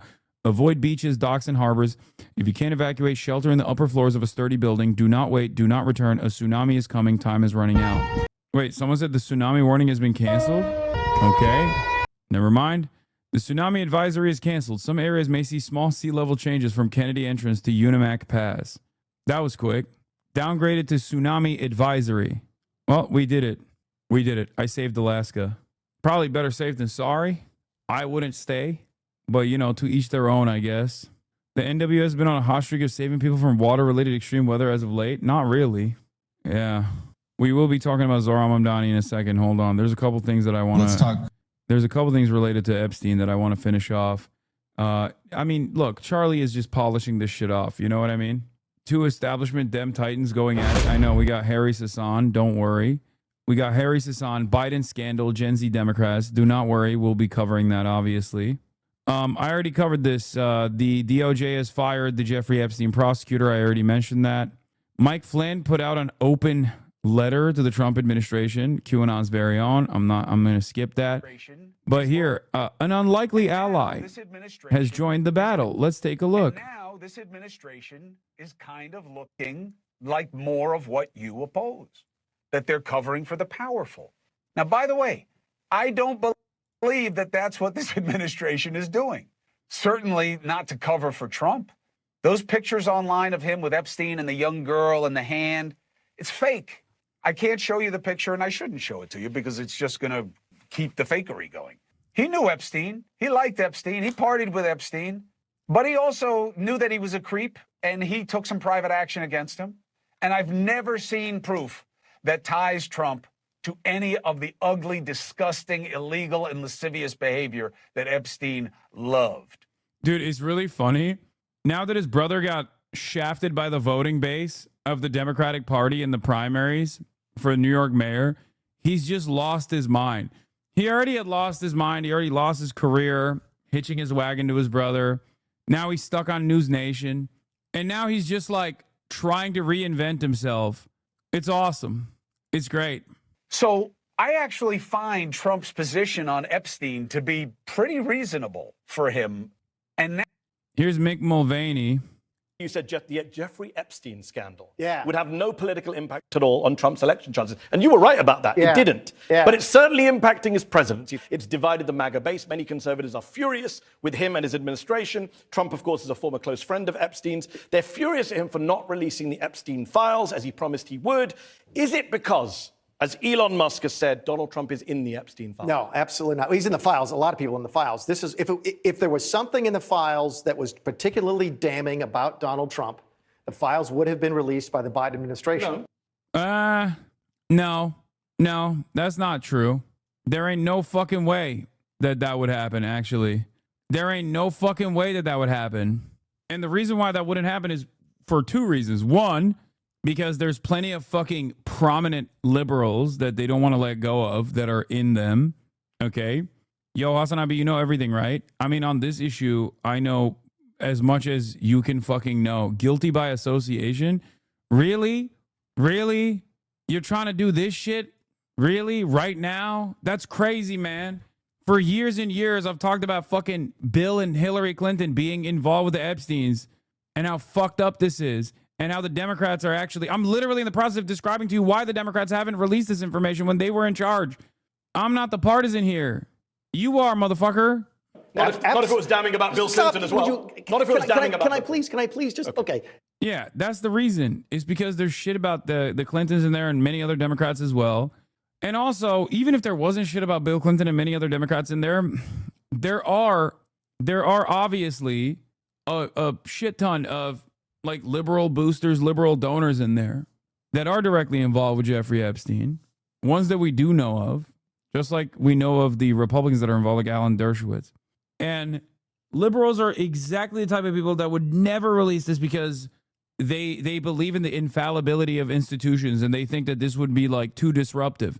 If the Trump administration thinks it's too disruptive, then any liberal administration would be far too fucking careful, far too scared to actually reveal any of this information. If it had any ties to Israel, for example, they would never do it. And I say this as someone who didn't think Trump was going to reveal this information either. If it was really damning about Donald Trump, they would have released at least that part. My guess is, and it's an educated guess. Yeah, you could say the same about Democrats now. If it was really damning about the Democrats, Trump would release that part. Why is he not releasing it? Because it's the same thing. Mutually assured pedophilia. Mutually assured destruction of pedophilia, okay? It's the mad principle, but for pedophiles. It's the mad principle for illicit sex trafficking. That's it. Is that it's particularly damning of very important people on both sides of the political aisle, which is why Trump doesn't want to release it and why Biden didn't release it either. If it was just about Trump, it would have come out. You were the chief of staff when Epstein apparently died by suicide in prison. Yeah, you were. Yeah, we checked. So, yeah. Trump at the time baselessly suggested that Bill Clinton might have killed him, as he does. Baselessly? Okay. You think Bill Clinton might have killed him? Okay. Just checking. I don't know how loyal Is Bill Clinton on the list? I mean, you were chief of staff at the time. You didn't come out and correct him, so maybe you do share that insane view. Not my job. That literally is your job as chief of staff. No. You just said earlier, the chief of staff controls information coming to Donald Trump. That's crazy.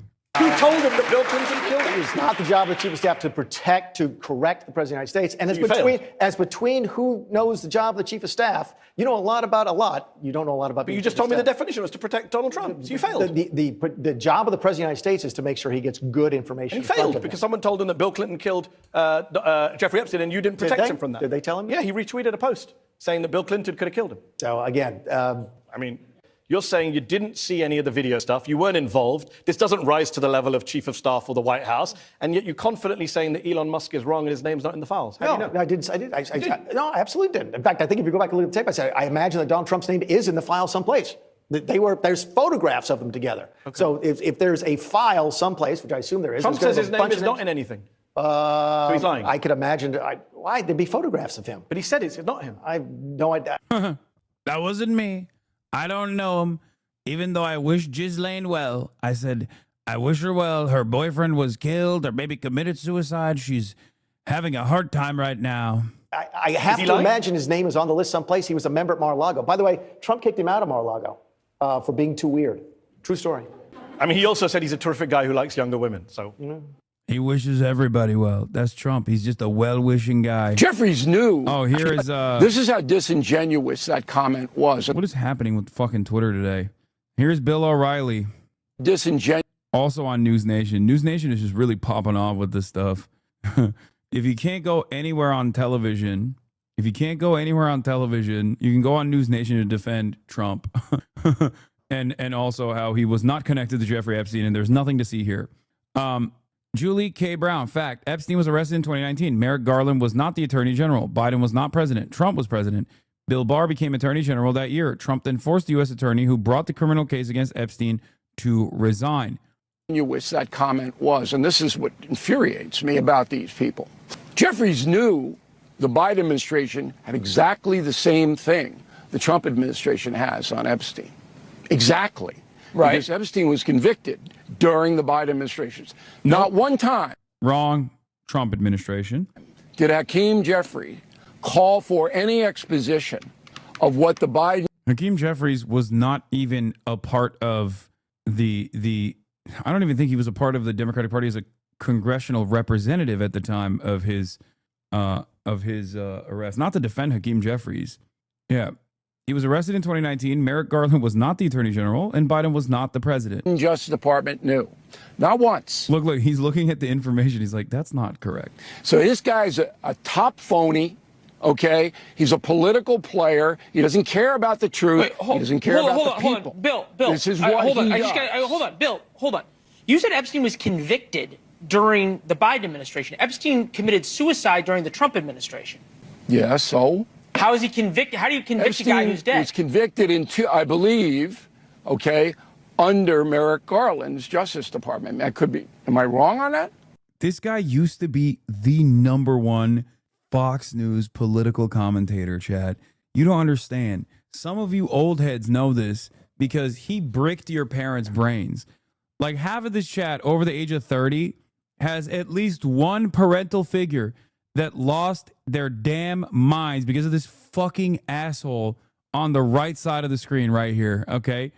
It is mind-boggling. It is crazy that this man, the fall from grace, holy shit. Yeah, he was such a prolific sexual assaulter that it was a bridge too far for Fox News, okay? He got fired from Fox News because he couldn't stop himself, okay? He was just a rapacious little monster. Like, think about that. Think about how much rape Fox News allows as a part of the contract, basically, especially for their top talent. And look at him now. I mean, he's got kills. He's got direct kills, okay? We talk about stochastic terrorism now. He has direct kills. He singled out Tiller. What was his name? George Tiller? A doctor. He kept calling him Tiller, the baby killer, every fucking night. And then one of his freak ass fucking fans killed him for doing abortions. Like, that's how much of a fucking powerful propagandist this man was. Never forget falafel fucker. Oh, he loofah. There was some shit about the loofahs too. Remember when Bill O'Reilly's sex with some lady were leaked and he said he wanted to rub falafel on her pussy? Have sex with Macros in the shower. So anyway, I'd be rubbing your big boobs and getting your nipples really hard, kind of kissing your neck from behind. Then I would take the other hand with the falafel thing, which is a loofah, and I'd put it on your pussy. But you have to do it really light, just kind of a tease business. Yeah, he forgot the word loofah because he was so horny, so he said falafel. Wow, what a fall from grace. I don't think so. And then he was incarcerated, and then he committed suicide. Okay, the suicide thing is bull. I know the New York coroner's office very, very well. There's no way those people in there put a phony report about a suicide. No. Oh my God. Way. Impossible. And it's not hard to ascertain whether you committed Bill, suicide or I think this is murdered important. Bill, I think this is important. He's like, I know the coroner's office really well. Bitch, you didn't even know what time frame Jeffrey Epstein was convicted. He was arrested in 2019, and he committed suicide in 2019. He died August 10th of 2019. So the Biden administration was not involved in a conviction or a trial of him. They were of Ghislaine Maxwell. Okay. And that's a good point of clarification. But he was arrested and indicted under Merrick Garland. No, under Trump. Who had all of the information. Epstein was arrested, indicted, and committed suicide under Trump. In 2019, Trump was president. Merrick Garland was not the attorney general. Oh, he's so fucking old. Oh, get fucked. Get fucked, Bill O'Reilly. You embarrassing charlatan. The only problem with dementia of this kind is that, like, he kind of doesn't even realize he's washed. But I hope he has at least enough mental fortitude to recognize that it's over for him. Okay, I stand corrected. Yep, that's Bill O'Reilly. Piece of shit. All right. Oh, What do you think? What are here's the the things? last update. Trump called into One America News Network before we move on to Zohran Mamdani. What do you think? What are the things that are most important that you would like to see the FBI get to the bottom of? I think they could look at all of it. It's all the same scam. They could look at this. You know, not OAN, Real America Voice. Sorry, not One America News Network. Real America Voice. So I remember from the first Trump presidency when he's like really down and out, he would call in and do these phone conversation. He would do these like phone conversation media hits, oftentimes in the morning. Like he would call into the morning show on Fox News when he was like really desperate. Okay, when there was like a narrative that he was trying to get ahead of, and he was trying to be everywhere all at once. And it seems like he's doing that right now. And the reason why he's going directly to Real America's Voice is because like this is, you know, one of the more conspiratorial outlets out there. So he's just trying to fucking get ahead of the narrative in the conspiracy slots. The Jeffrey Epstein hoax also, because that's the same stuff. That's all put out by Democrats. Yeah. And, you know, some of the naive Republicans fall right into line like they always do. They just don't have the... And if it, like, he can't do this with like, he could probably do this with like Charlie Kirk, but I don't think he could do this with like Alex Jones right now. Because like, obviously the outlets are excited to have him.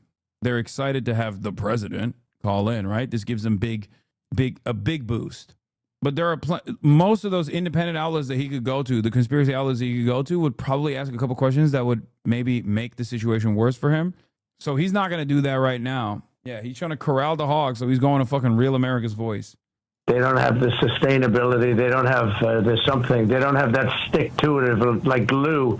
The Democrats, you know, they have bad policy. They have bad candidates. They have bad everything. But they stick together. The Republicans don't do that. But they ought to look into the Jeffrey Epstein hoax, too, because that's another hoax. Yeah, he keeps saying hoax, but he doesn't explain what the hoax is, by the way, which is really funny. That's frankly put out by the pushing the Republicans and put out by the Democrats. No, they definitely set the Republicans up. One big prosecutor look at it all. Would that make you feel good, you think? Well, I think it's in the case of Epstein, they've already looked at it, and they are looking at it, and I think all they have to do is put out anything credible. But, you know, that was run by the Biden administration for 4 years. I can imagine what they put into files, just like they did with the others. I mean, the Steele dossier was a total fake. Right. It took 2 years to figure that out for the people. And all of the things that you mentioned were fake. Yeah. So I would imagine if they were run by Chris Wray and they were run by Comey, and because it was actually even before that administration, they've been running these files. And so much of the things that we found were fake with me. But especially, you look at that Steele dossier where they paid like 14 or 16 million. That's more than James Patterson gets paid to do a #1 bestseller. Isn't that crazy? And the thing turned out to be a total scam. So frankly, you know, I think I love that they're looking at all this stuff. If they are, I hope they are. Yeah, we've definitely confirmed it. They definitely are. Mr. President, this is something that could give the American people answers on 3 different elections, 2016, 2020, and 2024. But to get that rolling, there are 2 sets of documents that are key to identifying possible conspiracy. But a grand jury can't see them unless you declassify them. Would you declassify the classified annex in the Hillary Clinton email case, as Senator Grassley has been asking? Well, I would do that. I would do that, absolutely. I think it should be looked at. The whole thing was a scam. Yeah. And I would do that gladly. Great. And there's one other one I want to mention. In the Durham report, they talk about the Clinton plan intelligence, the intercept where Hillary Clinton approves hanging that Russian shingle on your campaign house. That's another one that hasn't yet been declassified. Was that another one you'd consider declassifying? I would declassify it, yeah. Why? This is why he went on here, so they could talk about like all the other conspiracies, to fucking cast a cloud of dispersion. Didn't Alan Dulles start the blackmail honeypot CIA operations? Like, there's so much evidence at this point. It's insane to call this a conspiracy theory at this point. Yes. He said so much of what they put in was fake with me. Oh, that's what he's saying is fake. The Steele dossier was a total... I think it's, in the case of Epstein, they've already looked at it, and they are looking at it, and I think all they have to do is put out anything credible. But, you know, that was run by the Biden administration for 4 years. I can imagine what they put into files. just like they did with the others. I mean, the Steele dossier was a total fake. Right. It took 2 years to figure that out for the people. And all of the things that you mentioned were fake. Yeah. So I would imagine if they were run by Chris Wray and they were run by Comey, and because it was actually even before that administration, they've been running these files. And so much of the things that we found were fake with me, but especially you look at that Steele. Oh, yeah, he's saying the things that are related to me, they're fake. Yeah, all the stuff that are about me, the things that are about me in the files is fake. Okay, well, that's enough confirmation that, like, now we know why. Now we know why he doesn't want to release the files, you know? All right, big dog. You know, because there was a... Some Republicans break with the White House on Epstein files. Just release the damn files, Tom Tillis says. Maybe somebody was wrong. Maybe they embellished a little bit about what was in the contents of the file. Apologize for it. Get this off the table. It's sucking up too much oxygen. And we all deserve that. We all should know. Let's go to Sahil Kapoor live for us on Capitol Hill. Okay, Sahil, so the president wants Republicans to basically move on. He's making that really clear, even by putting himself at arm's length from some of his own core supporters inside the MAGA movement. He wants them to move on. One of the funniest things that has taken place is that Tom Tillis got so many fucking death threats from Deborahs and the Barbaras that he quite literally, one, tried to tank Trump's bill, failed to do so, but he still voted against it, and is now retiring. So when someone tells you, oh, your voice doesn't matter, okay, it turns out it absolutely fucking does, especially if that voice is a voice of a Deborah or a Barbara, okay? If it's the voice of a Hank who has the raspy voice of like a 65-year-old veteran, okay? It turns out when you're getting a flood of death threats from people who are so oblivious and so perfectly confident in their position that they are revealing what their home address is while issuing an active death threat to a fucking sitting congressperson, turns out that does have an impact. Will they? That has not been happening so far, to put it mildly, Hallie. This issue is getting sustained attention in MAGA world from conservative influencers and in the so-called manosphere, podcasters who have a high volume of listeners and who supported Donald Trump in the last election. It's being met there with a mix of disapproval, criticism, even mockery in some cases. Now, Trump is usually good at redirecting attention when he comes under fire, tending to, pin the blame elsewhere. Let's take a look at what he's saying this time around. It's all been a big hoax. It's perpetrated by the Democrats, and some stupid Republicans and foolish Republicans fall into the net. Now, this claim, Hallie, is not landing well with Trump's own base. Many of them are emotionally invested in this idea that Trump, if elected, would expose a giant conspiracy surrounding the Epstein files. And his campaign did fuel that perception. These these voters are not ready to let that go at this point. Now, they tried first doing what, is part of the MAGA playbook. When this sort of thing happens in the administration, they found someone else to blame. They tried blaming AG Pam Bondi. Then Trump came out with his guys and gals social media post defending Bondi, which made clear that she was ultimately acting on his behalf. One thing we're seeing now on Capitol Hill, a new effort by Congressman Tom Massey, who has had a frosty relationship, let's say, with Donald Trump, saying he's introducing a discharge petition to force the issue of the release of the Epstein files. He says, quote, "We all deserve to know what's in the Epstein files, who's implicated, and how deep this corruption goes. Americans were promised justice and transparency," unquote. What does this mean? It's essentially a way to get around House Republican leadership and force this to a vote. You need a majority of the House, so only a handful of Republicans if all Democrats end up supporting it. He already has at least one Republican co-sponsor to sign the discharge petition. That is Marjorie Taylor Greene, a staunch ally in almost every other case of Donald Trump, siding with Tom Massey in opposition effectively to the administration's position here, Hallie. So we're watching that on Capitol Hill. And then in sort of the political ecosystem, if you will, there's this question of when the president puts his own MAGA supporters, some of them at arm's length, how do they respond, right? Like, is that going to have a political impact? It's probably too soon to say, although there are some new numbers, Sahil, that maybe give us an early snapshot. Why is he not dropping Pam Bondi? Good question. Probably because it's already really difficult to get any sort of appointment at this point passed through Congress. And number two, Pam Bondi can't be just a fucking fall guy, because the real issue here is not Pam Bondi. The real issue is Trump doesn't want to release these files. That's it.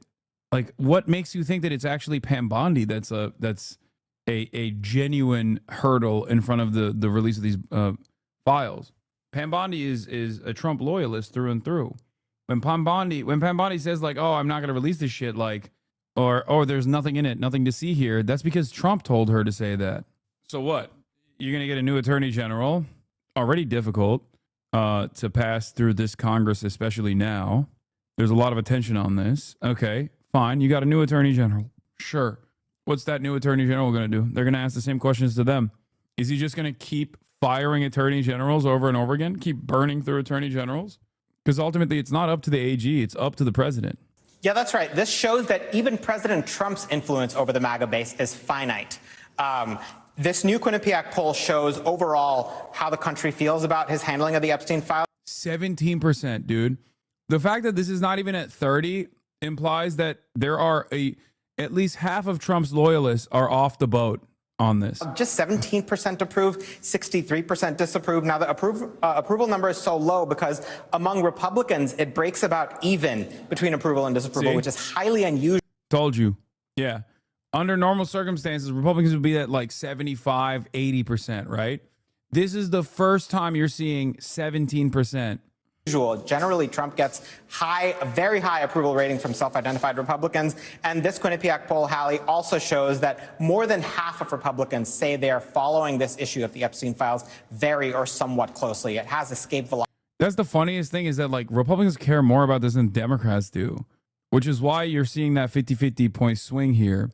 But in any case, make no mistake, there is unprecedented opportunity to drive a wedge within the base of support for MAGA, but seemingly the Democrats will fail to capitalize on that. Let's see. The bottom line is this. Democrats are behind their 2006 and 2018 paces when it comes to the generic congressional ballot. What are we talking about here? All right, the Democrats versus the Republicans on the generic congressional ballot, the margins. Look at where we are now. Democrats are ahead, but by just 2 points. Look at where Democrats were already ahead by in 2017. They were behind by 7 points. How about 2005 on the generic congressional ballot? Ahead by 7 points, ahead by 7 points. And now they're only ahead by 2 points. Their lead is less than half of where it was in either 2017 or 2005 in July of those years, the year before. Holy Toledo! For the midterm election. Yes, Donald Trump may be unpopular, but Democrats have not come anywhere close to sealing the deal at this particular point. Yeah, wave looks very different. Yes. All right. One of the biggest Trump dick riders I know has finally drawn the line in this, took it pretty hard, changed his PFP to an all-black circle, 36 years old. Dude, the bigger of a dick rider you are of Donald Trump, the more you care about this. I just want the UFO files. You a fair assessment, dude. I appreciate it. I was agreeing. No harm.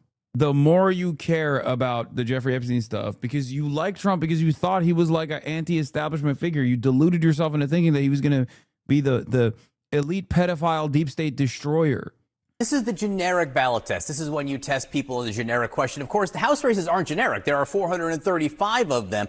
What happens when you go race by race? What happens when you go race by race? Well, it's the same idea. Okay, House seat ratings with a GOP president like back in 2005 and, of course, 2017. More net pickup seat chances. Well, last time around, look at that. Democrats were ahead by 33 seats. How about in 2005? Democrats were ahead by 7 seats. What's going on right now?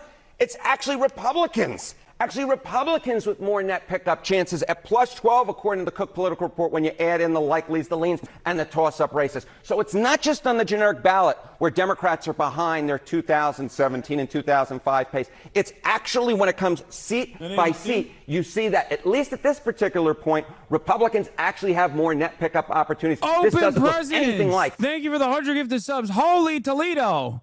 Open Presents sponsoring the Piker Broadcasting Service all the way from the beautiful, glorious nation of Qatar. Those wave elections back in 2006 or 2018. If it doesn't look anything like those years, what does it look like? Okay, so what does it look like? Well, let's take a look back at the generic congressional ballot. What was going on in Ipsos in October of 2024? Democrats were ahead by 2 points.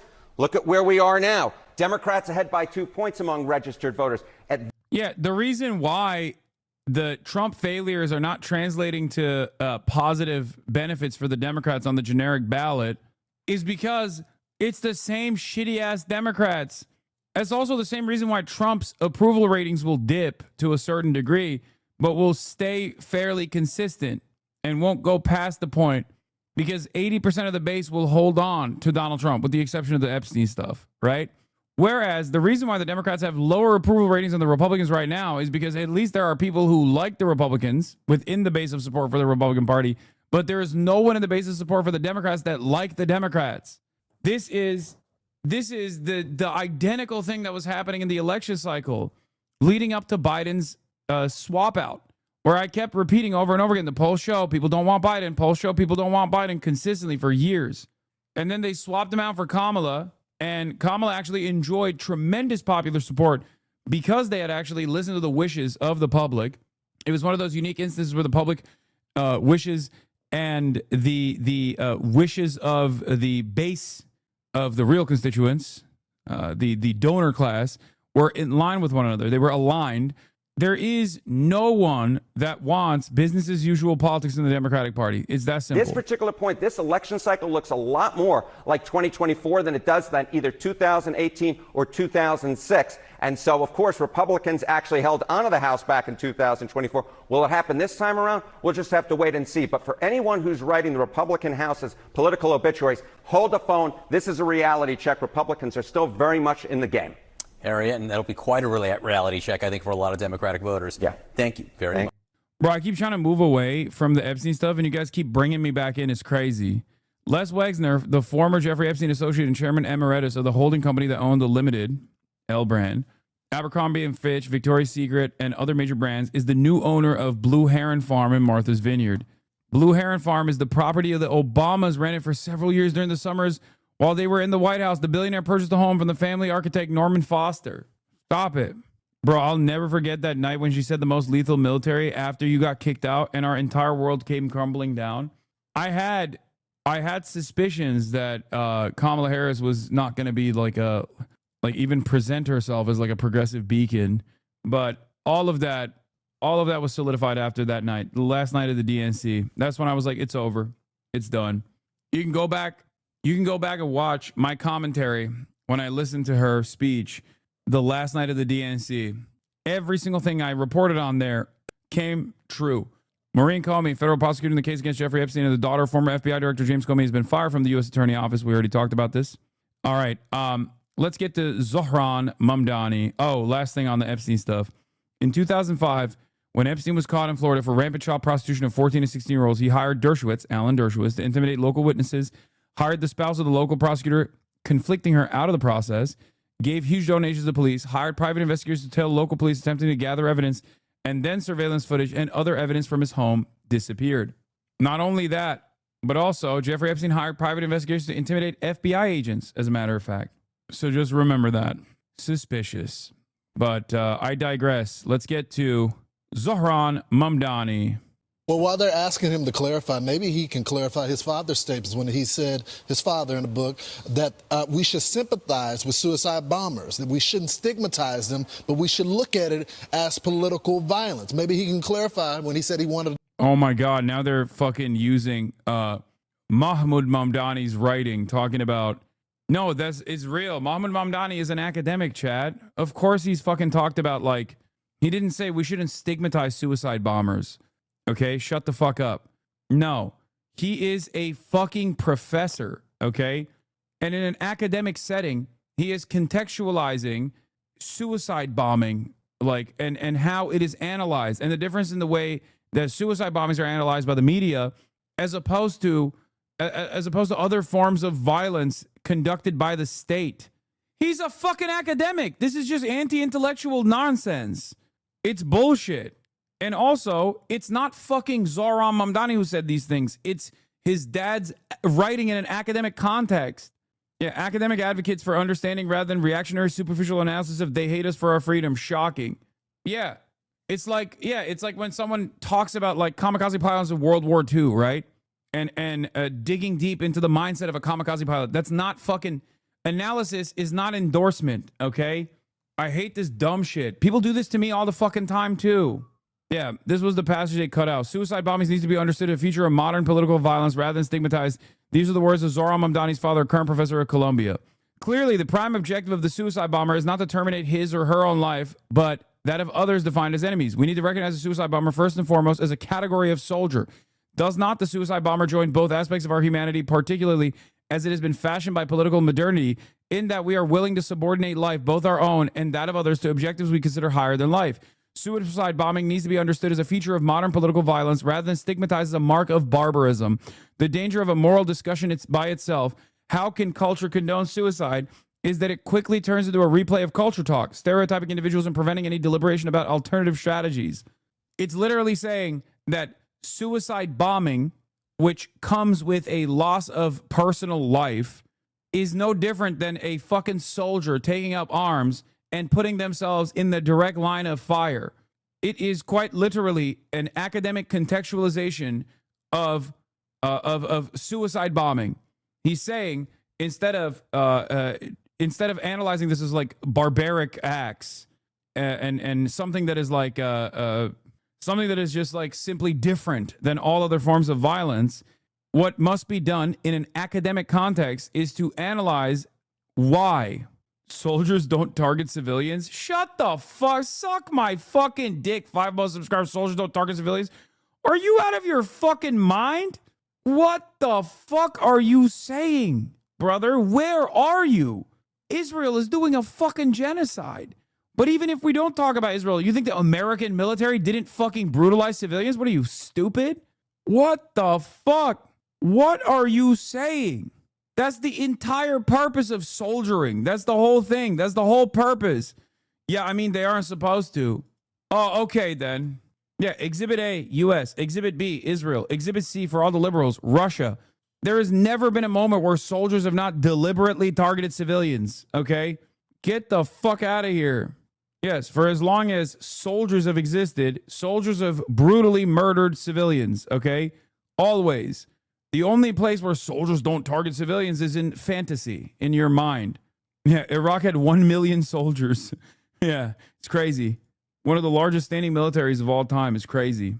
It's wild that they're trying to do sins of the father shit, and the only thing that they're doing is basically exposing how stupid they are for their lack of like, this is basically just to say, I don't want to think about this. You should not think about this either. This is scary. These are scary thoughts. This is something that I receive all the time. Now, obviously, I will offer an academic contextualization of like militancy that forms against Israel and against America and things of that nature. But then I also will go to the realm of entertainment. I have the capacity to try to, like, you know, make something funny or whatever, and I have my heated moments as well, which is precisely the reason why, like, I'm, you know, understandably, people can use that to their advantage if they want to craft a fucking elaborate narrative that, like, I'm on board with this or that, right?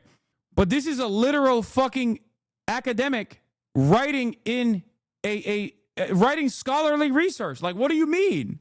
In a way, it's no different than people being like, oh, these guys are studying cat piss. They're studying piss, animal piss. It's like, yeah, of course they're doing that, you dumb fuck. They're researchers. It's stupid to me. It sounds stupid and scary, so they shouldn't. It's like, shut the fuck up. This isn't the Zoran story. Zoran sold out today and hired DNC folk. Okay, shut up.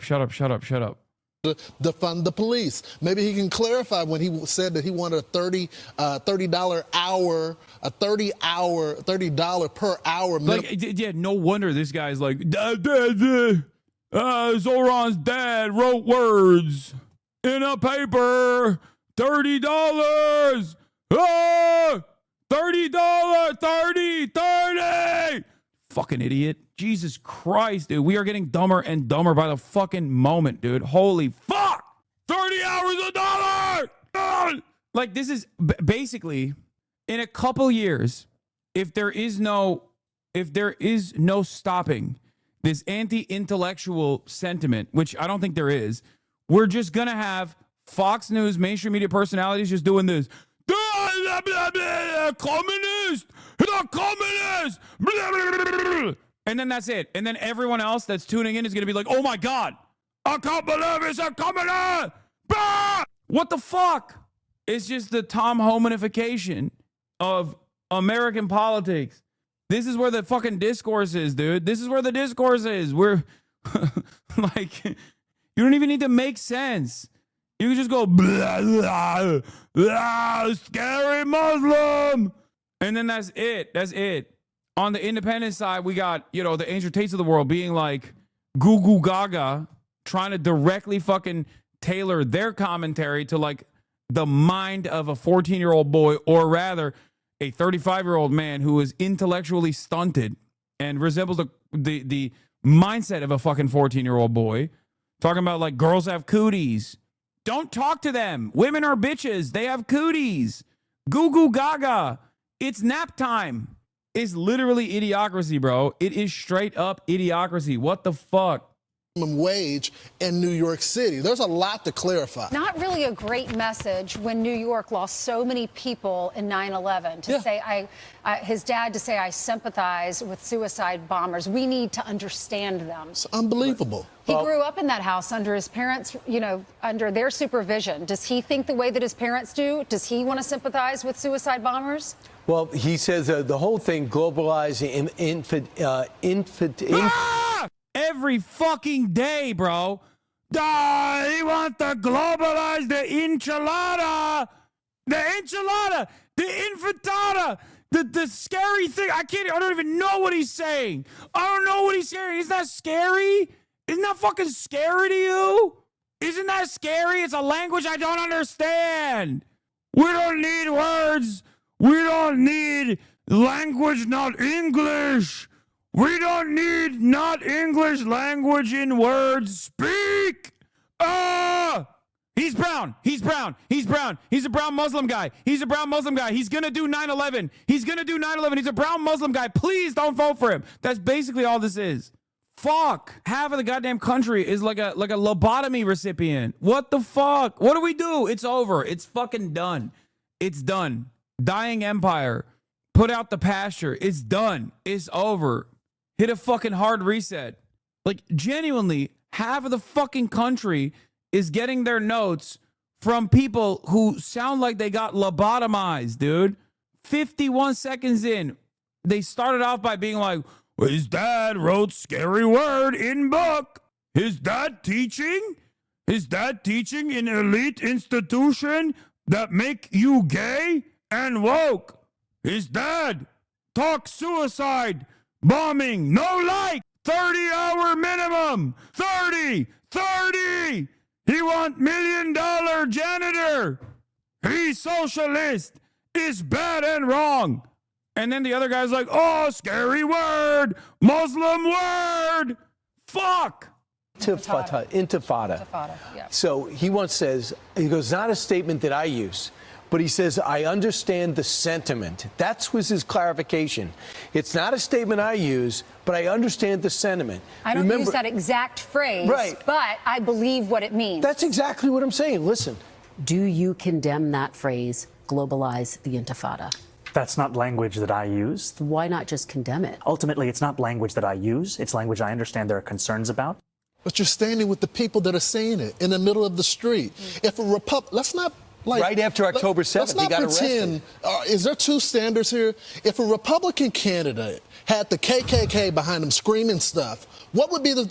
Yeah, that'd be entirely... First of all, you're literally the token black commentator who is supposed to defend the KKK. Brian Kilmeade, sitting across from you, has made numerous jokes about white supremacy directly to your fucking face. Okay, so... that wouldn't be a bridge too far. That wouldn't be alarming for you. You do it every day. Okay? That's your fucking job. I remember because Brian Kilmeade was like, oh, we should play after Cory Booker's like record breaking filibuster. Brian Kilmeade straight up sat across from this fucking asshole and literally said, we should play the entire speech of the previous filibuster record holder. The previous record holder for the filibuster was Strom Thurmond, a white nationalist, white supremacist, who literally held that record for trying to stop the Voting Rights Act passage, dude. Yesterday, his fucking co-host on the same news network, Greg Buttfeld, had this to say, reclaiming the word Nazi and making jokes about how it's just like the N-word. Here, let's take a look. Let's see. Oh, I wonder what he would do about this if there was some kind of racist language taking place on Fox News of all places. I wonder what he would have to say about that. This is why the criticism doesn't matter to us when you call us Nazis, Nazi this, Nazi that. You know, I'm beginning to think they don't like us. You know what? I've said this before. We need to learn from the blacks.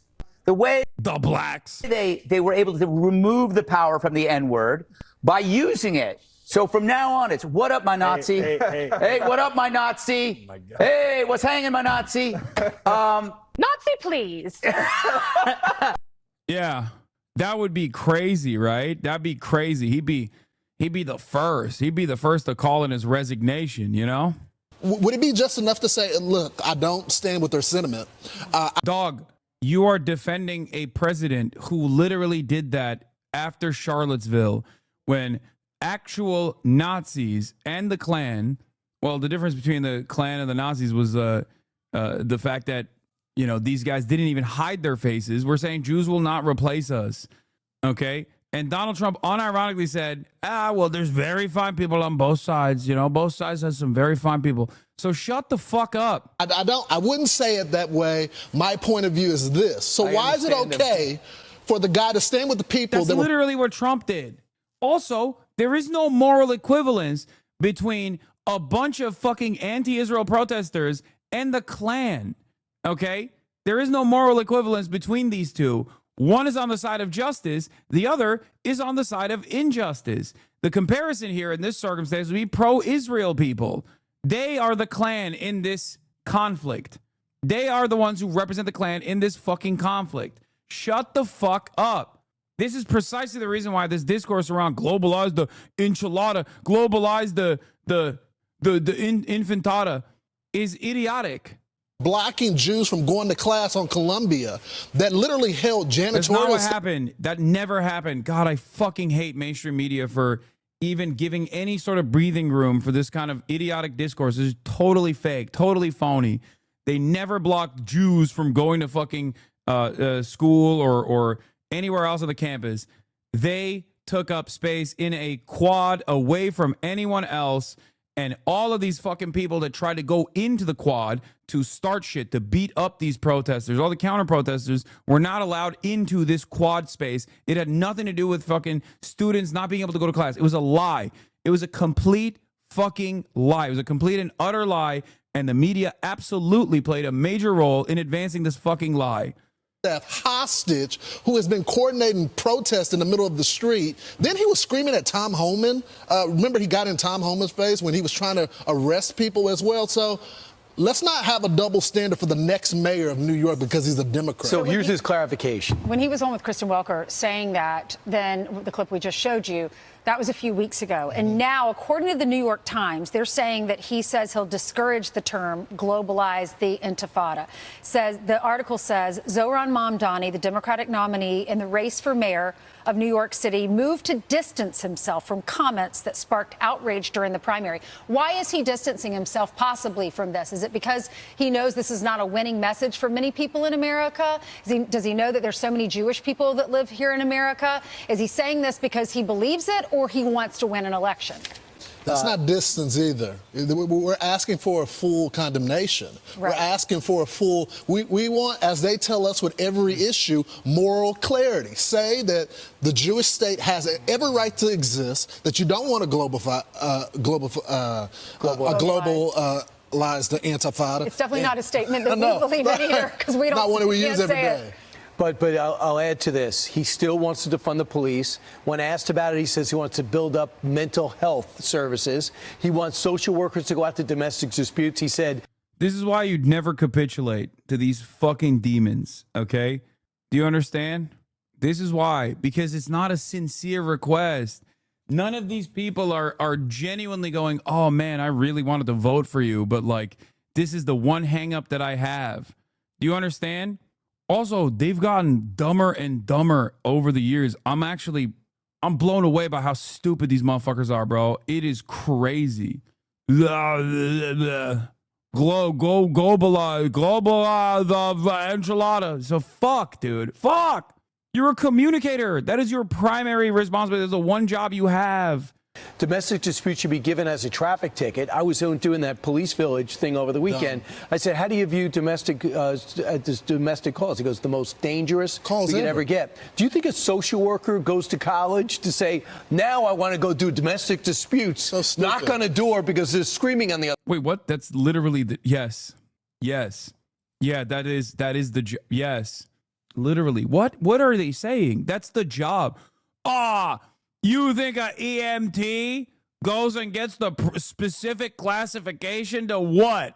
Save people's lives? Do you think a first responder that got EMS training is going to do what? Offer someone who is experiencing a fentanyl overdose Narcan? Yeah, this is so stupid. You're literally just describing the actual job, but you're using like sarcastic voice, and then that's it. That's like, I guess that you owned it. Like, that's the fucking job. Yes.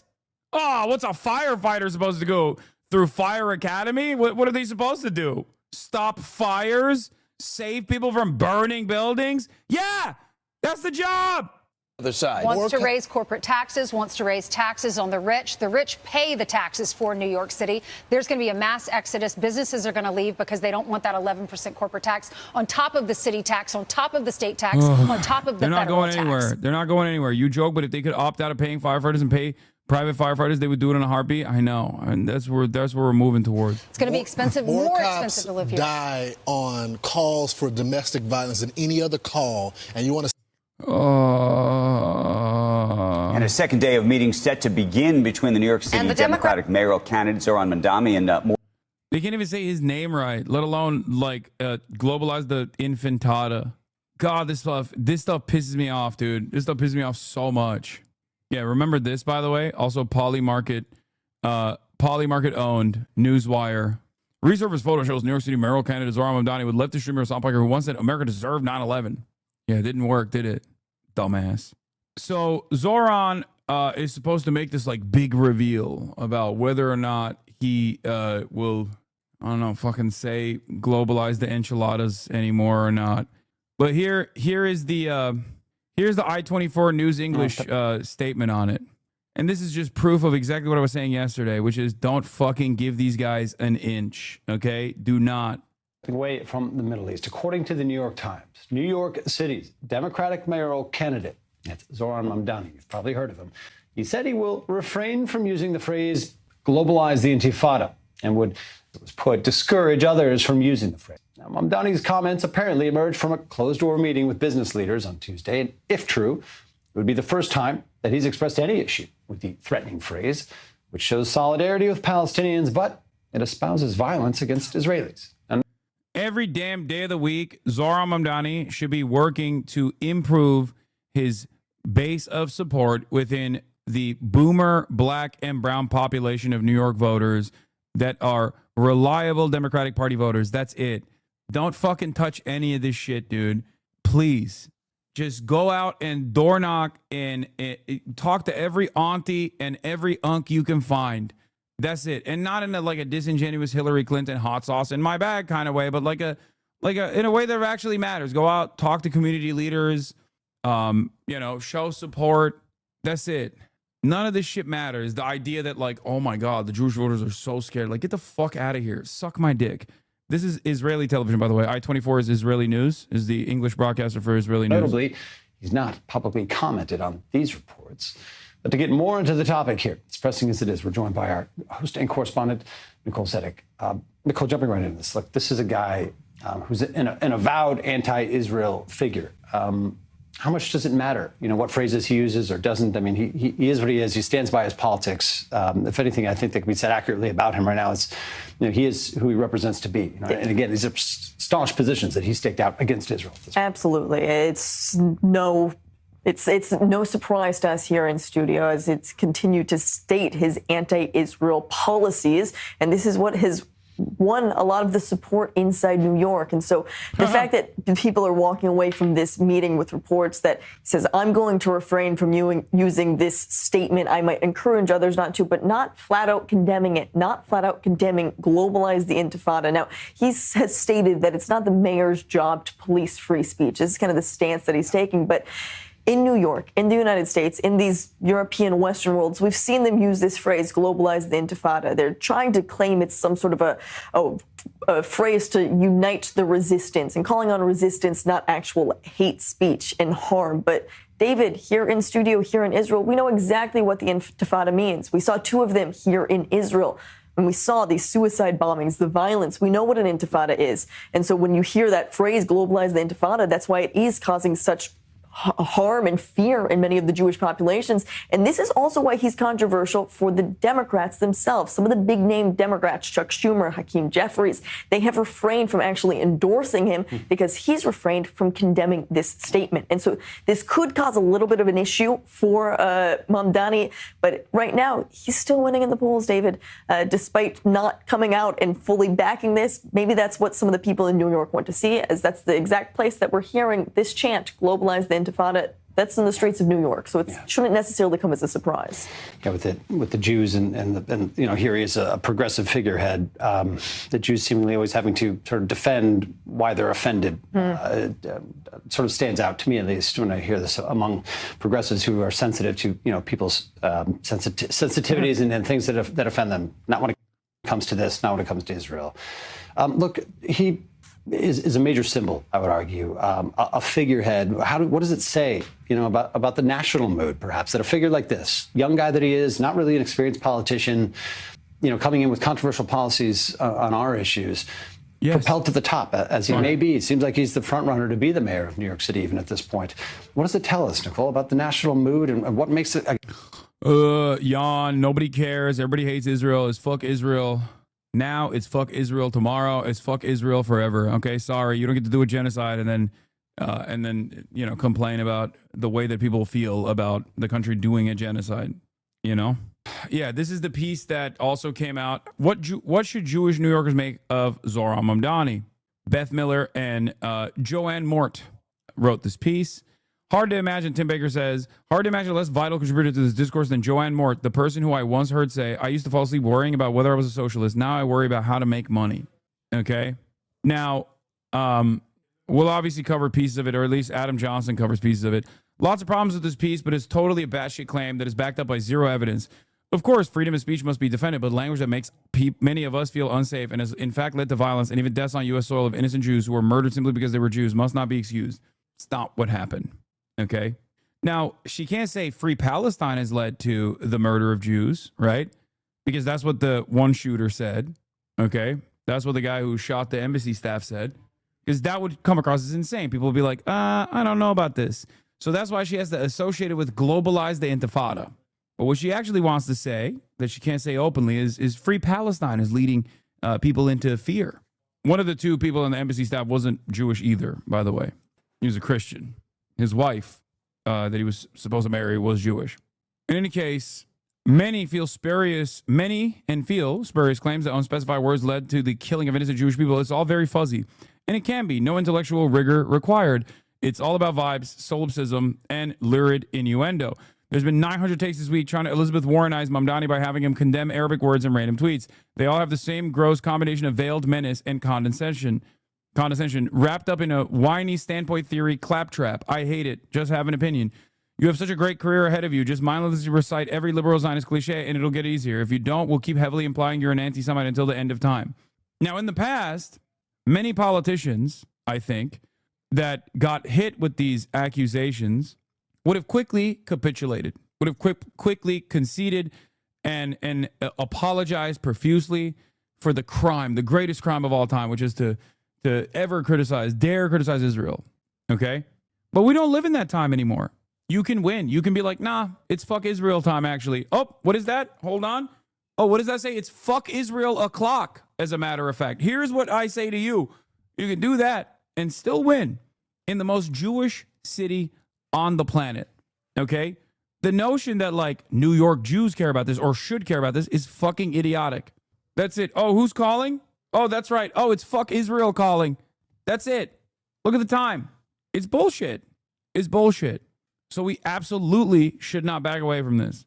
Anyway, let's hear this fucking moronic coverage from the Morning Joe. Again, perennial losers. Let's hear what these fucking losers have to say.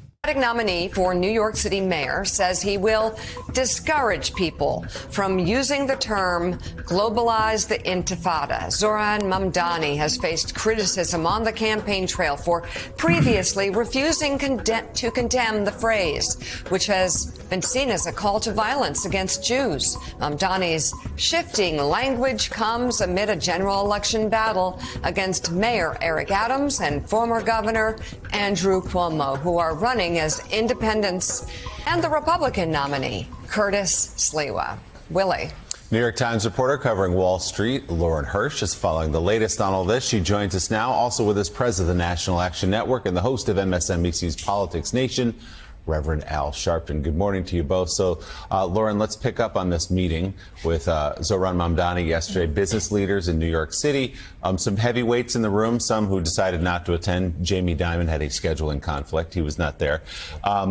What did they hear from him? Did he sort of assuage their suspicions at all about him? What was it like in the room? They heard a really charming, affable guy who was well prepared. He made jokes, he made self-deprecating jokes, but they did not hear someone who changed his policies. And so if you had concerns about his economic policies going into the meeting, you had the same concerns going out. For some people, the charm and his disarming nature was enough to calm people a little bit. For others, the fact that he was very much sticking to his policies further enraged them. So there was a bit of a division coming out of the room in terms of response. But in the room, it was mostly cordial. It was mostly pleasant. There was one quite pointed question effectively saying, how can you tell us you're not going to drive business out of New York? And he danced around it a bit. I think his message was, I believe strongly in my policies, but I don't think they're bad for business. And I think many of the business leaders saw a little bit of a disconnect in how you. This story's fake. I keep hearing conflicting stories. Yeah. Half of the people that were privy to what took place in the meeting are saying Zoran stood firmly and we hate it. And then the other half are saying he actually capitulated on a lot of the stuff, but we still hate it. Everybody hates him. Whether they heard what they wanted to hear or did not get what they wanted to get out of Zoran, everybody came out of that meeting, unsurprisingly, as he is a wily devil, cunning. Seems like that's the only unifying position here from all of the events that we have traced from secondhand testimony. The CEO's hate that he was charismatic is like the thing that everybody took away from this meeting. You connect those two dots. But overall, they found a nice, charming guy, and they were, they appreciated the fact that he wanted to meet with them. This is a guy who he's not trying to run from who he is, which is, I'm a democratic socialist. He said just a week ago, billionaires should not exist. Yeah. When asked, there were some billionaires in the room. He said, I'm going to tax you more. That's true. But I believe it's the best thing for our city. What about the story that Mika just walked us through, where he said, okay, I won't use the phrase globalize the intifada, and I will discourage others from using it almost sort of grudgingly because he's refused to refused to condemn that language even as recently in the last few days. Right. So that answer came after he was being pushed on Israel and his views on that by the CEO of Pfizer. And my understanding is it was a fairly long response before he got to it. Some people were very happy to hear that. And as I said, some people, it's never going to be enough. So others weren't mollified. And by the way, one person I spoke to didn't even hear it. It was interesting. I called him back. I was like, did he say this? He was like, no, I didn't hear it. So I think there is an element of almost hearing what you want to hear as you go through this process. And it'll be interesting to watch if he does, maybe he's moderating on this, or there are other positions he also takes more of a slightly centrist tact as he heads to a general election. That would obviously be a play that we've seen from other progressives. Also of note, he really praised Boston Mayor Michelle Wu, who's wildly popular in Boston, and distanced himself from Chicago Mayor Brandon Johnson, decidedly less so, Rev. But he also enters a race here where the setup seems to really favor him. First of all, anytime you have a D next to your name, you're the Democratic nominee in a deep blue city, that is helpful. He's got that.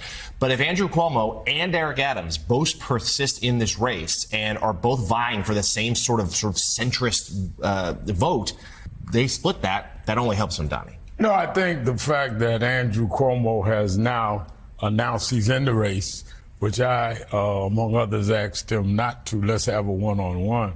The fact that he's in makes it highly unlikely that Zoran does not win.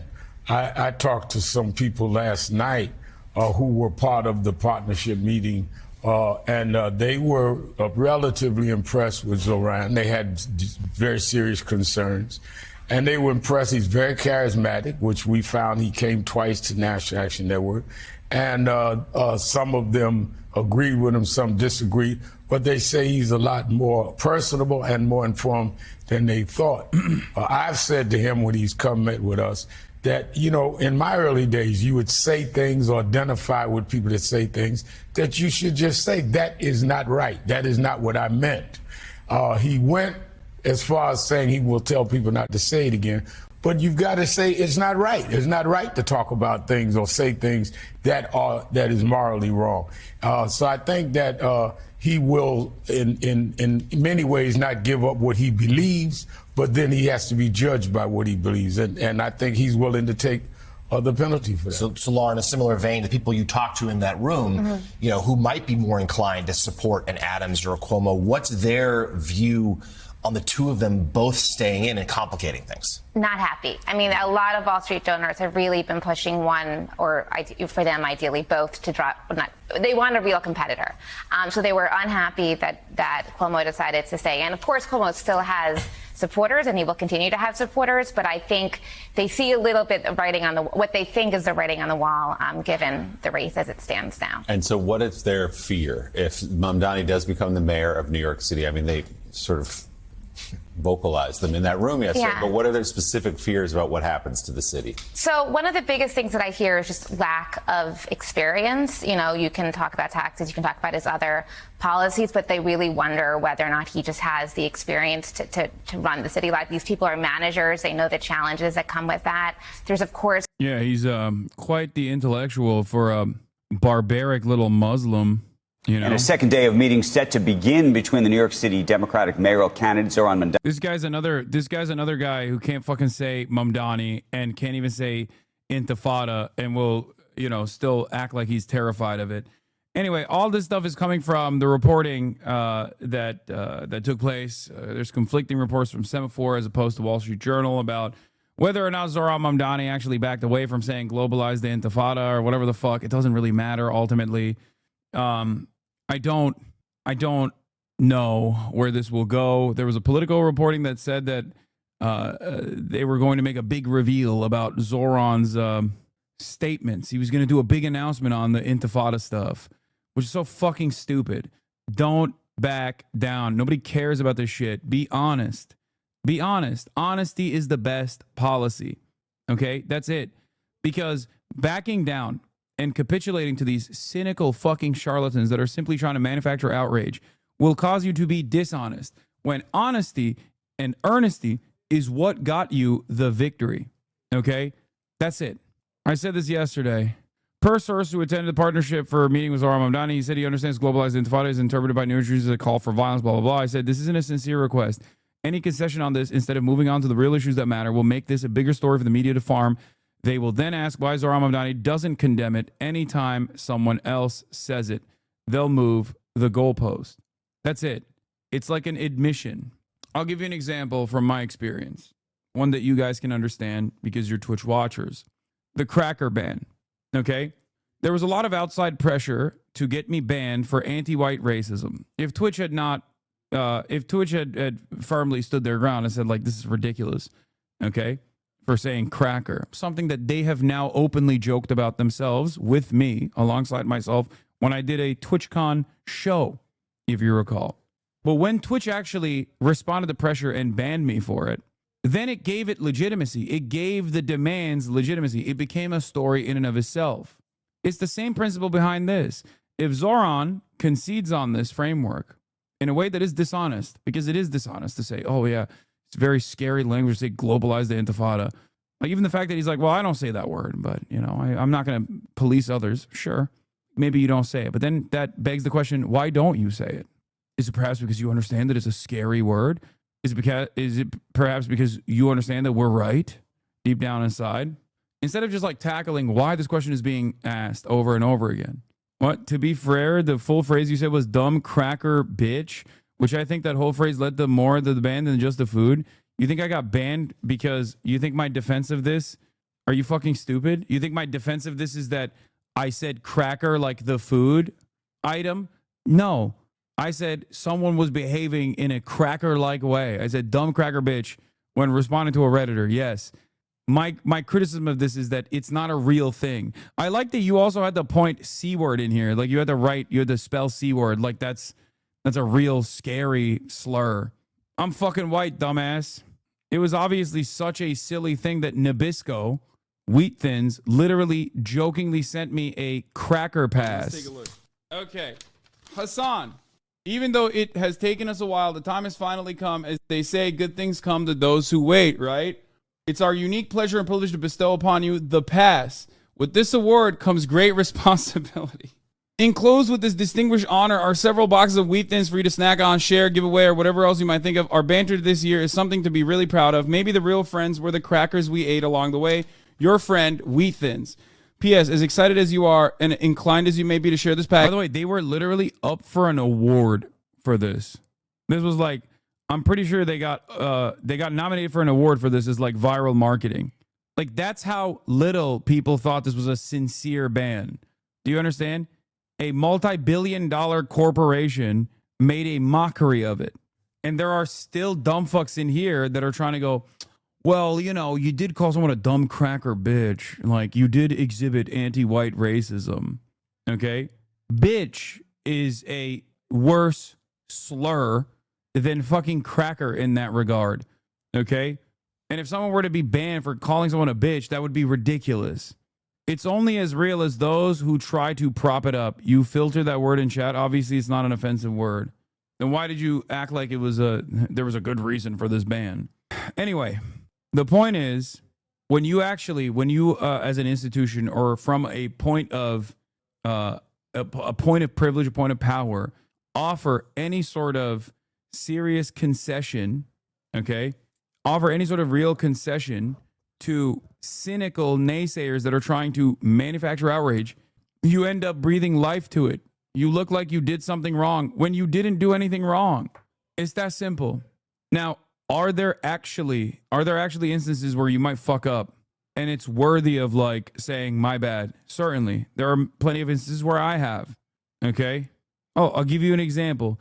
The other week, when I was reading a tweet from my friend who is trans, Juniper, I read out the T word. Okay? Dude, are you trying to get... You can't...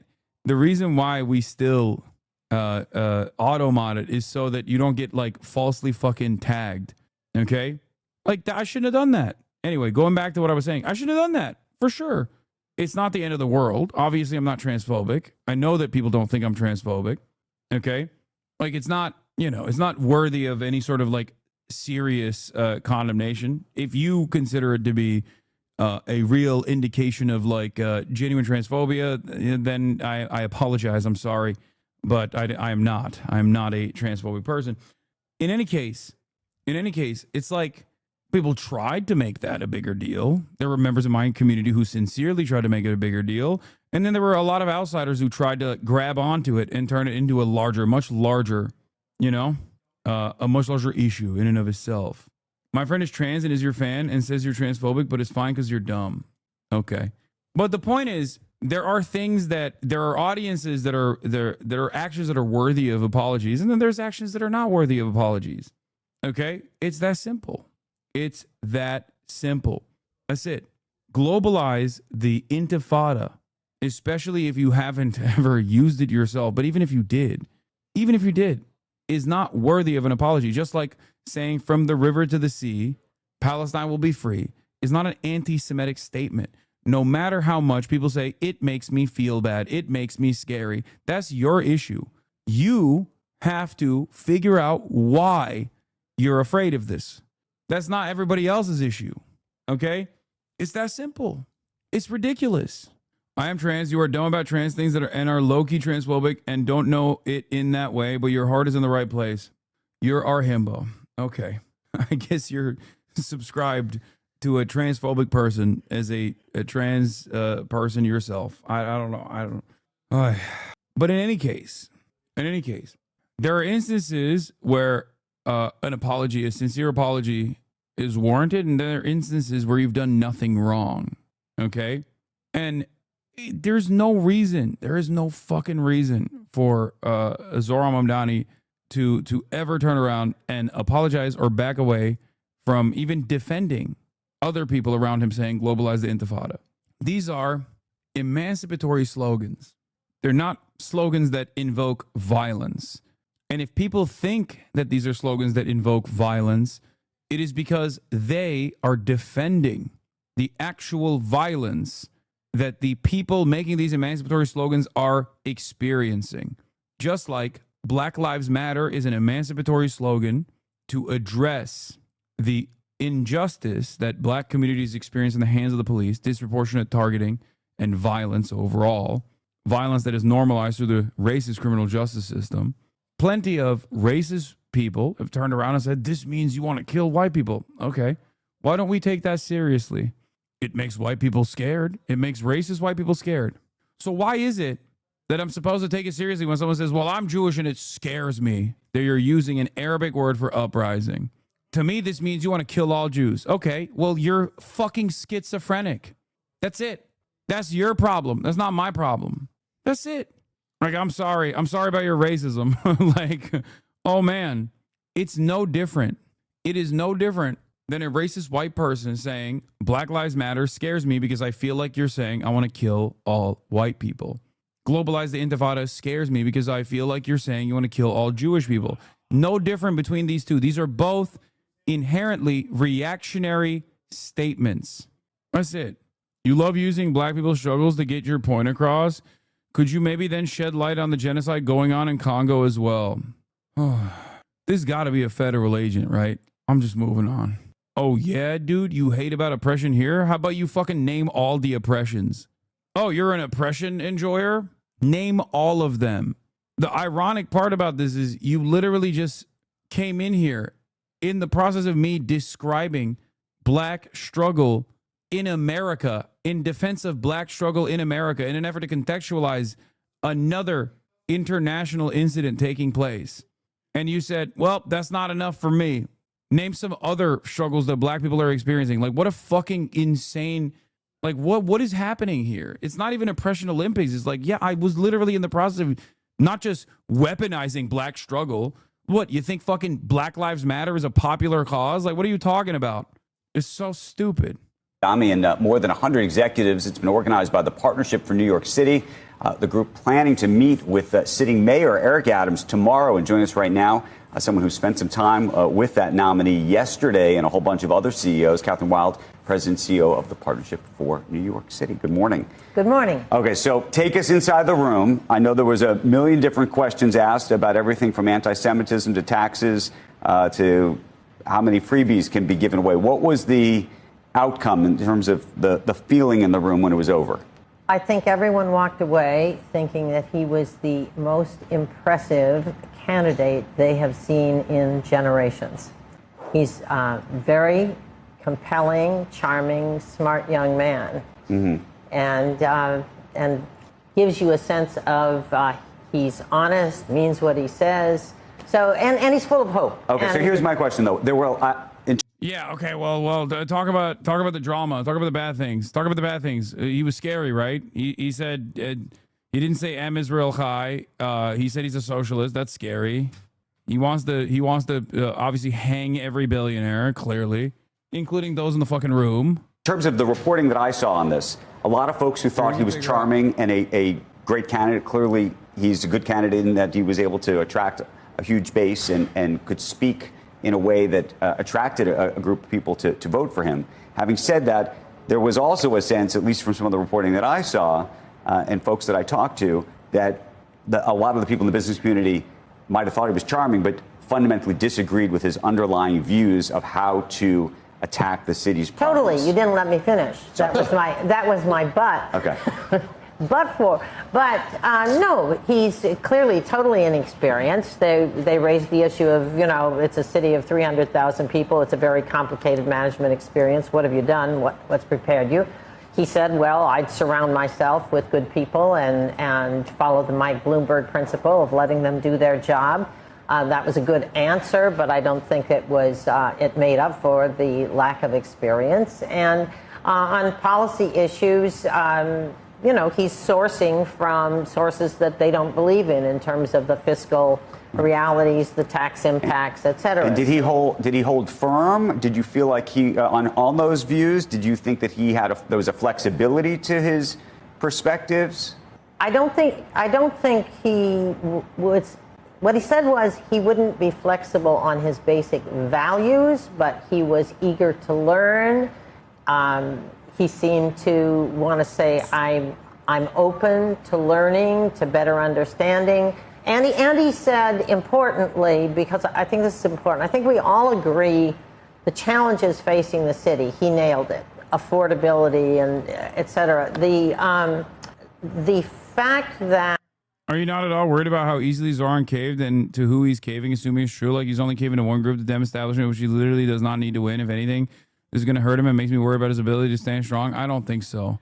I mean, we'll see. Only time will tell. But I think he's smart enough and surrounded by like-minded enough individuals that he's not going to fucking do that. I don't know if he actually fully caved or anything like that. I don't think this is copium either. Like he's not doing any of those things. I like that he's got billionaires talking positively about him after one fucking meeting, saying that he's like undeniably charismatic. The left infighting about this is big. Cinemarks and Mike from PA had an argument this morning about it.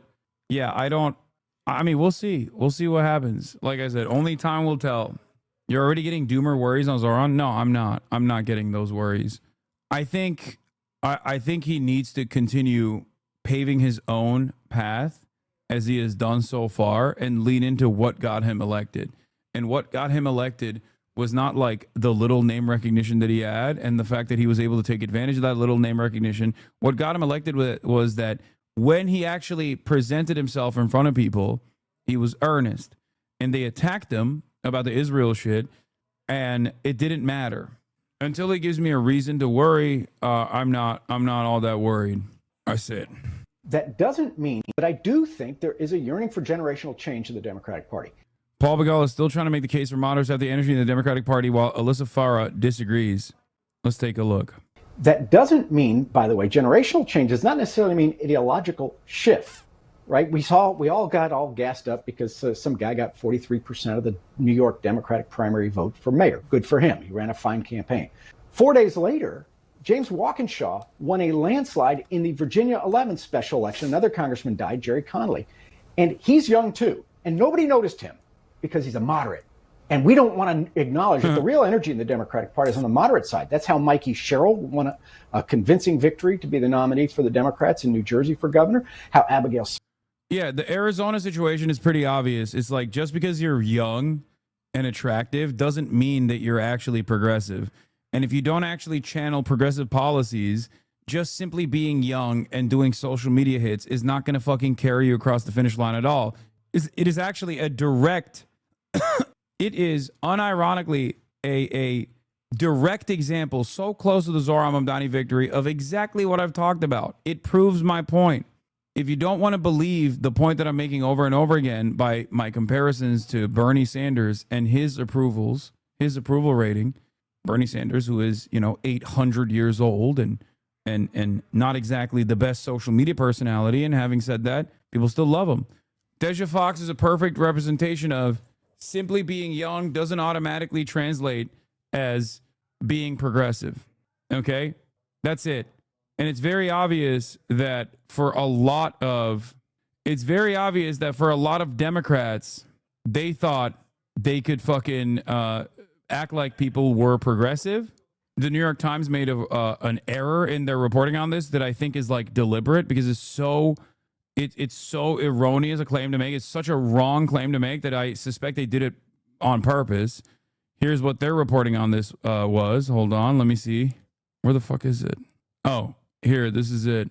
Mamdani momentum withered in the deserts of southern Arizona, says Jonathan Weissman, looking at Jack Healy's report on the New York Times. This is the quote that I'm looking at. Mamdani momentum withered into the deserts of southern Arizona on Tuesday night, Jack Healy said, on Adelita GRIJALVA's convincing win in Tucson against the upstarts who called for a new face and name to succeed Raul Grijalva in the House. Except, as Faiz Shakir posted, Adelita was the Bernie and AOC-backed candidate, the candidate who stood on the stage at their very well-attended Fight Oligarchy tour in Raleigh in Tucson earlier this year. Now, Adelita herself has some issues. Okay? Adelita herself has some issues as well, for the record. From what I understand, she's also like noticeably quiet about Israel. That's one aspect. Like she, but beyond that, there's a couple other problems with her. But obviously, she was considered the most progressive candidate. DEJA Fox, on the other hand, Adelita GRIJALVA. DEJA Fox, on the other hand, literally was like a Kamala Harris person and a social media influencer. It's not going to work. Just simply being good on social media is not going to carry you across the finish line. That's crazy. Unfortunately, the New York Times is trying to portray young people and progressives as gullible and shallow voters who get behind any young person on TikTok. His prominent backers all endorsed the winner of the primary, and yet New York Times says her win was a blow to Zoran. If anything, this proves young people and progressives didn't rally behind Zoran just because he was young and used social media, but because they liked his policies, and they liked that Adelita's policies. She was backed by AOC, Bernie, and the Working Families Party. These are all Zoran backers. She was backed by CARE. These guys have cultivated their own. Yeah, she was not just a Kamala person. She was a K, however, and a staffer since 2020. DEJA Fox is. And she was a moderate, posing as a progressive. There are many such incidents.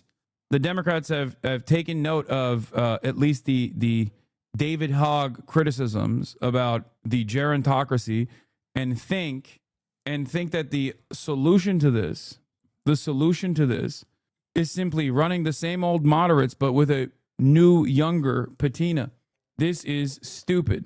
Of course she lost. It's no secret that I don't look like the other folks on this stage, or it's no secret that I don't look like the other folks on this stage or in Congress. And that's because I'm not.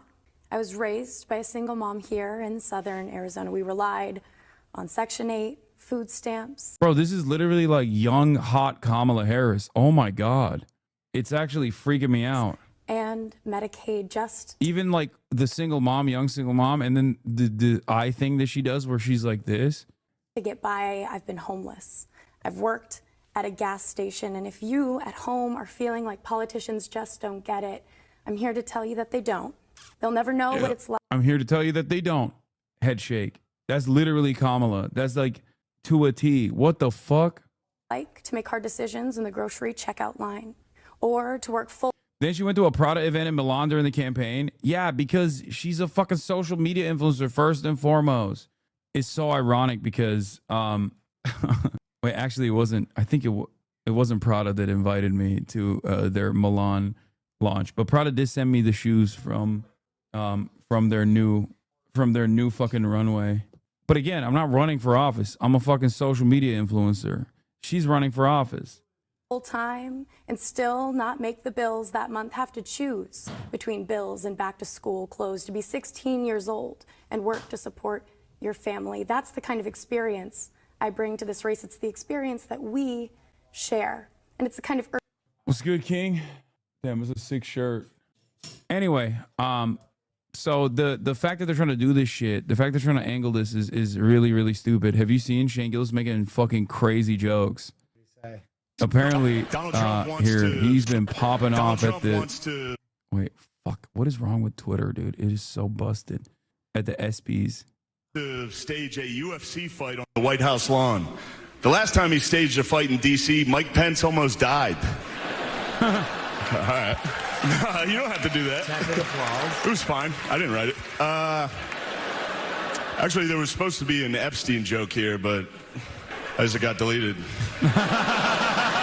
Must have probably deleted itself, right? Probably never existed, actually. Let's move on as a country and ignore that. That was good. That's actually good. Let's see what else he said. He's an alien. Joe Rogan wanted me to... Oh, hell yeah. I'm gonna get in that bag. Yeah, you get in there. Joe Rogan actually wanted me to be here to host this award show so that I could capture Adam Silver because Joe thinks he's an alien. And Donald Trump wanted me to be here to capture Juan Soto for the same reason. That's fucked up. It's an alien joke. Wait, who booed up there, dude? Shut up. Shane Gillis. Oh, we already saw this one. Damn. Y'all need to fuck? Oh, we're fucking this weekend at Murad's bachelor party. What happens in Vegas stays in Vegas. Stays in my ass. That's so crazy. Is a bridge too far? Okay. There's one thing I want to say before I get out of here, and this is a dumb joke. You guys aren't going to like it, but it's just a Norm Macdonald joke that I loved when he hosted the ESPYs, and I'm going to do it now. Travis Hunter won the Heisman Trophy this year. He's the first defensive player since Charles Woodson to win the Heisman. Congratulations, Travis Hunter, winning the Heisman. That's something they can never take away from you, unless you kill your wife and a waiter, in which case they can take that away from you. Well, see, a lot of you don't like me, and that's okay. No.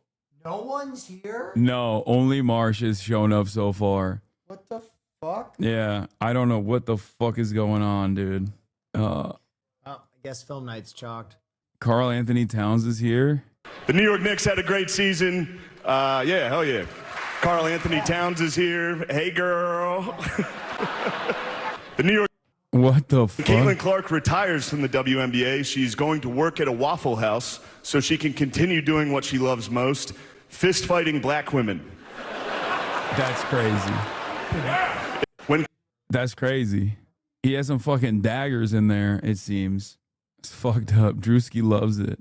But yeah, we are waiting on the rest of the podcast to show up, but they're fucking late, of course. Unsurprising.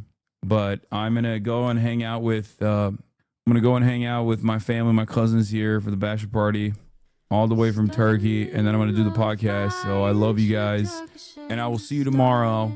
And then after tomorrow, I'm taking a 3-day vacay for the first time ever. 3 days of no streaming. I wanted to stream, but Will and Murat have barred me from streaming. For the record, I wanted to stream when I'm in Vegas. We're gonna be doing some crazy shit out there. But no, tomorrow I'll be live, and I'll see you tomorrow. Love you. Bye-bye. Peace. The starlock to the starlock to the topic just begun. There he is again. Her son is streaming. Her son is streaming. There he is again. Her son is streaming. Her son is streaming. Review in the P.O. box. Uncle Uger's face. Sat in Discord at Chip Prop. Great names take on break. Tiny Bernie Sanders, LGBTQ Air Force. The whole left at your fingertips, Ane at your door. H3 crowded debate, the Young Turks online show. 3 full fucking years of this, plenty more to go. 90-day fiance, talks of champagne, bourgeoisie. A Trump rally live reaction, a mass riot at DC. There he is again, her son is streaming, her son is streaming. There he is again, her son is streaming.